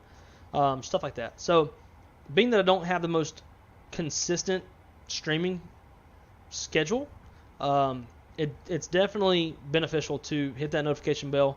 I've got a Discord channel as well.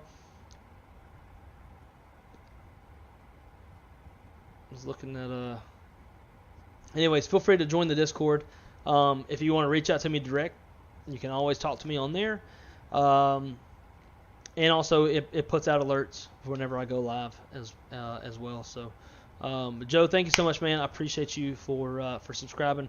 Hope you enjoy the content, and hit me up on the Discord if you ever need to. Let's see.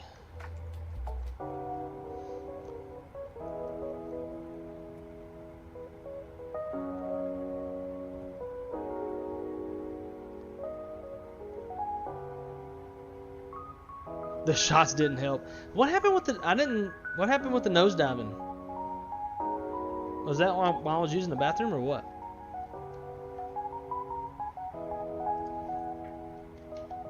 I'm gonna holler at. Actually, just because I love this dude so much. Let's make a little.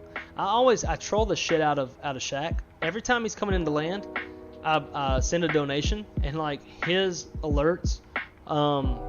Ding like a what is it?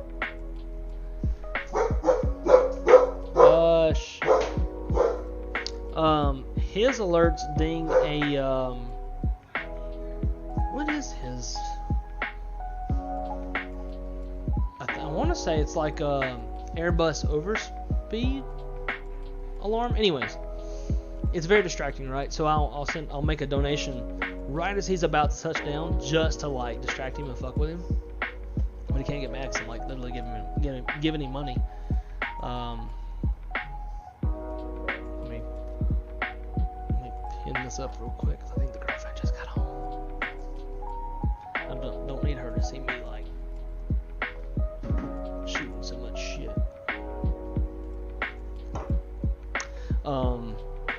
Yeah, let me donate to this dude real quick.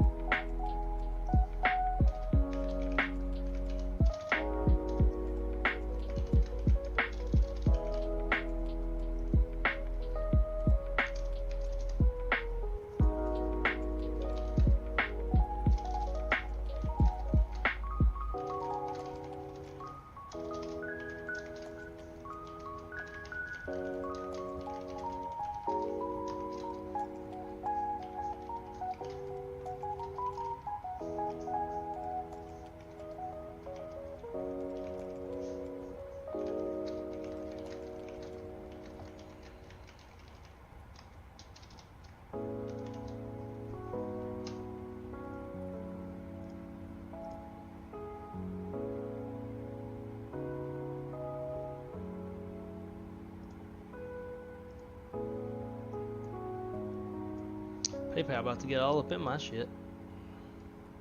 See, completes. Yeah, so a lot of people who do watch Shaq always see my little trolling moves to mess with him. Standard. So you'll see it pop up here in just a sec. I wonder if I can add his, let's see, properties.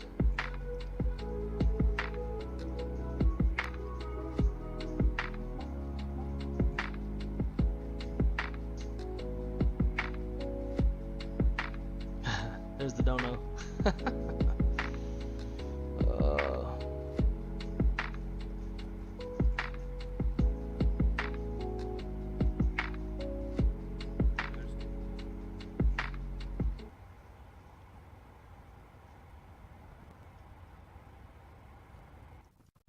Get these sounds off. We can hear his.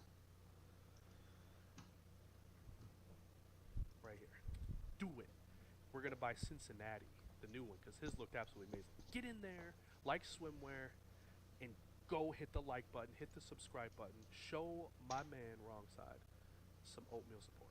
Thank you. Some oatmeal support. I'm watching on TV. You have chatting using your phone, and I think the reason I got. So Shaq's channel's name is Shaquille Oatmeal. So that is you'll hear a lot of oatmeal references.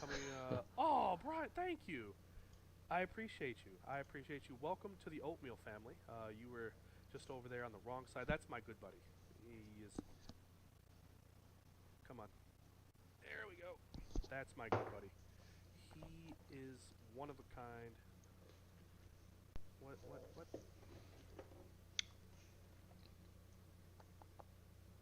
Let's see.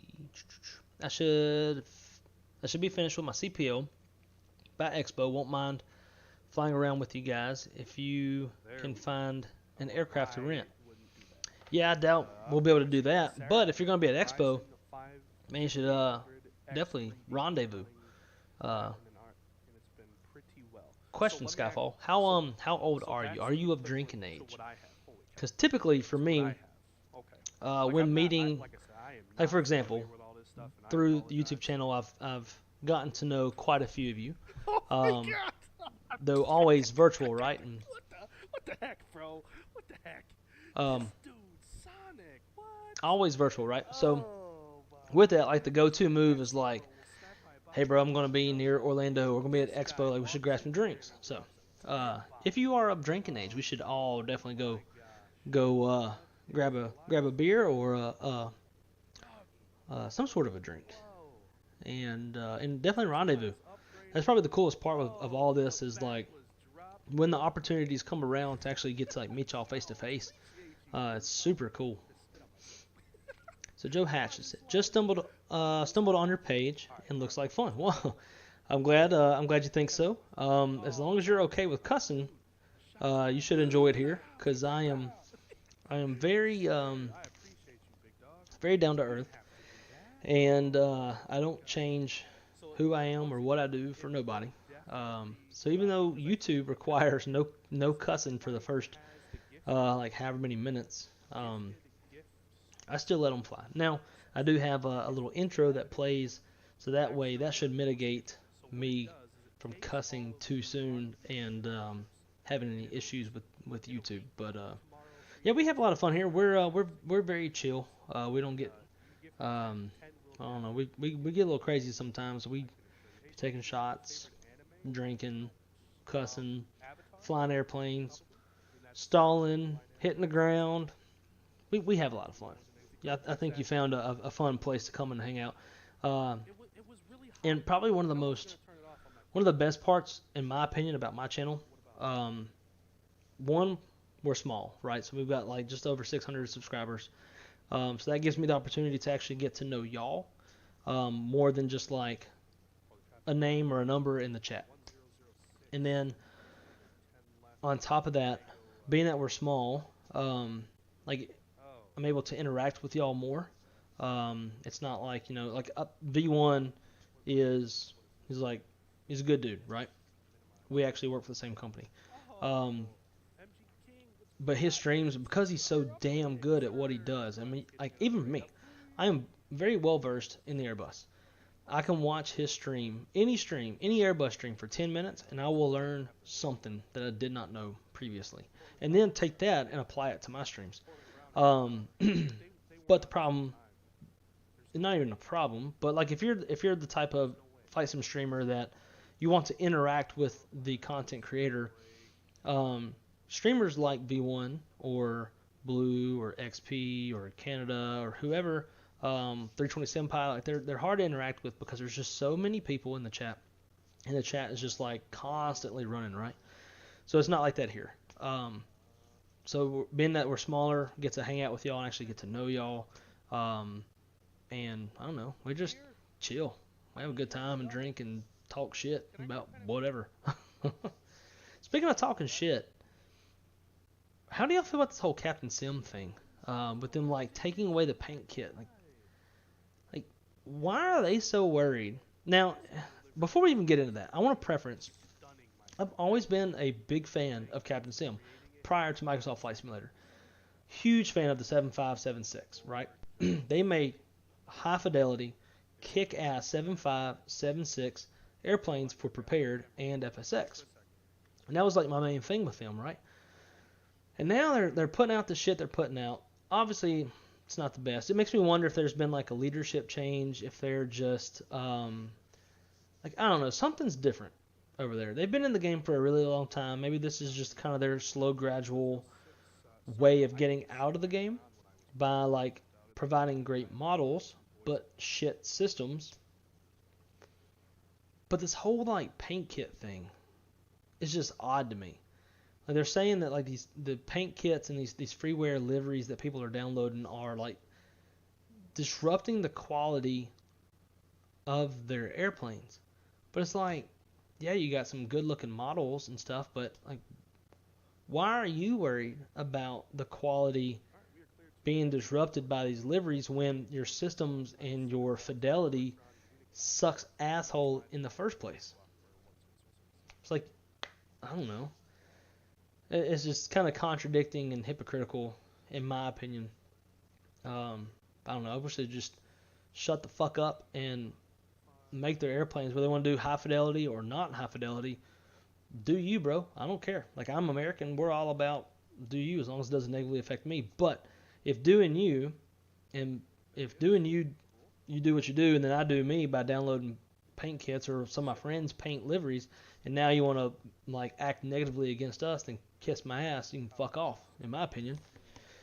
So I don't know. I just don't know what to make of it. It's really fucking odd, in my opinion. Big time. And it's just so weird too, because like they used to like very much pride themselves on high fidelity. Like the 767-300 they made for Prepared, which I think was the last airplane they made before FS 2020 came out, and they kind of shifted to their bullshit. Like, it was high fidelity. I mean, they had like the inner wheel wells modeled, all of the shit inside the wheel wells. Like, their attention to detail was great. Something clearly shifted at Captain Sim. I don't know. And again, like, I think they're in the UK. Maybe an American, I have the mentality of do you, as long as it doesn't negatively affect me. But if as soon as you're going to start talking shit and taking away from my community, now I've got a fucking problem with you. But, whatever. I don't know. I'm just curious what y'all think about it. To me, it's just really weird.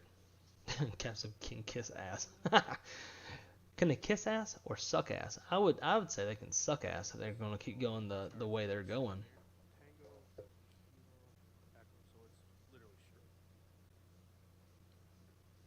Seen them in some other streams I watch. Perfect.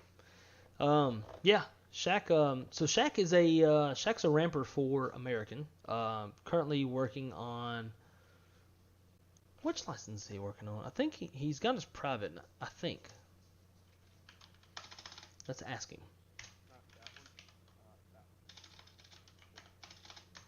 I can't type right now.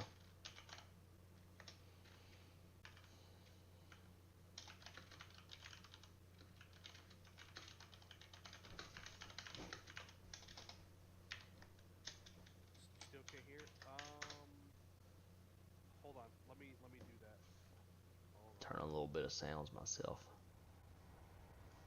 Dude, look at the clouds down there. It's pretty.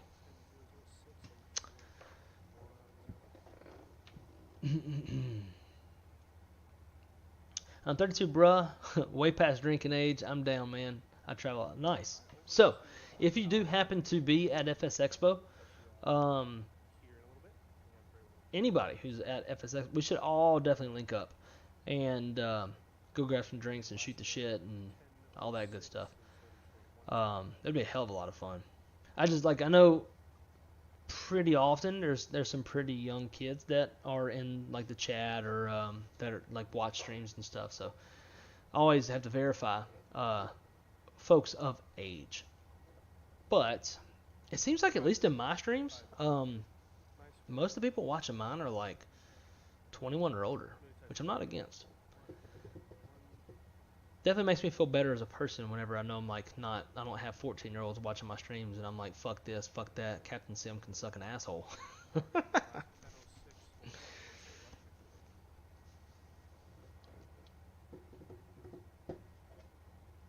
Fuck that.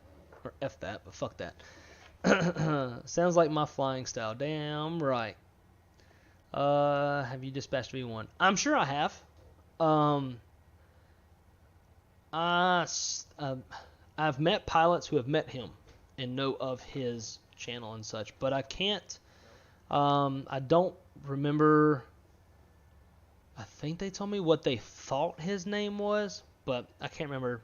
I'm sure I have. And if I was dispatching his flight, I wouldn't even know it. He's very good at keeping it on the down low, as he should. And that's why I keep my stuff on the down low a little bit more, or a little bit as well. Like, I don't have as many restrictions as he does, since I'm not like a trained pilot. I can't, being that I'm not a trained pilot and people know that I'm not a pilot, I have a little bit more freedom in saying what I want to say. Oh, I didn't know you were home. But yeah, I'm more than sure I've dispatched his stuff. And even whenever I've dispatched his stuff, he probably didn't even know it was me streaming it, or dispatching it. Not streaming it, duh. This is a weird little dog leg right here.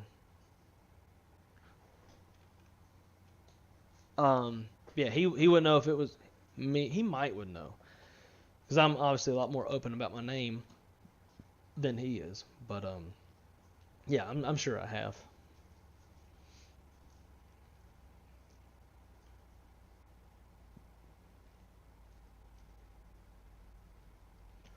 I love the size of this one, but at the same time, I want it to continue to grow. Yeah, and that's kind of the same, like, the same thing that I look at as well. It's like, it's cool to reach more people, spread the little bit of knowledge that I have. Obviously, I'm more professional in flight planning than I am flying, and I can offer more knowledge that way. But it is nice to reach more people and teach the little bit that I know, share my passion for aviation, especially through the flight sim. Because if it wasn't for the flight sim, and I've said this a million times, if it wasn't for the flight sim, I would not be where I'm at in life. I would not be a dispatch manager. I would not know the airplane. I would not be able to help my dispatchers in the way that I can. I wouldn't be able to give them the perspective from the flight deck that I can. Like, I owe a lot to the flight sim. And being that's why, like, I went on the blue experience with Blue Games and XP a while back to talk dispatch, to try to spread the word about dispatch. I want to try to help people who may not be able to fly, whether it's like medical or money or whatever the case may be. Like, flying doesn't always work out for everybody, because I was one of those people. That there is another avenue within professional aviation that you can take, where you get to be part of the crew, and you get to speak the lingo, and you get to be part of the process. You get to fly in the cockpit, you get to see the good shit and all that kind of stuff. So that's like one of the main reasons why I started YouTube channel, was like, I kind of offer a weird level of knowledge that, like, you don't see a lot. So, like, it's either you've got like the real life pilots like V1 or 320 sim pilot, or oh my god, what's that other guy's name? The British dude is a 737 he flies 737, not NG driver, that guy as well. Son of a bitch, what's that dude's name? Anyways, flies 737s professionally.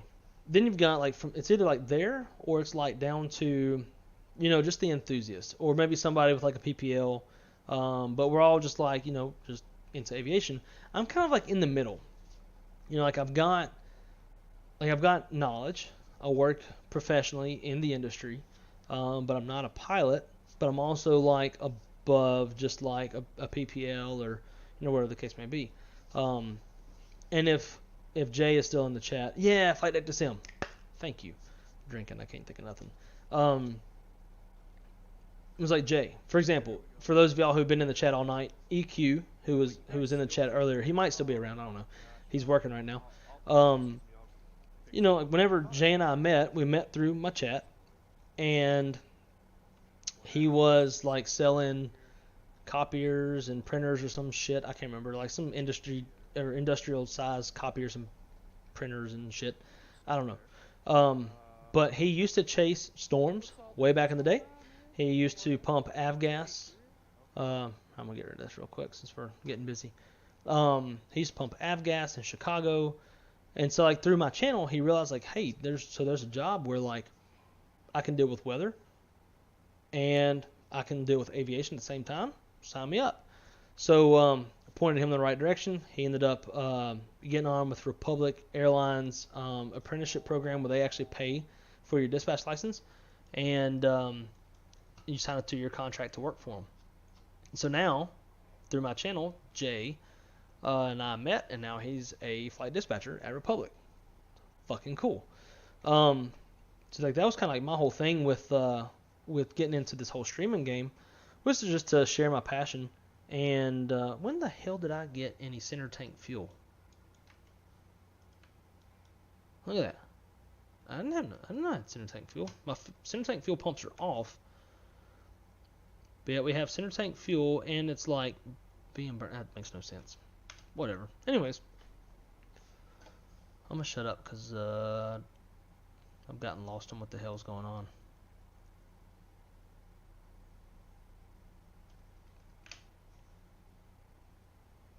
Alright, so then we got vectors.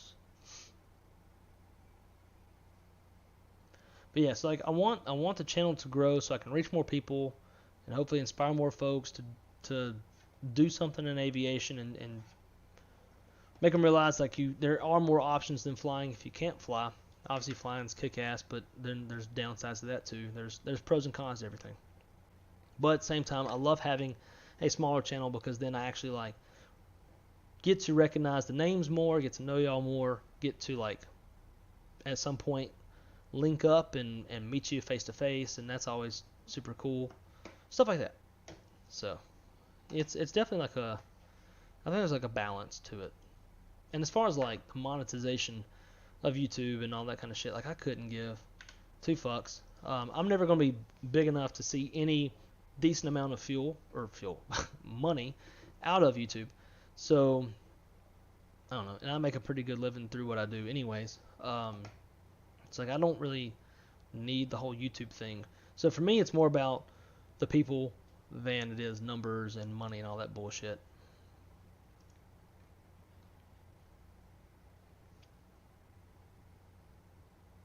I think I heard it was all new. Yeah, it sounds like new leadership, don't it? Like it seems like a huge pivot or a huge shift at Captain Sim. Things just like drastically went from like phenomenal, kick-ass products, like not Phoenix type level, but like up there towards PMDG level, in my opinion. Like they weren't as good, but they weren't far behind either. Until this bullshit they're doing now. This fucking airplane. I was wondering why we were staying high. It's because it was locked in on an 11.5 altitude we previously had in there.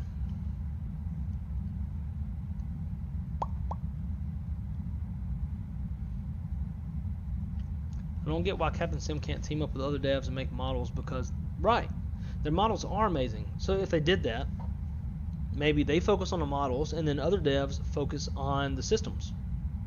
Even if it's like freeware guys who, I don't know, like I think you're right. Like there should be other avenues that they can take to make better products, less drama, less bullshit, and happier customers, and that would ultimately equate to more revenue,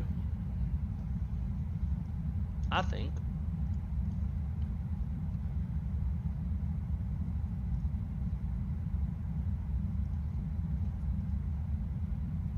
So I'm not really sure how this is supposed to work. So it's like we just crossed through 10,000 feet and I can see the airport way down there. We're definitely way too high.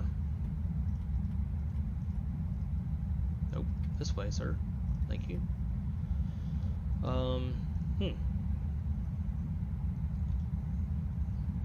Alrighty. Heading mode. And let's go 180. No. 130. And we'll just bleed off some altitude.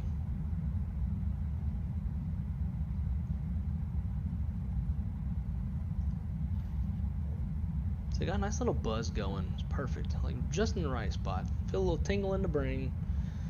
But you know, we ain't hammered, nothing like that.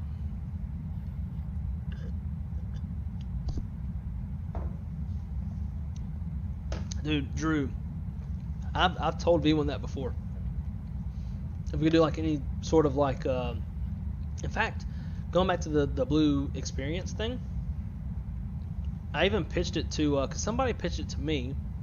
I thought it was a great idea. So I pitched it to Blue and XP. I was like, hey, like, what if we got me and V1, and obviously them two being on their podcast, we got all of us together and have a podcast that way. Because then, like, we could actually go through some realistic scenarios of, like, the pilot's perspective and the dispatcher perspective. So, like, the pilot would holler at the dispatcher, like I don't know, say, like, you're going into Newark, and they get assigned holding at Flat Rock, Fox Alpha Kilo. Here's our fuel on board. Here's our altitude we're expected to hold at. Like that kind of stuff. And like, what would the dispatcher do? What would the pilots do? What would be the backup plan? What's the like? There's a whole like realm of things that we could get into that would just be phenomenal, and give a lot of people the idea, or a good idea, of exactly what like dispatchers and pilots' roles are together. Because the dispatcher and the captain both exercise what's called operational control. And so operational control is the authority to initiate, conduct, delay, and terminate flights using joint responsibility with the pilot in command. So the main thing there is joint responsibility. So the dispatcher and the captain, 50-50 responsibility, right? So as a dispatcher, I've got 50% of the responsibility for the safety and legality of the flight, and as does the captain. So with that, there's a lot of stuff that comes into play. Like if there's a downward trend in the weather at the destination, like me as the dispatcher, it is my job per what is it, 121.601 FAR 121.601. Like we have to let the captain know of any weather observation that could affect the safety of flight. We have to let them know of any condition that could delay the landing of aircraft. Like there's so much that in real life dispatch, there's so much going on, so much that we do that would be really cool to share from both perspectives in the same podcast. I don't know. I've tried to send him DMs before in his Discord, but being that he's just so flooded with DMs and such. Oh god, hang on. I've just realized I never tuned the ILS 110.5. Yeesh.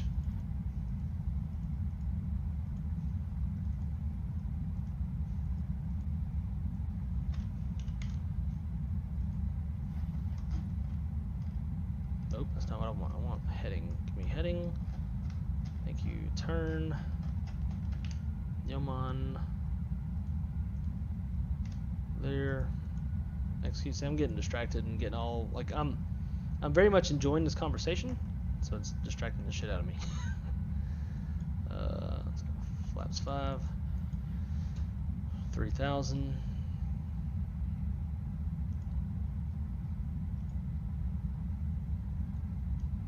No, we're still low. Okay, cool. We're good. We're good.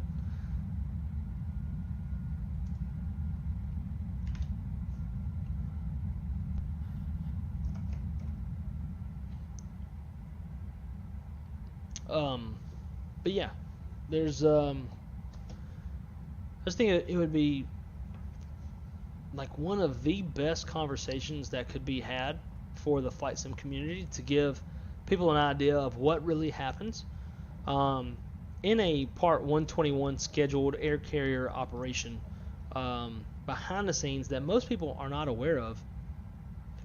And then also just give them another idea of what what they could do in aviation if they can't fly for whatever reason. I mean, obviously, flying is super expensive. And then also like medicals come into play, stuff like that. So not everybody can fly. It's kind of like college. College isn't for everybody. Sure shit wasn't for me. So yeah, and like what's funny is like I did a little bit of community college to get my basics to prep to go to a D1 school to get my professional aviation degree, and because of some changes with the laws when the ATP went up to 1,500 hours, the Veteran Affairs was like, yeah, we're not going to do this anymore. So the next best option was to dispatch. So here I am, like I have no degree, and yet I am the boss of people who have full-fledged degrees from Embry-Riddle, in like professional aviation with a minor in dispatch or like whatever the case. So there's definitely like so much more that you can do in aviation than just like go be a pilot if it doesn't work out that way. But I always support anybody to chase their dreams and be a pilot if they want to.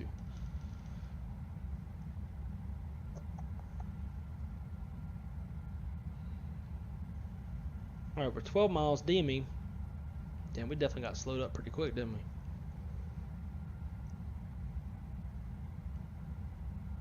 And because we haven't captured the localizer yet, so we'll descend her down, catch back up, stay up with the glide slope until we capture the localizer. So the glide slope will not capture if it hasn't. There we go. All right, now we're good. So you have to capture the localizer first before it captures the glide slope.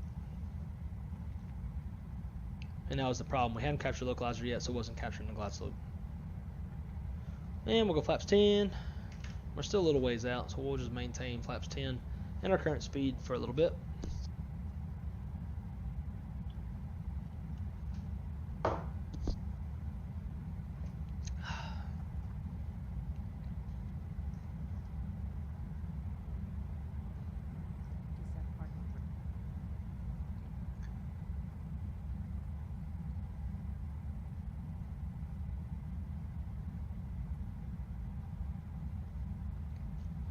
So I just glanced over at Shaq's stream real quick,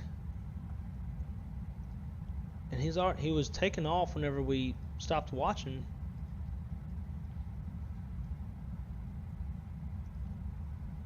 And it looks like maybe he came back to Portland.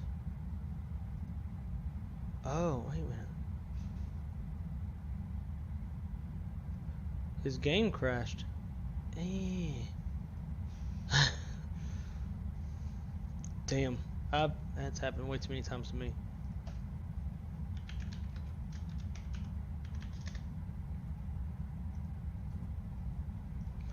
Okay, where we at? Well, probably shouldn't say that as a pilot, right? Yeah, crash desktop sucks. I hate that. That shit happens to me fairly often. Let's go heading 224 just for our go around if we need it. And we're 7 miles. Perfect. Gear down. Arm spoolers. Flaps 15. Or maybe further than that. Yes, I know. 147.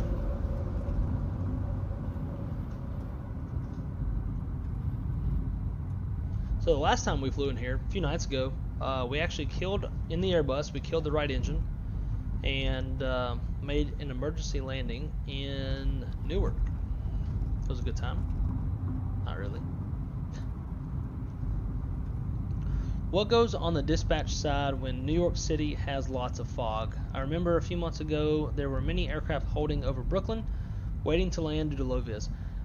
It just depends. It depends on the capability of the aircraft. So that's going to be aircraft specific. Then there's the capability of the airline itself, so what they're approved to shoot. So like when I worked at my last airline, we were only approved for Cat 1. Later on, before I left that airline, we had just gotten approved for Cat 1 or Cat 2 restrictive, and then shortly after I left, it was Cat 2, like the full Cat 2, so 1200 RVR, 100 foot ceilings.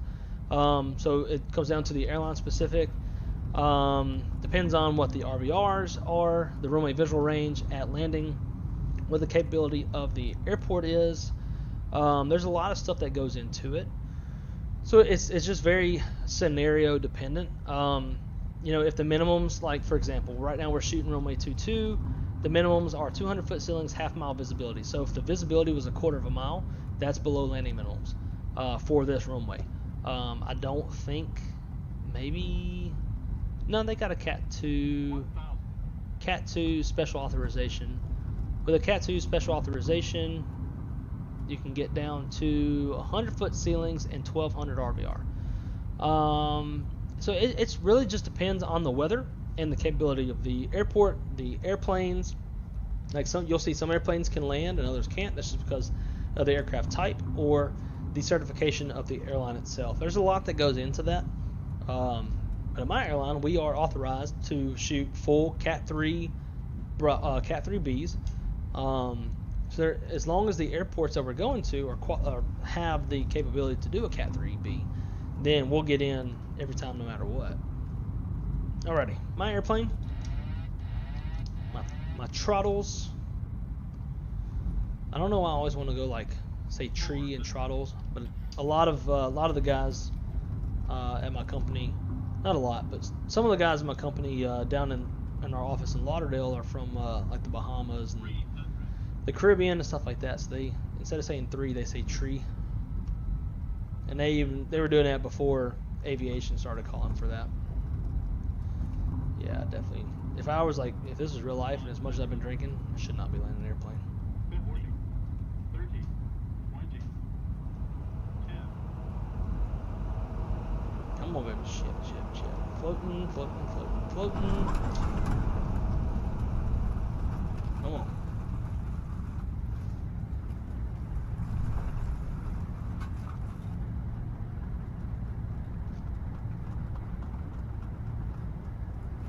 Manual braking. Man, for a second there, I thought I was going to get that touchdown zone. Get right in the spot, but nah. It wasn't bad, though.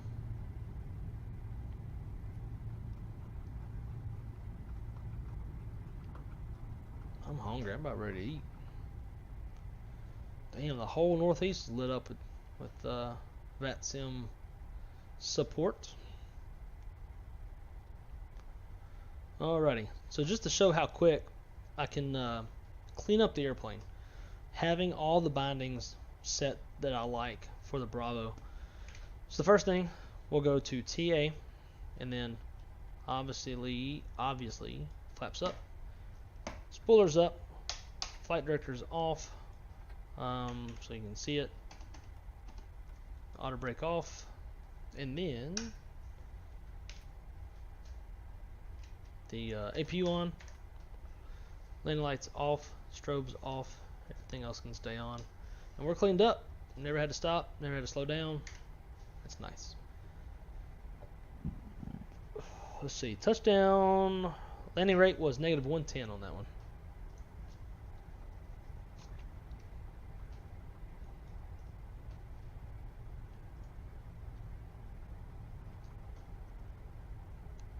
I'm taking right up here on Delta.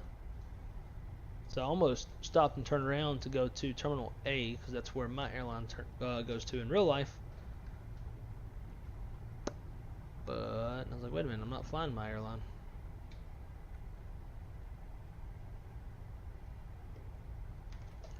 Landing light strobes on for crossing the runway. And wait a minute, it's up here. Oh, weather. Turn that off too. And turn them off.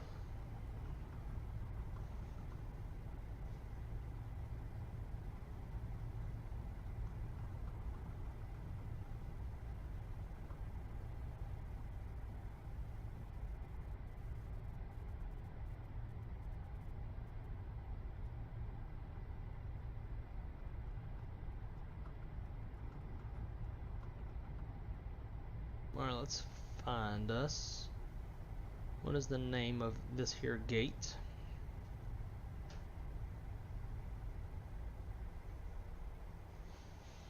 Sorry I was away for a bit. Had a MEO come across my desk. Ooh, disgusting. Alright, so Jay, because we were just talking about you a while ago, talking about dispatch and all that good stuff. So tell us, if you're able to, tell us about the MEO. We have similar MEOs at my company as well.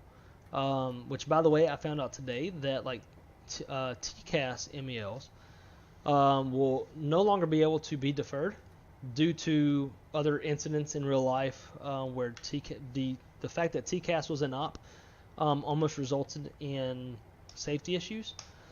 But I guess that's not really applicable to GPS. So, for you, what does GPS 1 and 2 out mean? So in our airplane, it's like the 7.3, right? You got IRS left and right. In our airplanes, we have ADIRS 1, 2, and 3. So even if GPS goes out, we still have the IRUs running. Those are gyroscopes that are running inside the airplane. They're good up to 6.2 hours without having to be recycled. So even though GPS 1 and 2 are out, we still have RNAV capabilities, although degraded. And this is exactly why I was asking. Prior to flight, approval must be obtained from ATC. Yeah, same shit as us. So if our GPS is out, if ADSB is out, we have to do the same thing. So we coordinate with our air traffic control coordinator. They call up actually the command center, the ATC command center.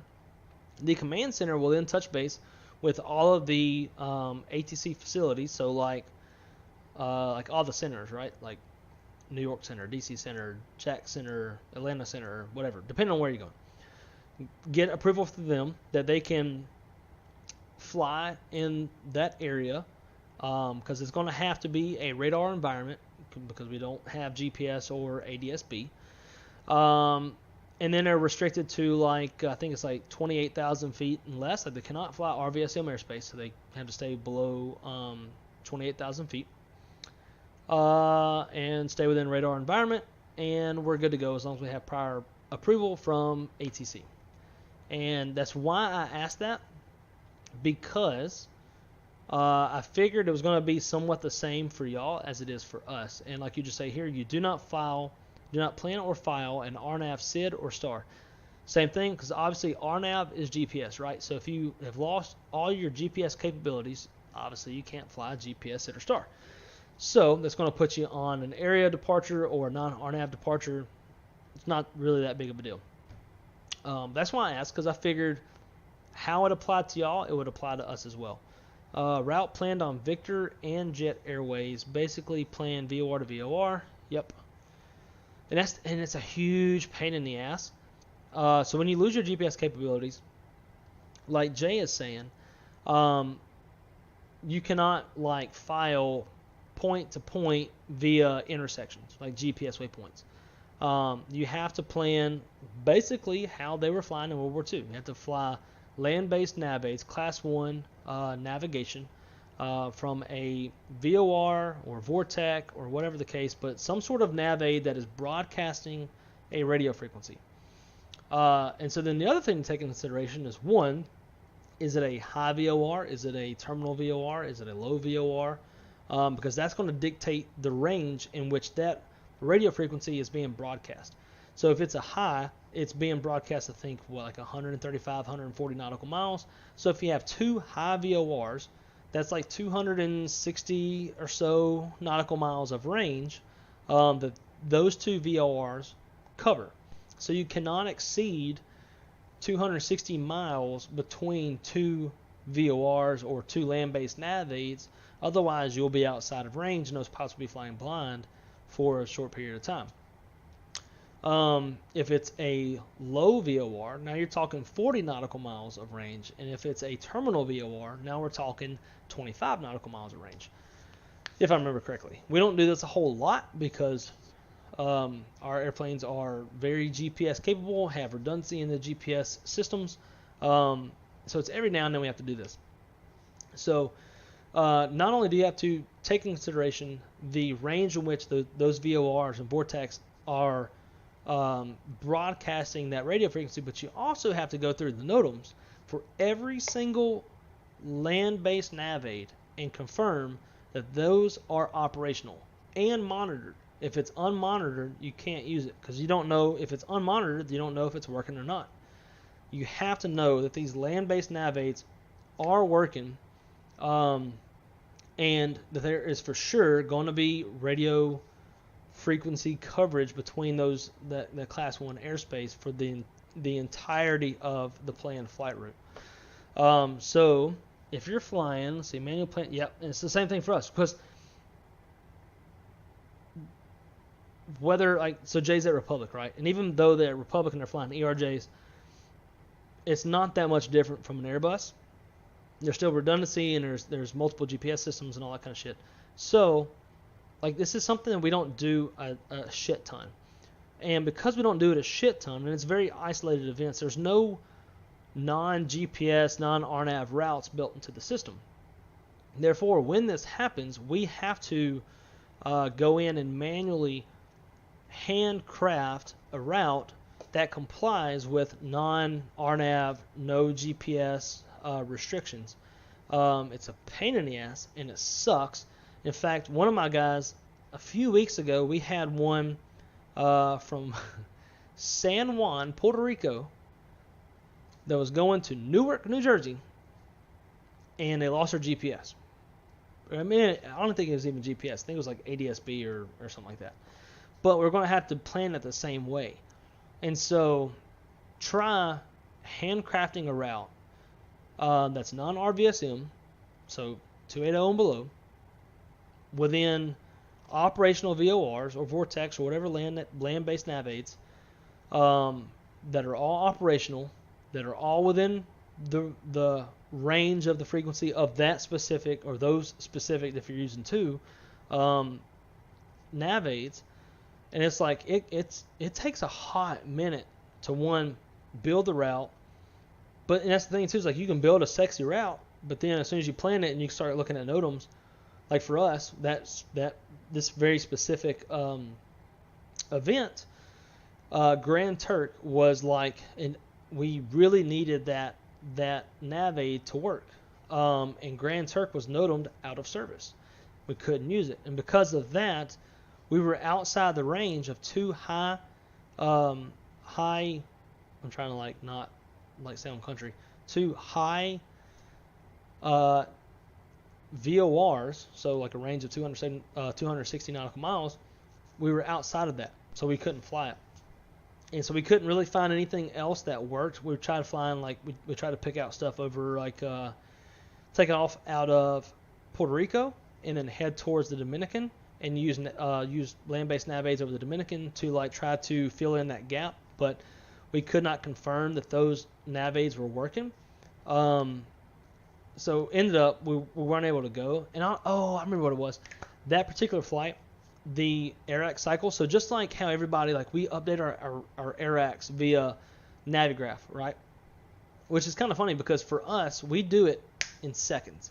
We can hit download. We've got our AirAx nav data for the new cycle. We've got all our new fixes, our new SIDs, our new stars, all this shit, right?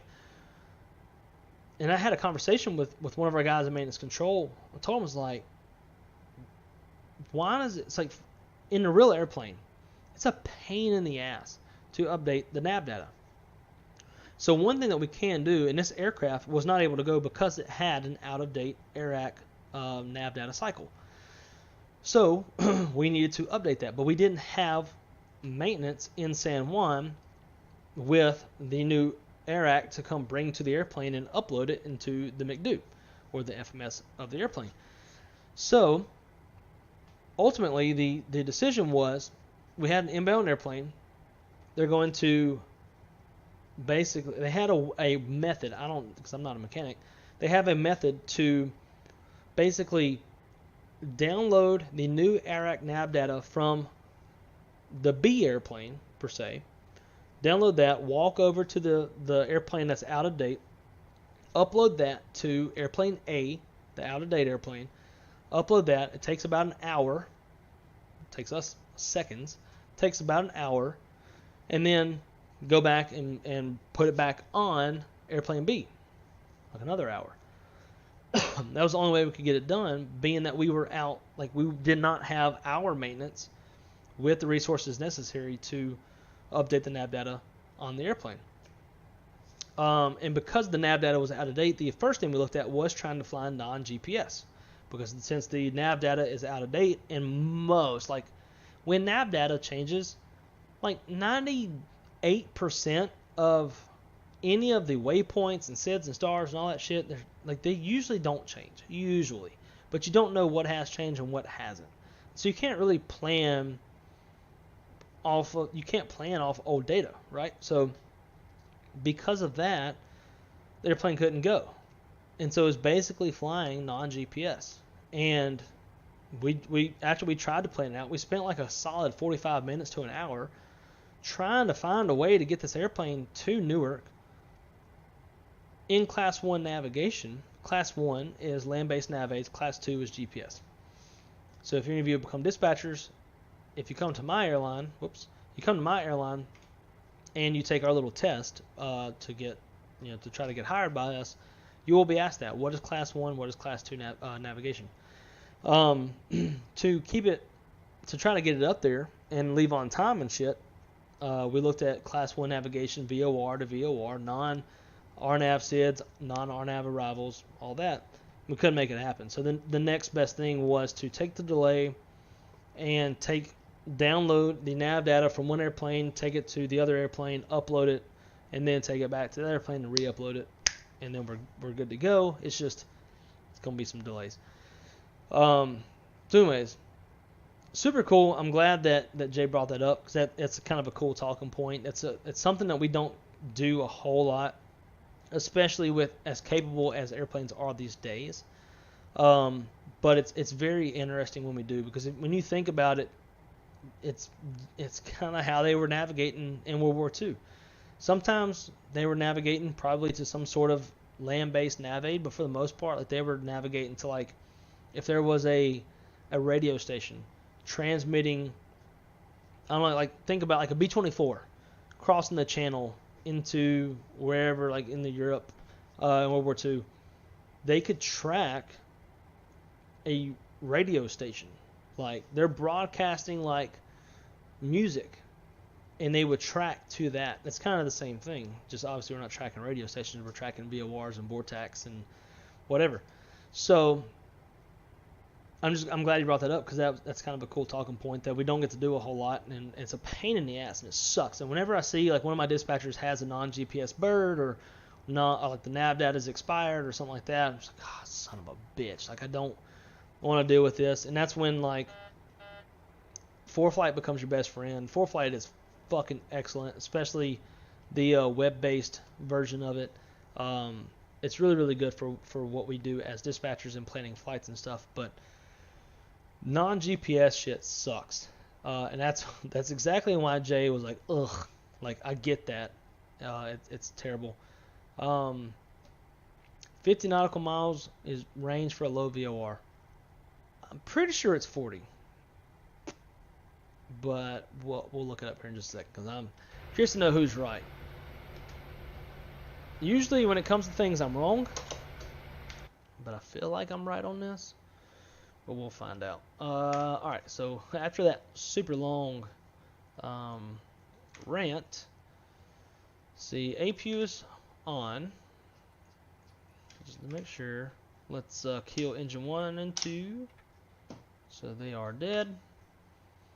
Kill the anti-collision light. Hydraulics off. Prop heat off.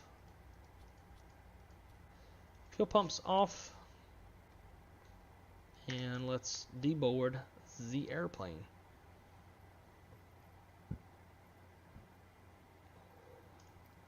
I'm pretty sure my girlfriend's probably somewhere in the house listening to me like, I wish he'd shut the fuck up and get off his stream. So I'm probably going to be in trouble. But it's a really good talk. This whole concept is very educational. And I think it helps kind of shed light on like just how important the role is of a dispatcher and the kind of stuff that we're doing and looking at.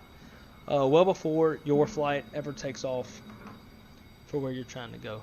So cool. Let's Google real quick because I want to know who's right between this. I'm pretty sure it's 40 nautical miles for a low VOR. So low VOR range. There we go.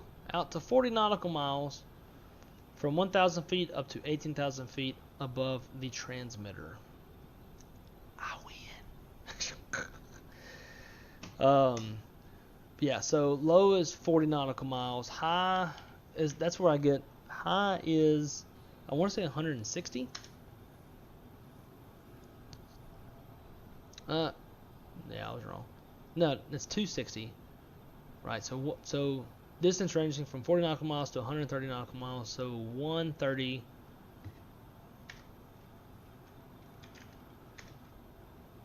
So 130 times 2, 260, right? So that was kind of the thing that was sticking out in my mind, is like between two high VORs, because that's the main thing to know. Typically, for the most part, you're going to be utilizing high VORs. So the big number in my brain was 260. That's why I kept saying 260. And then a low VOR, I believe, is 25 nautical miles, or not low, but terminal.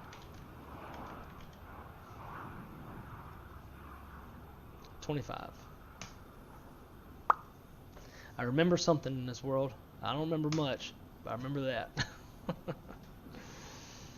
So good, and man, that's a good conversation. It's so much fun, like, and that's what I told Jay when he was becoming a dispatcher. I was like, dude, one day we're gonna like actually get to talk to each other in dispatch lingo, because like what we do is it's very precise, I guess. I don't know. There's no real other professions that do what we do and would understand the lingo and the things that we're talking about. Pilots will to an extent, but even pilots won't fully understand the shit that we talk about, just because they are a different side of the operation. And it's always cool to like sit down, especially like with our chief pilots, like our guys at my airline who, you know, they're the top dogs. They're the most knowledgeable from the pilot side, but there's so much they don't know from our side, and like how we do things and how we make decisions, and how we see things, how we look at things. So it's just always really cool to for those paths to cross. And so I was always looking forward to the point that whenever Jay would become a dispatcher, that we'd get to talk shit about LaGuardia or Newark or whatever the case, and like, oh yeah, man, those motherfuckers went into a fucking flow program, like a tier 2 flow program, or like a nationwide scope flow program, blah blah blah. Like there's just so much stuff that like we understand as dispatchers that most other people don't. And it kind of makes it fun. It's like a little bit of a brotherhood kind of thing. So son of a bee, it's 40 nautical miles. I was wrong. Oh, you were told wrong. See, so from one dispatcher to another, Jay, always be careful of what you're told. Don't take what you're told as the gospel, right? There's one dispatcher that I work with who I will mostly take as the gospel. He's been in the game for like 22 years. Fucking smart. Great dude. Just a wealth of knowledge. I mean, he's kind of like V1, right? For us as flight simmers, we can watch V1 for 10 minutes, learn something. On the dispatch side of the world, he is the V1 of dispatch. Very down to earth, very humble, great guy. I very much admire him. I wish I had the brain cells to remember and know everything that he remembers and knows. Love this dude to death. And so, like, whenever I don't know something, I go to him.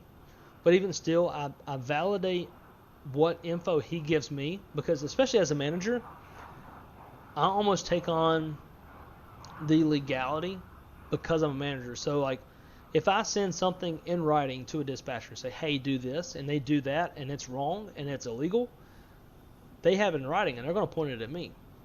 So, if there's something I don't know, I go to him and get, like, he will give me the direction in which I need to go to look something up or figure something out, and then I'll validate whatever that is.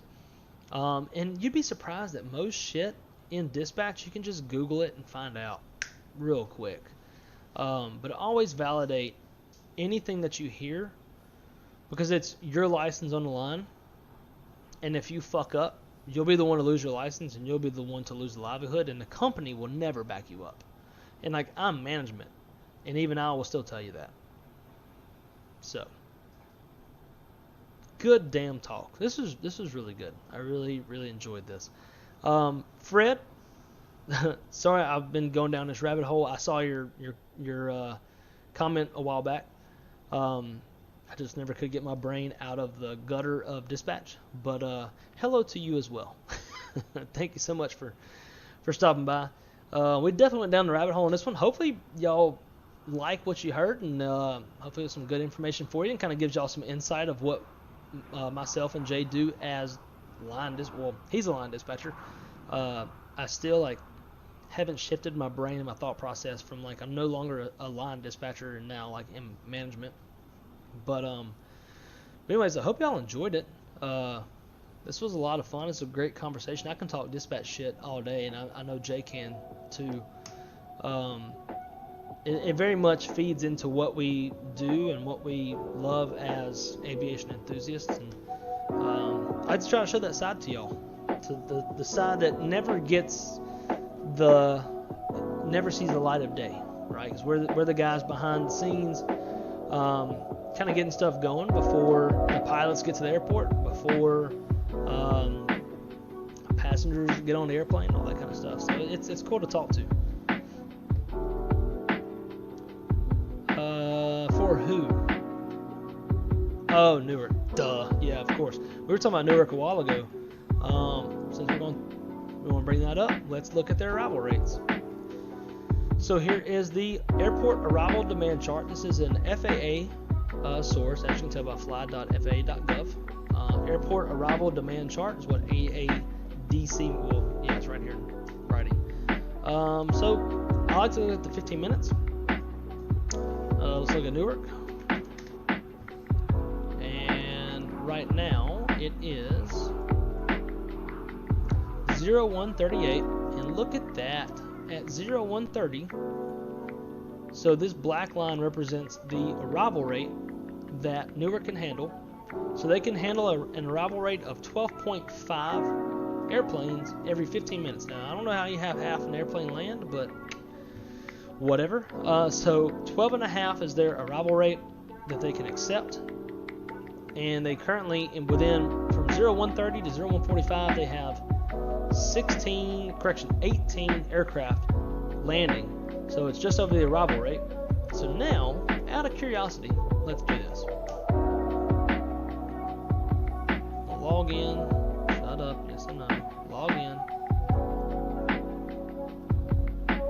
And let's filter by Newark arrivals. And let's see if we see any holding, anything looking kind of funky. Because as dispatchers, this is kind of what we do. We look for stuff that looks odd. So if you see an airplane that's facing the opposite direction than what they should be facing, that's a red flag. Let's see what this guy's done. Oh, he came from all the way up here, so... Oh, that's Emirates. So he hasn't held... what about this guy? Came in from St. Louis. He has not held. Just some delay vectors.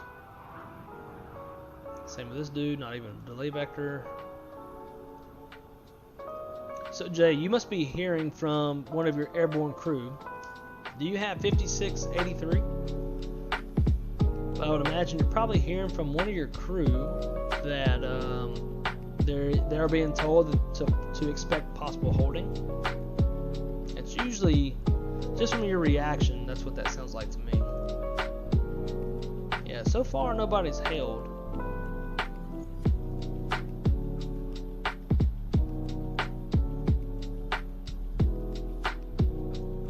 But if that arrival rate is accurate, as it should be, there will definitely be some holding going on here in the near future.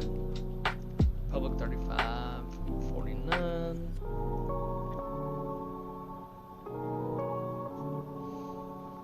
Driving to from LaGuardia is getting better. Will always be a mess though. Yeah, absolutely.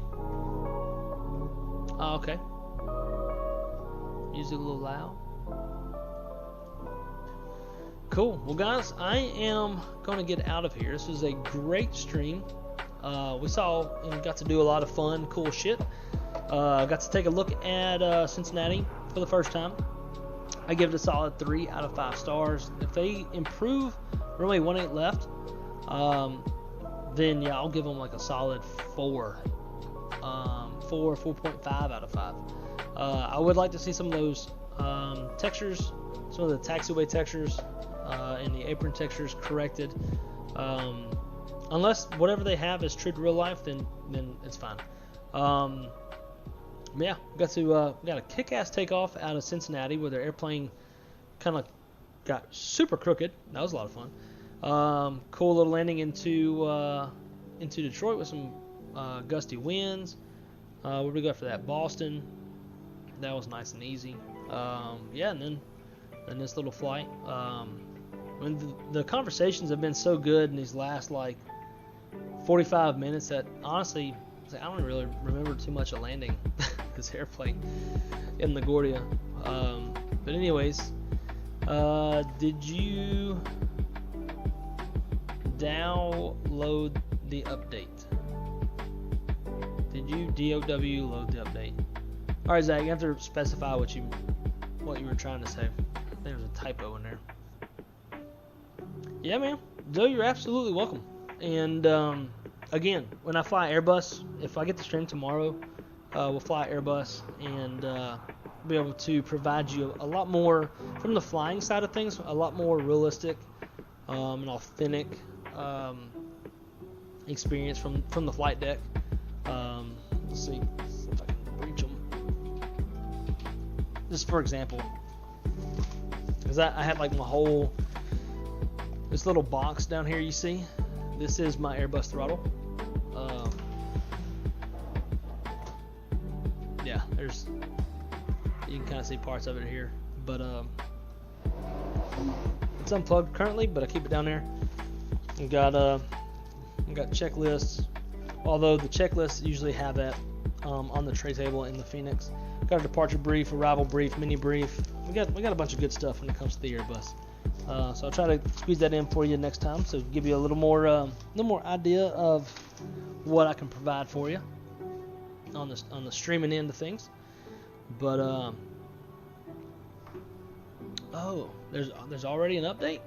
See, I knew it was going to happen super fast. I bought it late last night, like midnight or so. I bought it. So if there's been an update since then, no, I have not gotten it. And I'll have to look and see, like, I'll download the update, check it out. If 1.8 left is good, then I'll have to go fix my thumbnail and change it from like a 3-star to a 4-star. And I fully figured that they would probably fix that pretty quick, but I can only go based off of what I'm seeing right now, right? So, anyways, guys, I'm gonna go hang out with my girlfriend, spend the night with her, and enjoy her company. But I appreciate everybody, all the new subscribers. Thank you so much for your support for the channel. Please smash that notification bell. Hope you enjoy the content. Hope to bring way better content for you in the future. And I'm always open to suggestions. Feel free to reach out to me in the Discord. The link is in the description below. If you're interested in the Cincinnati airport, it's also in the description below. Also ask that you stop by my buddy Shaq's channel. Give him a shout out. Tell him that he's getting rated from the wrong side. And he'll know exactly what that means. My channel is probably between the Blue Experience, V1, and Shaq. Easily, it has to be at least half the 300 or the 600 folks that I have subscribed is probably because of them. So I would greatly appreciate if y'all go and check out Shaq and say what's up to him. Just let him know that y'all came from the wrong side, and he's a great dude. If you enjoyed my content, you will absolutely enjoy his. And I'm also in his chat all the time. But guys, thank y'all so much for the hospitality tonight. Thank y'all so much for coming and hanging out.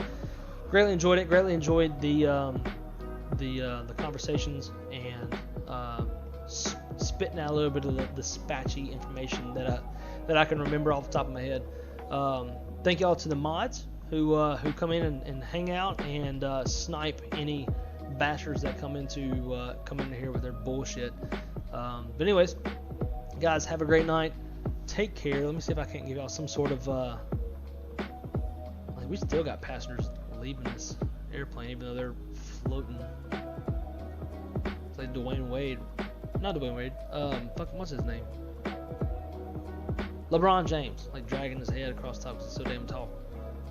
But yeah, this needs to be fixed. It's all because of the airplane. I don't have the GSX profile for the airplane yet. I'll either make one if there's not already one, because this needs to be fixed. This is not great. But anyways, guys, I hope y'all have a great night. Thank y'all so much for coming to hang out here on the Wrong Side channel, and we'll get a stream in hopefully tomorrow, maybe the next day. But until the next one, be good, or be good at it, and keep it on the wrong side, and we'll see you on the next one. Y'all take care. See ya.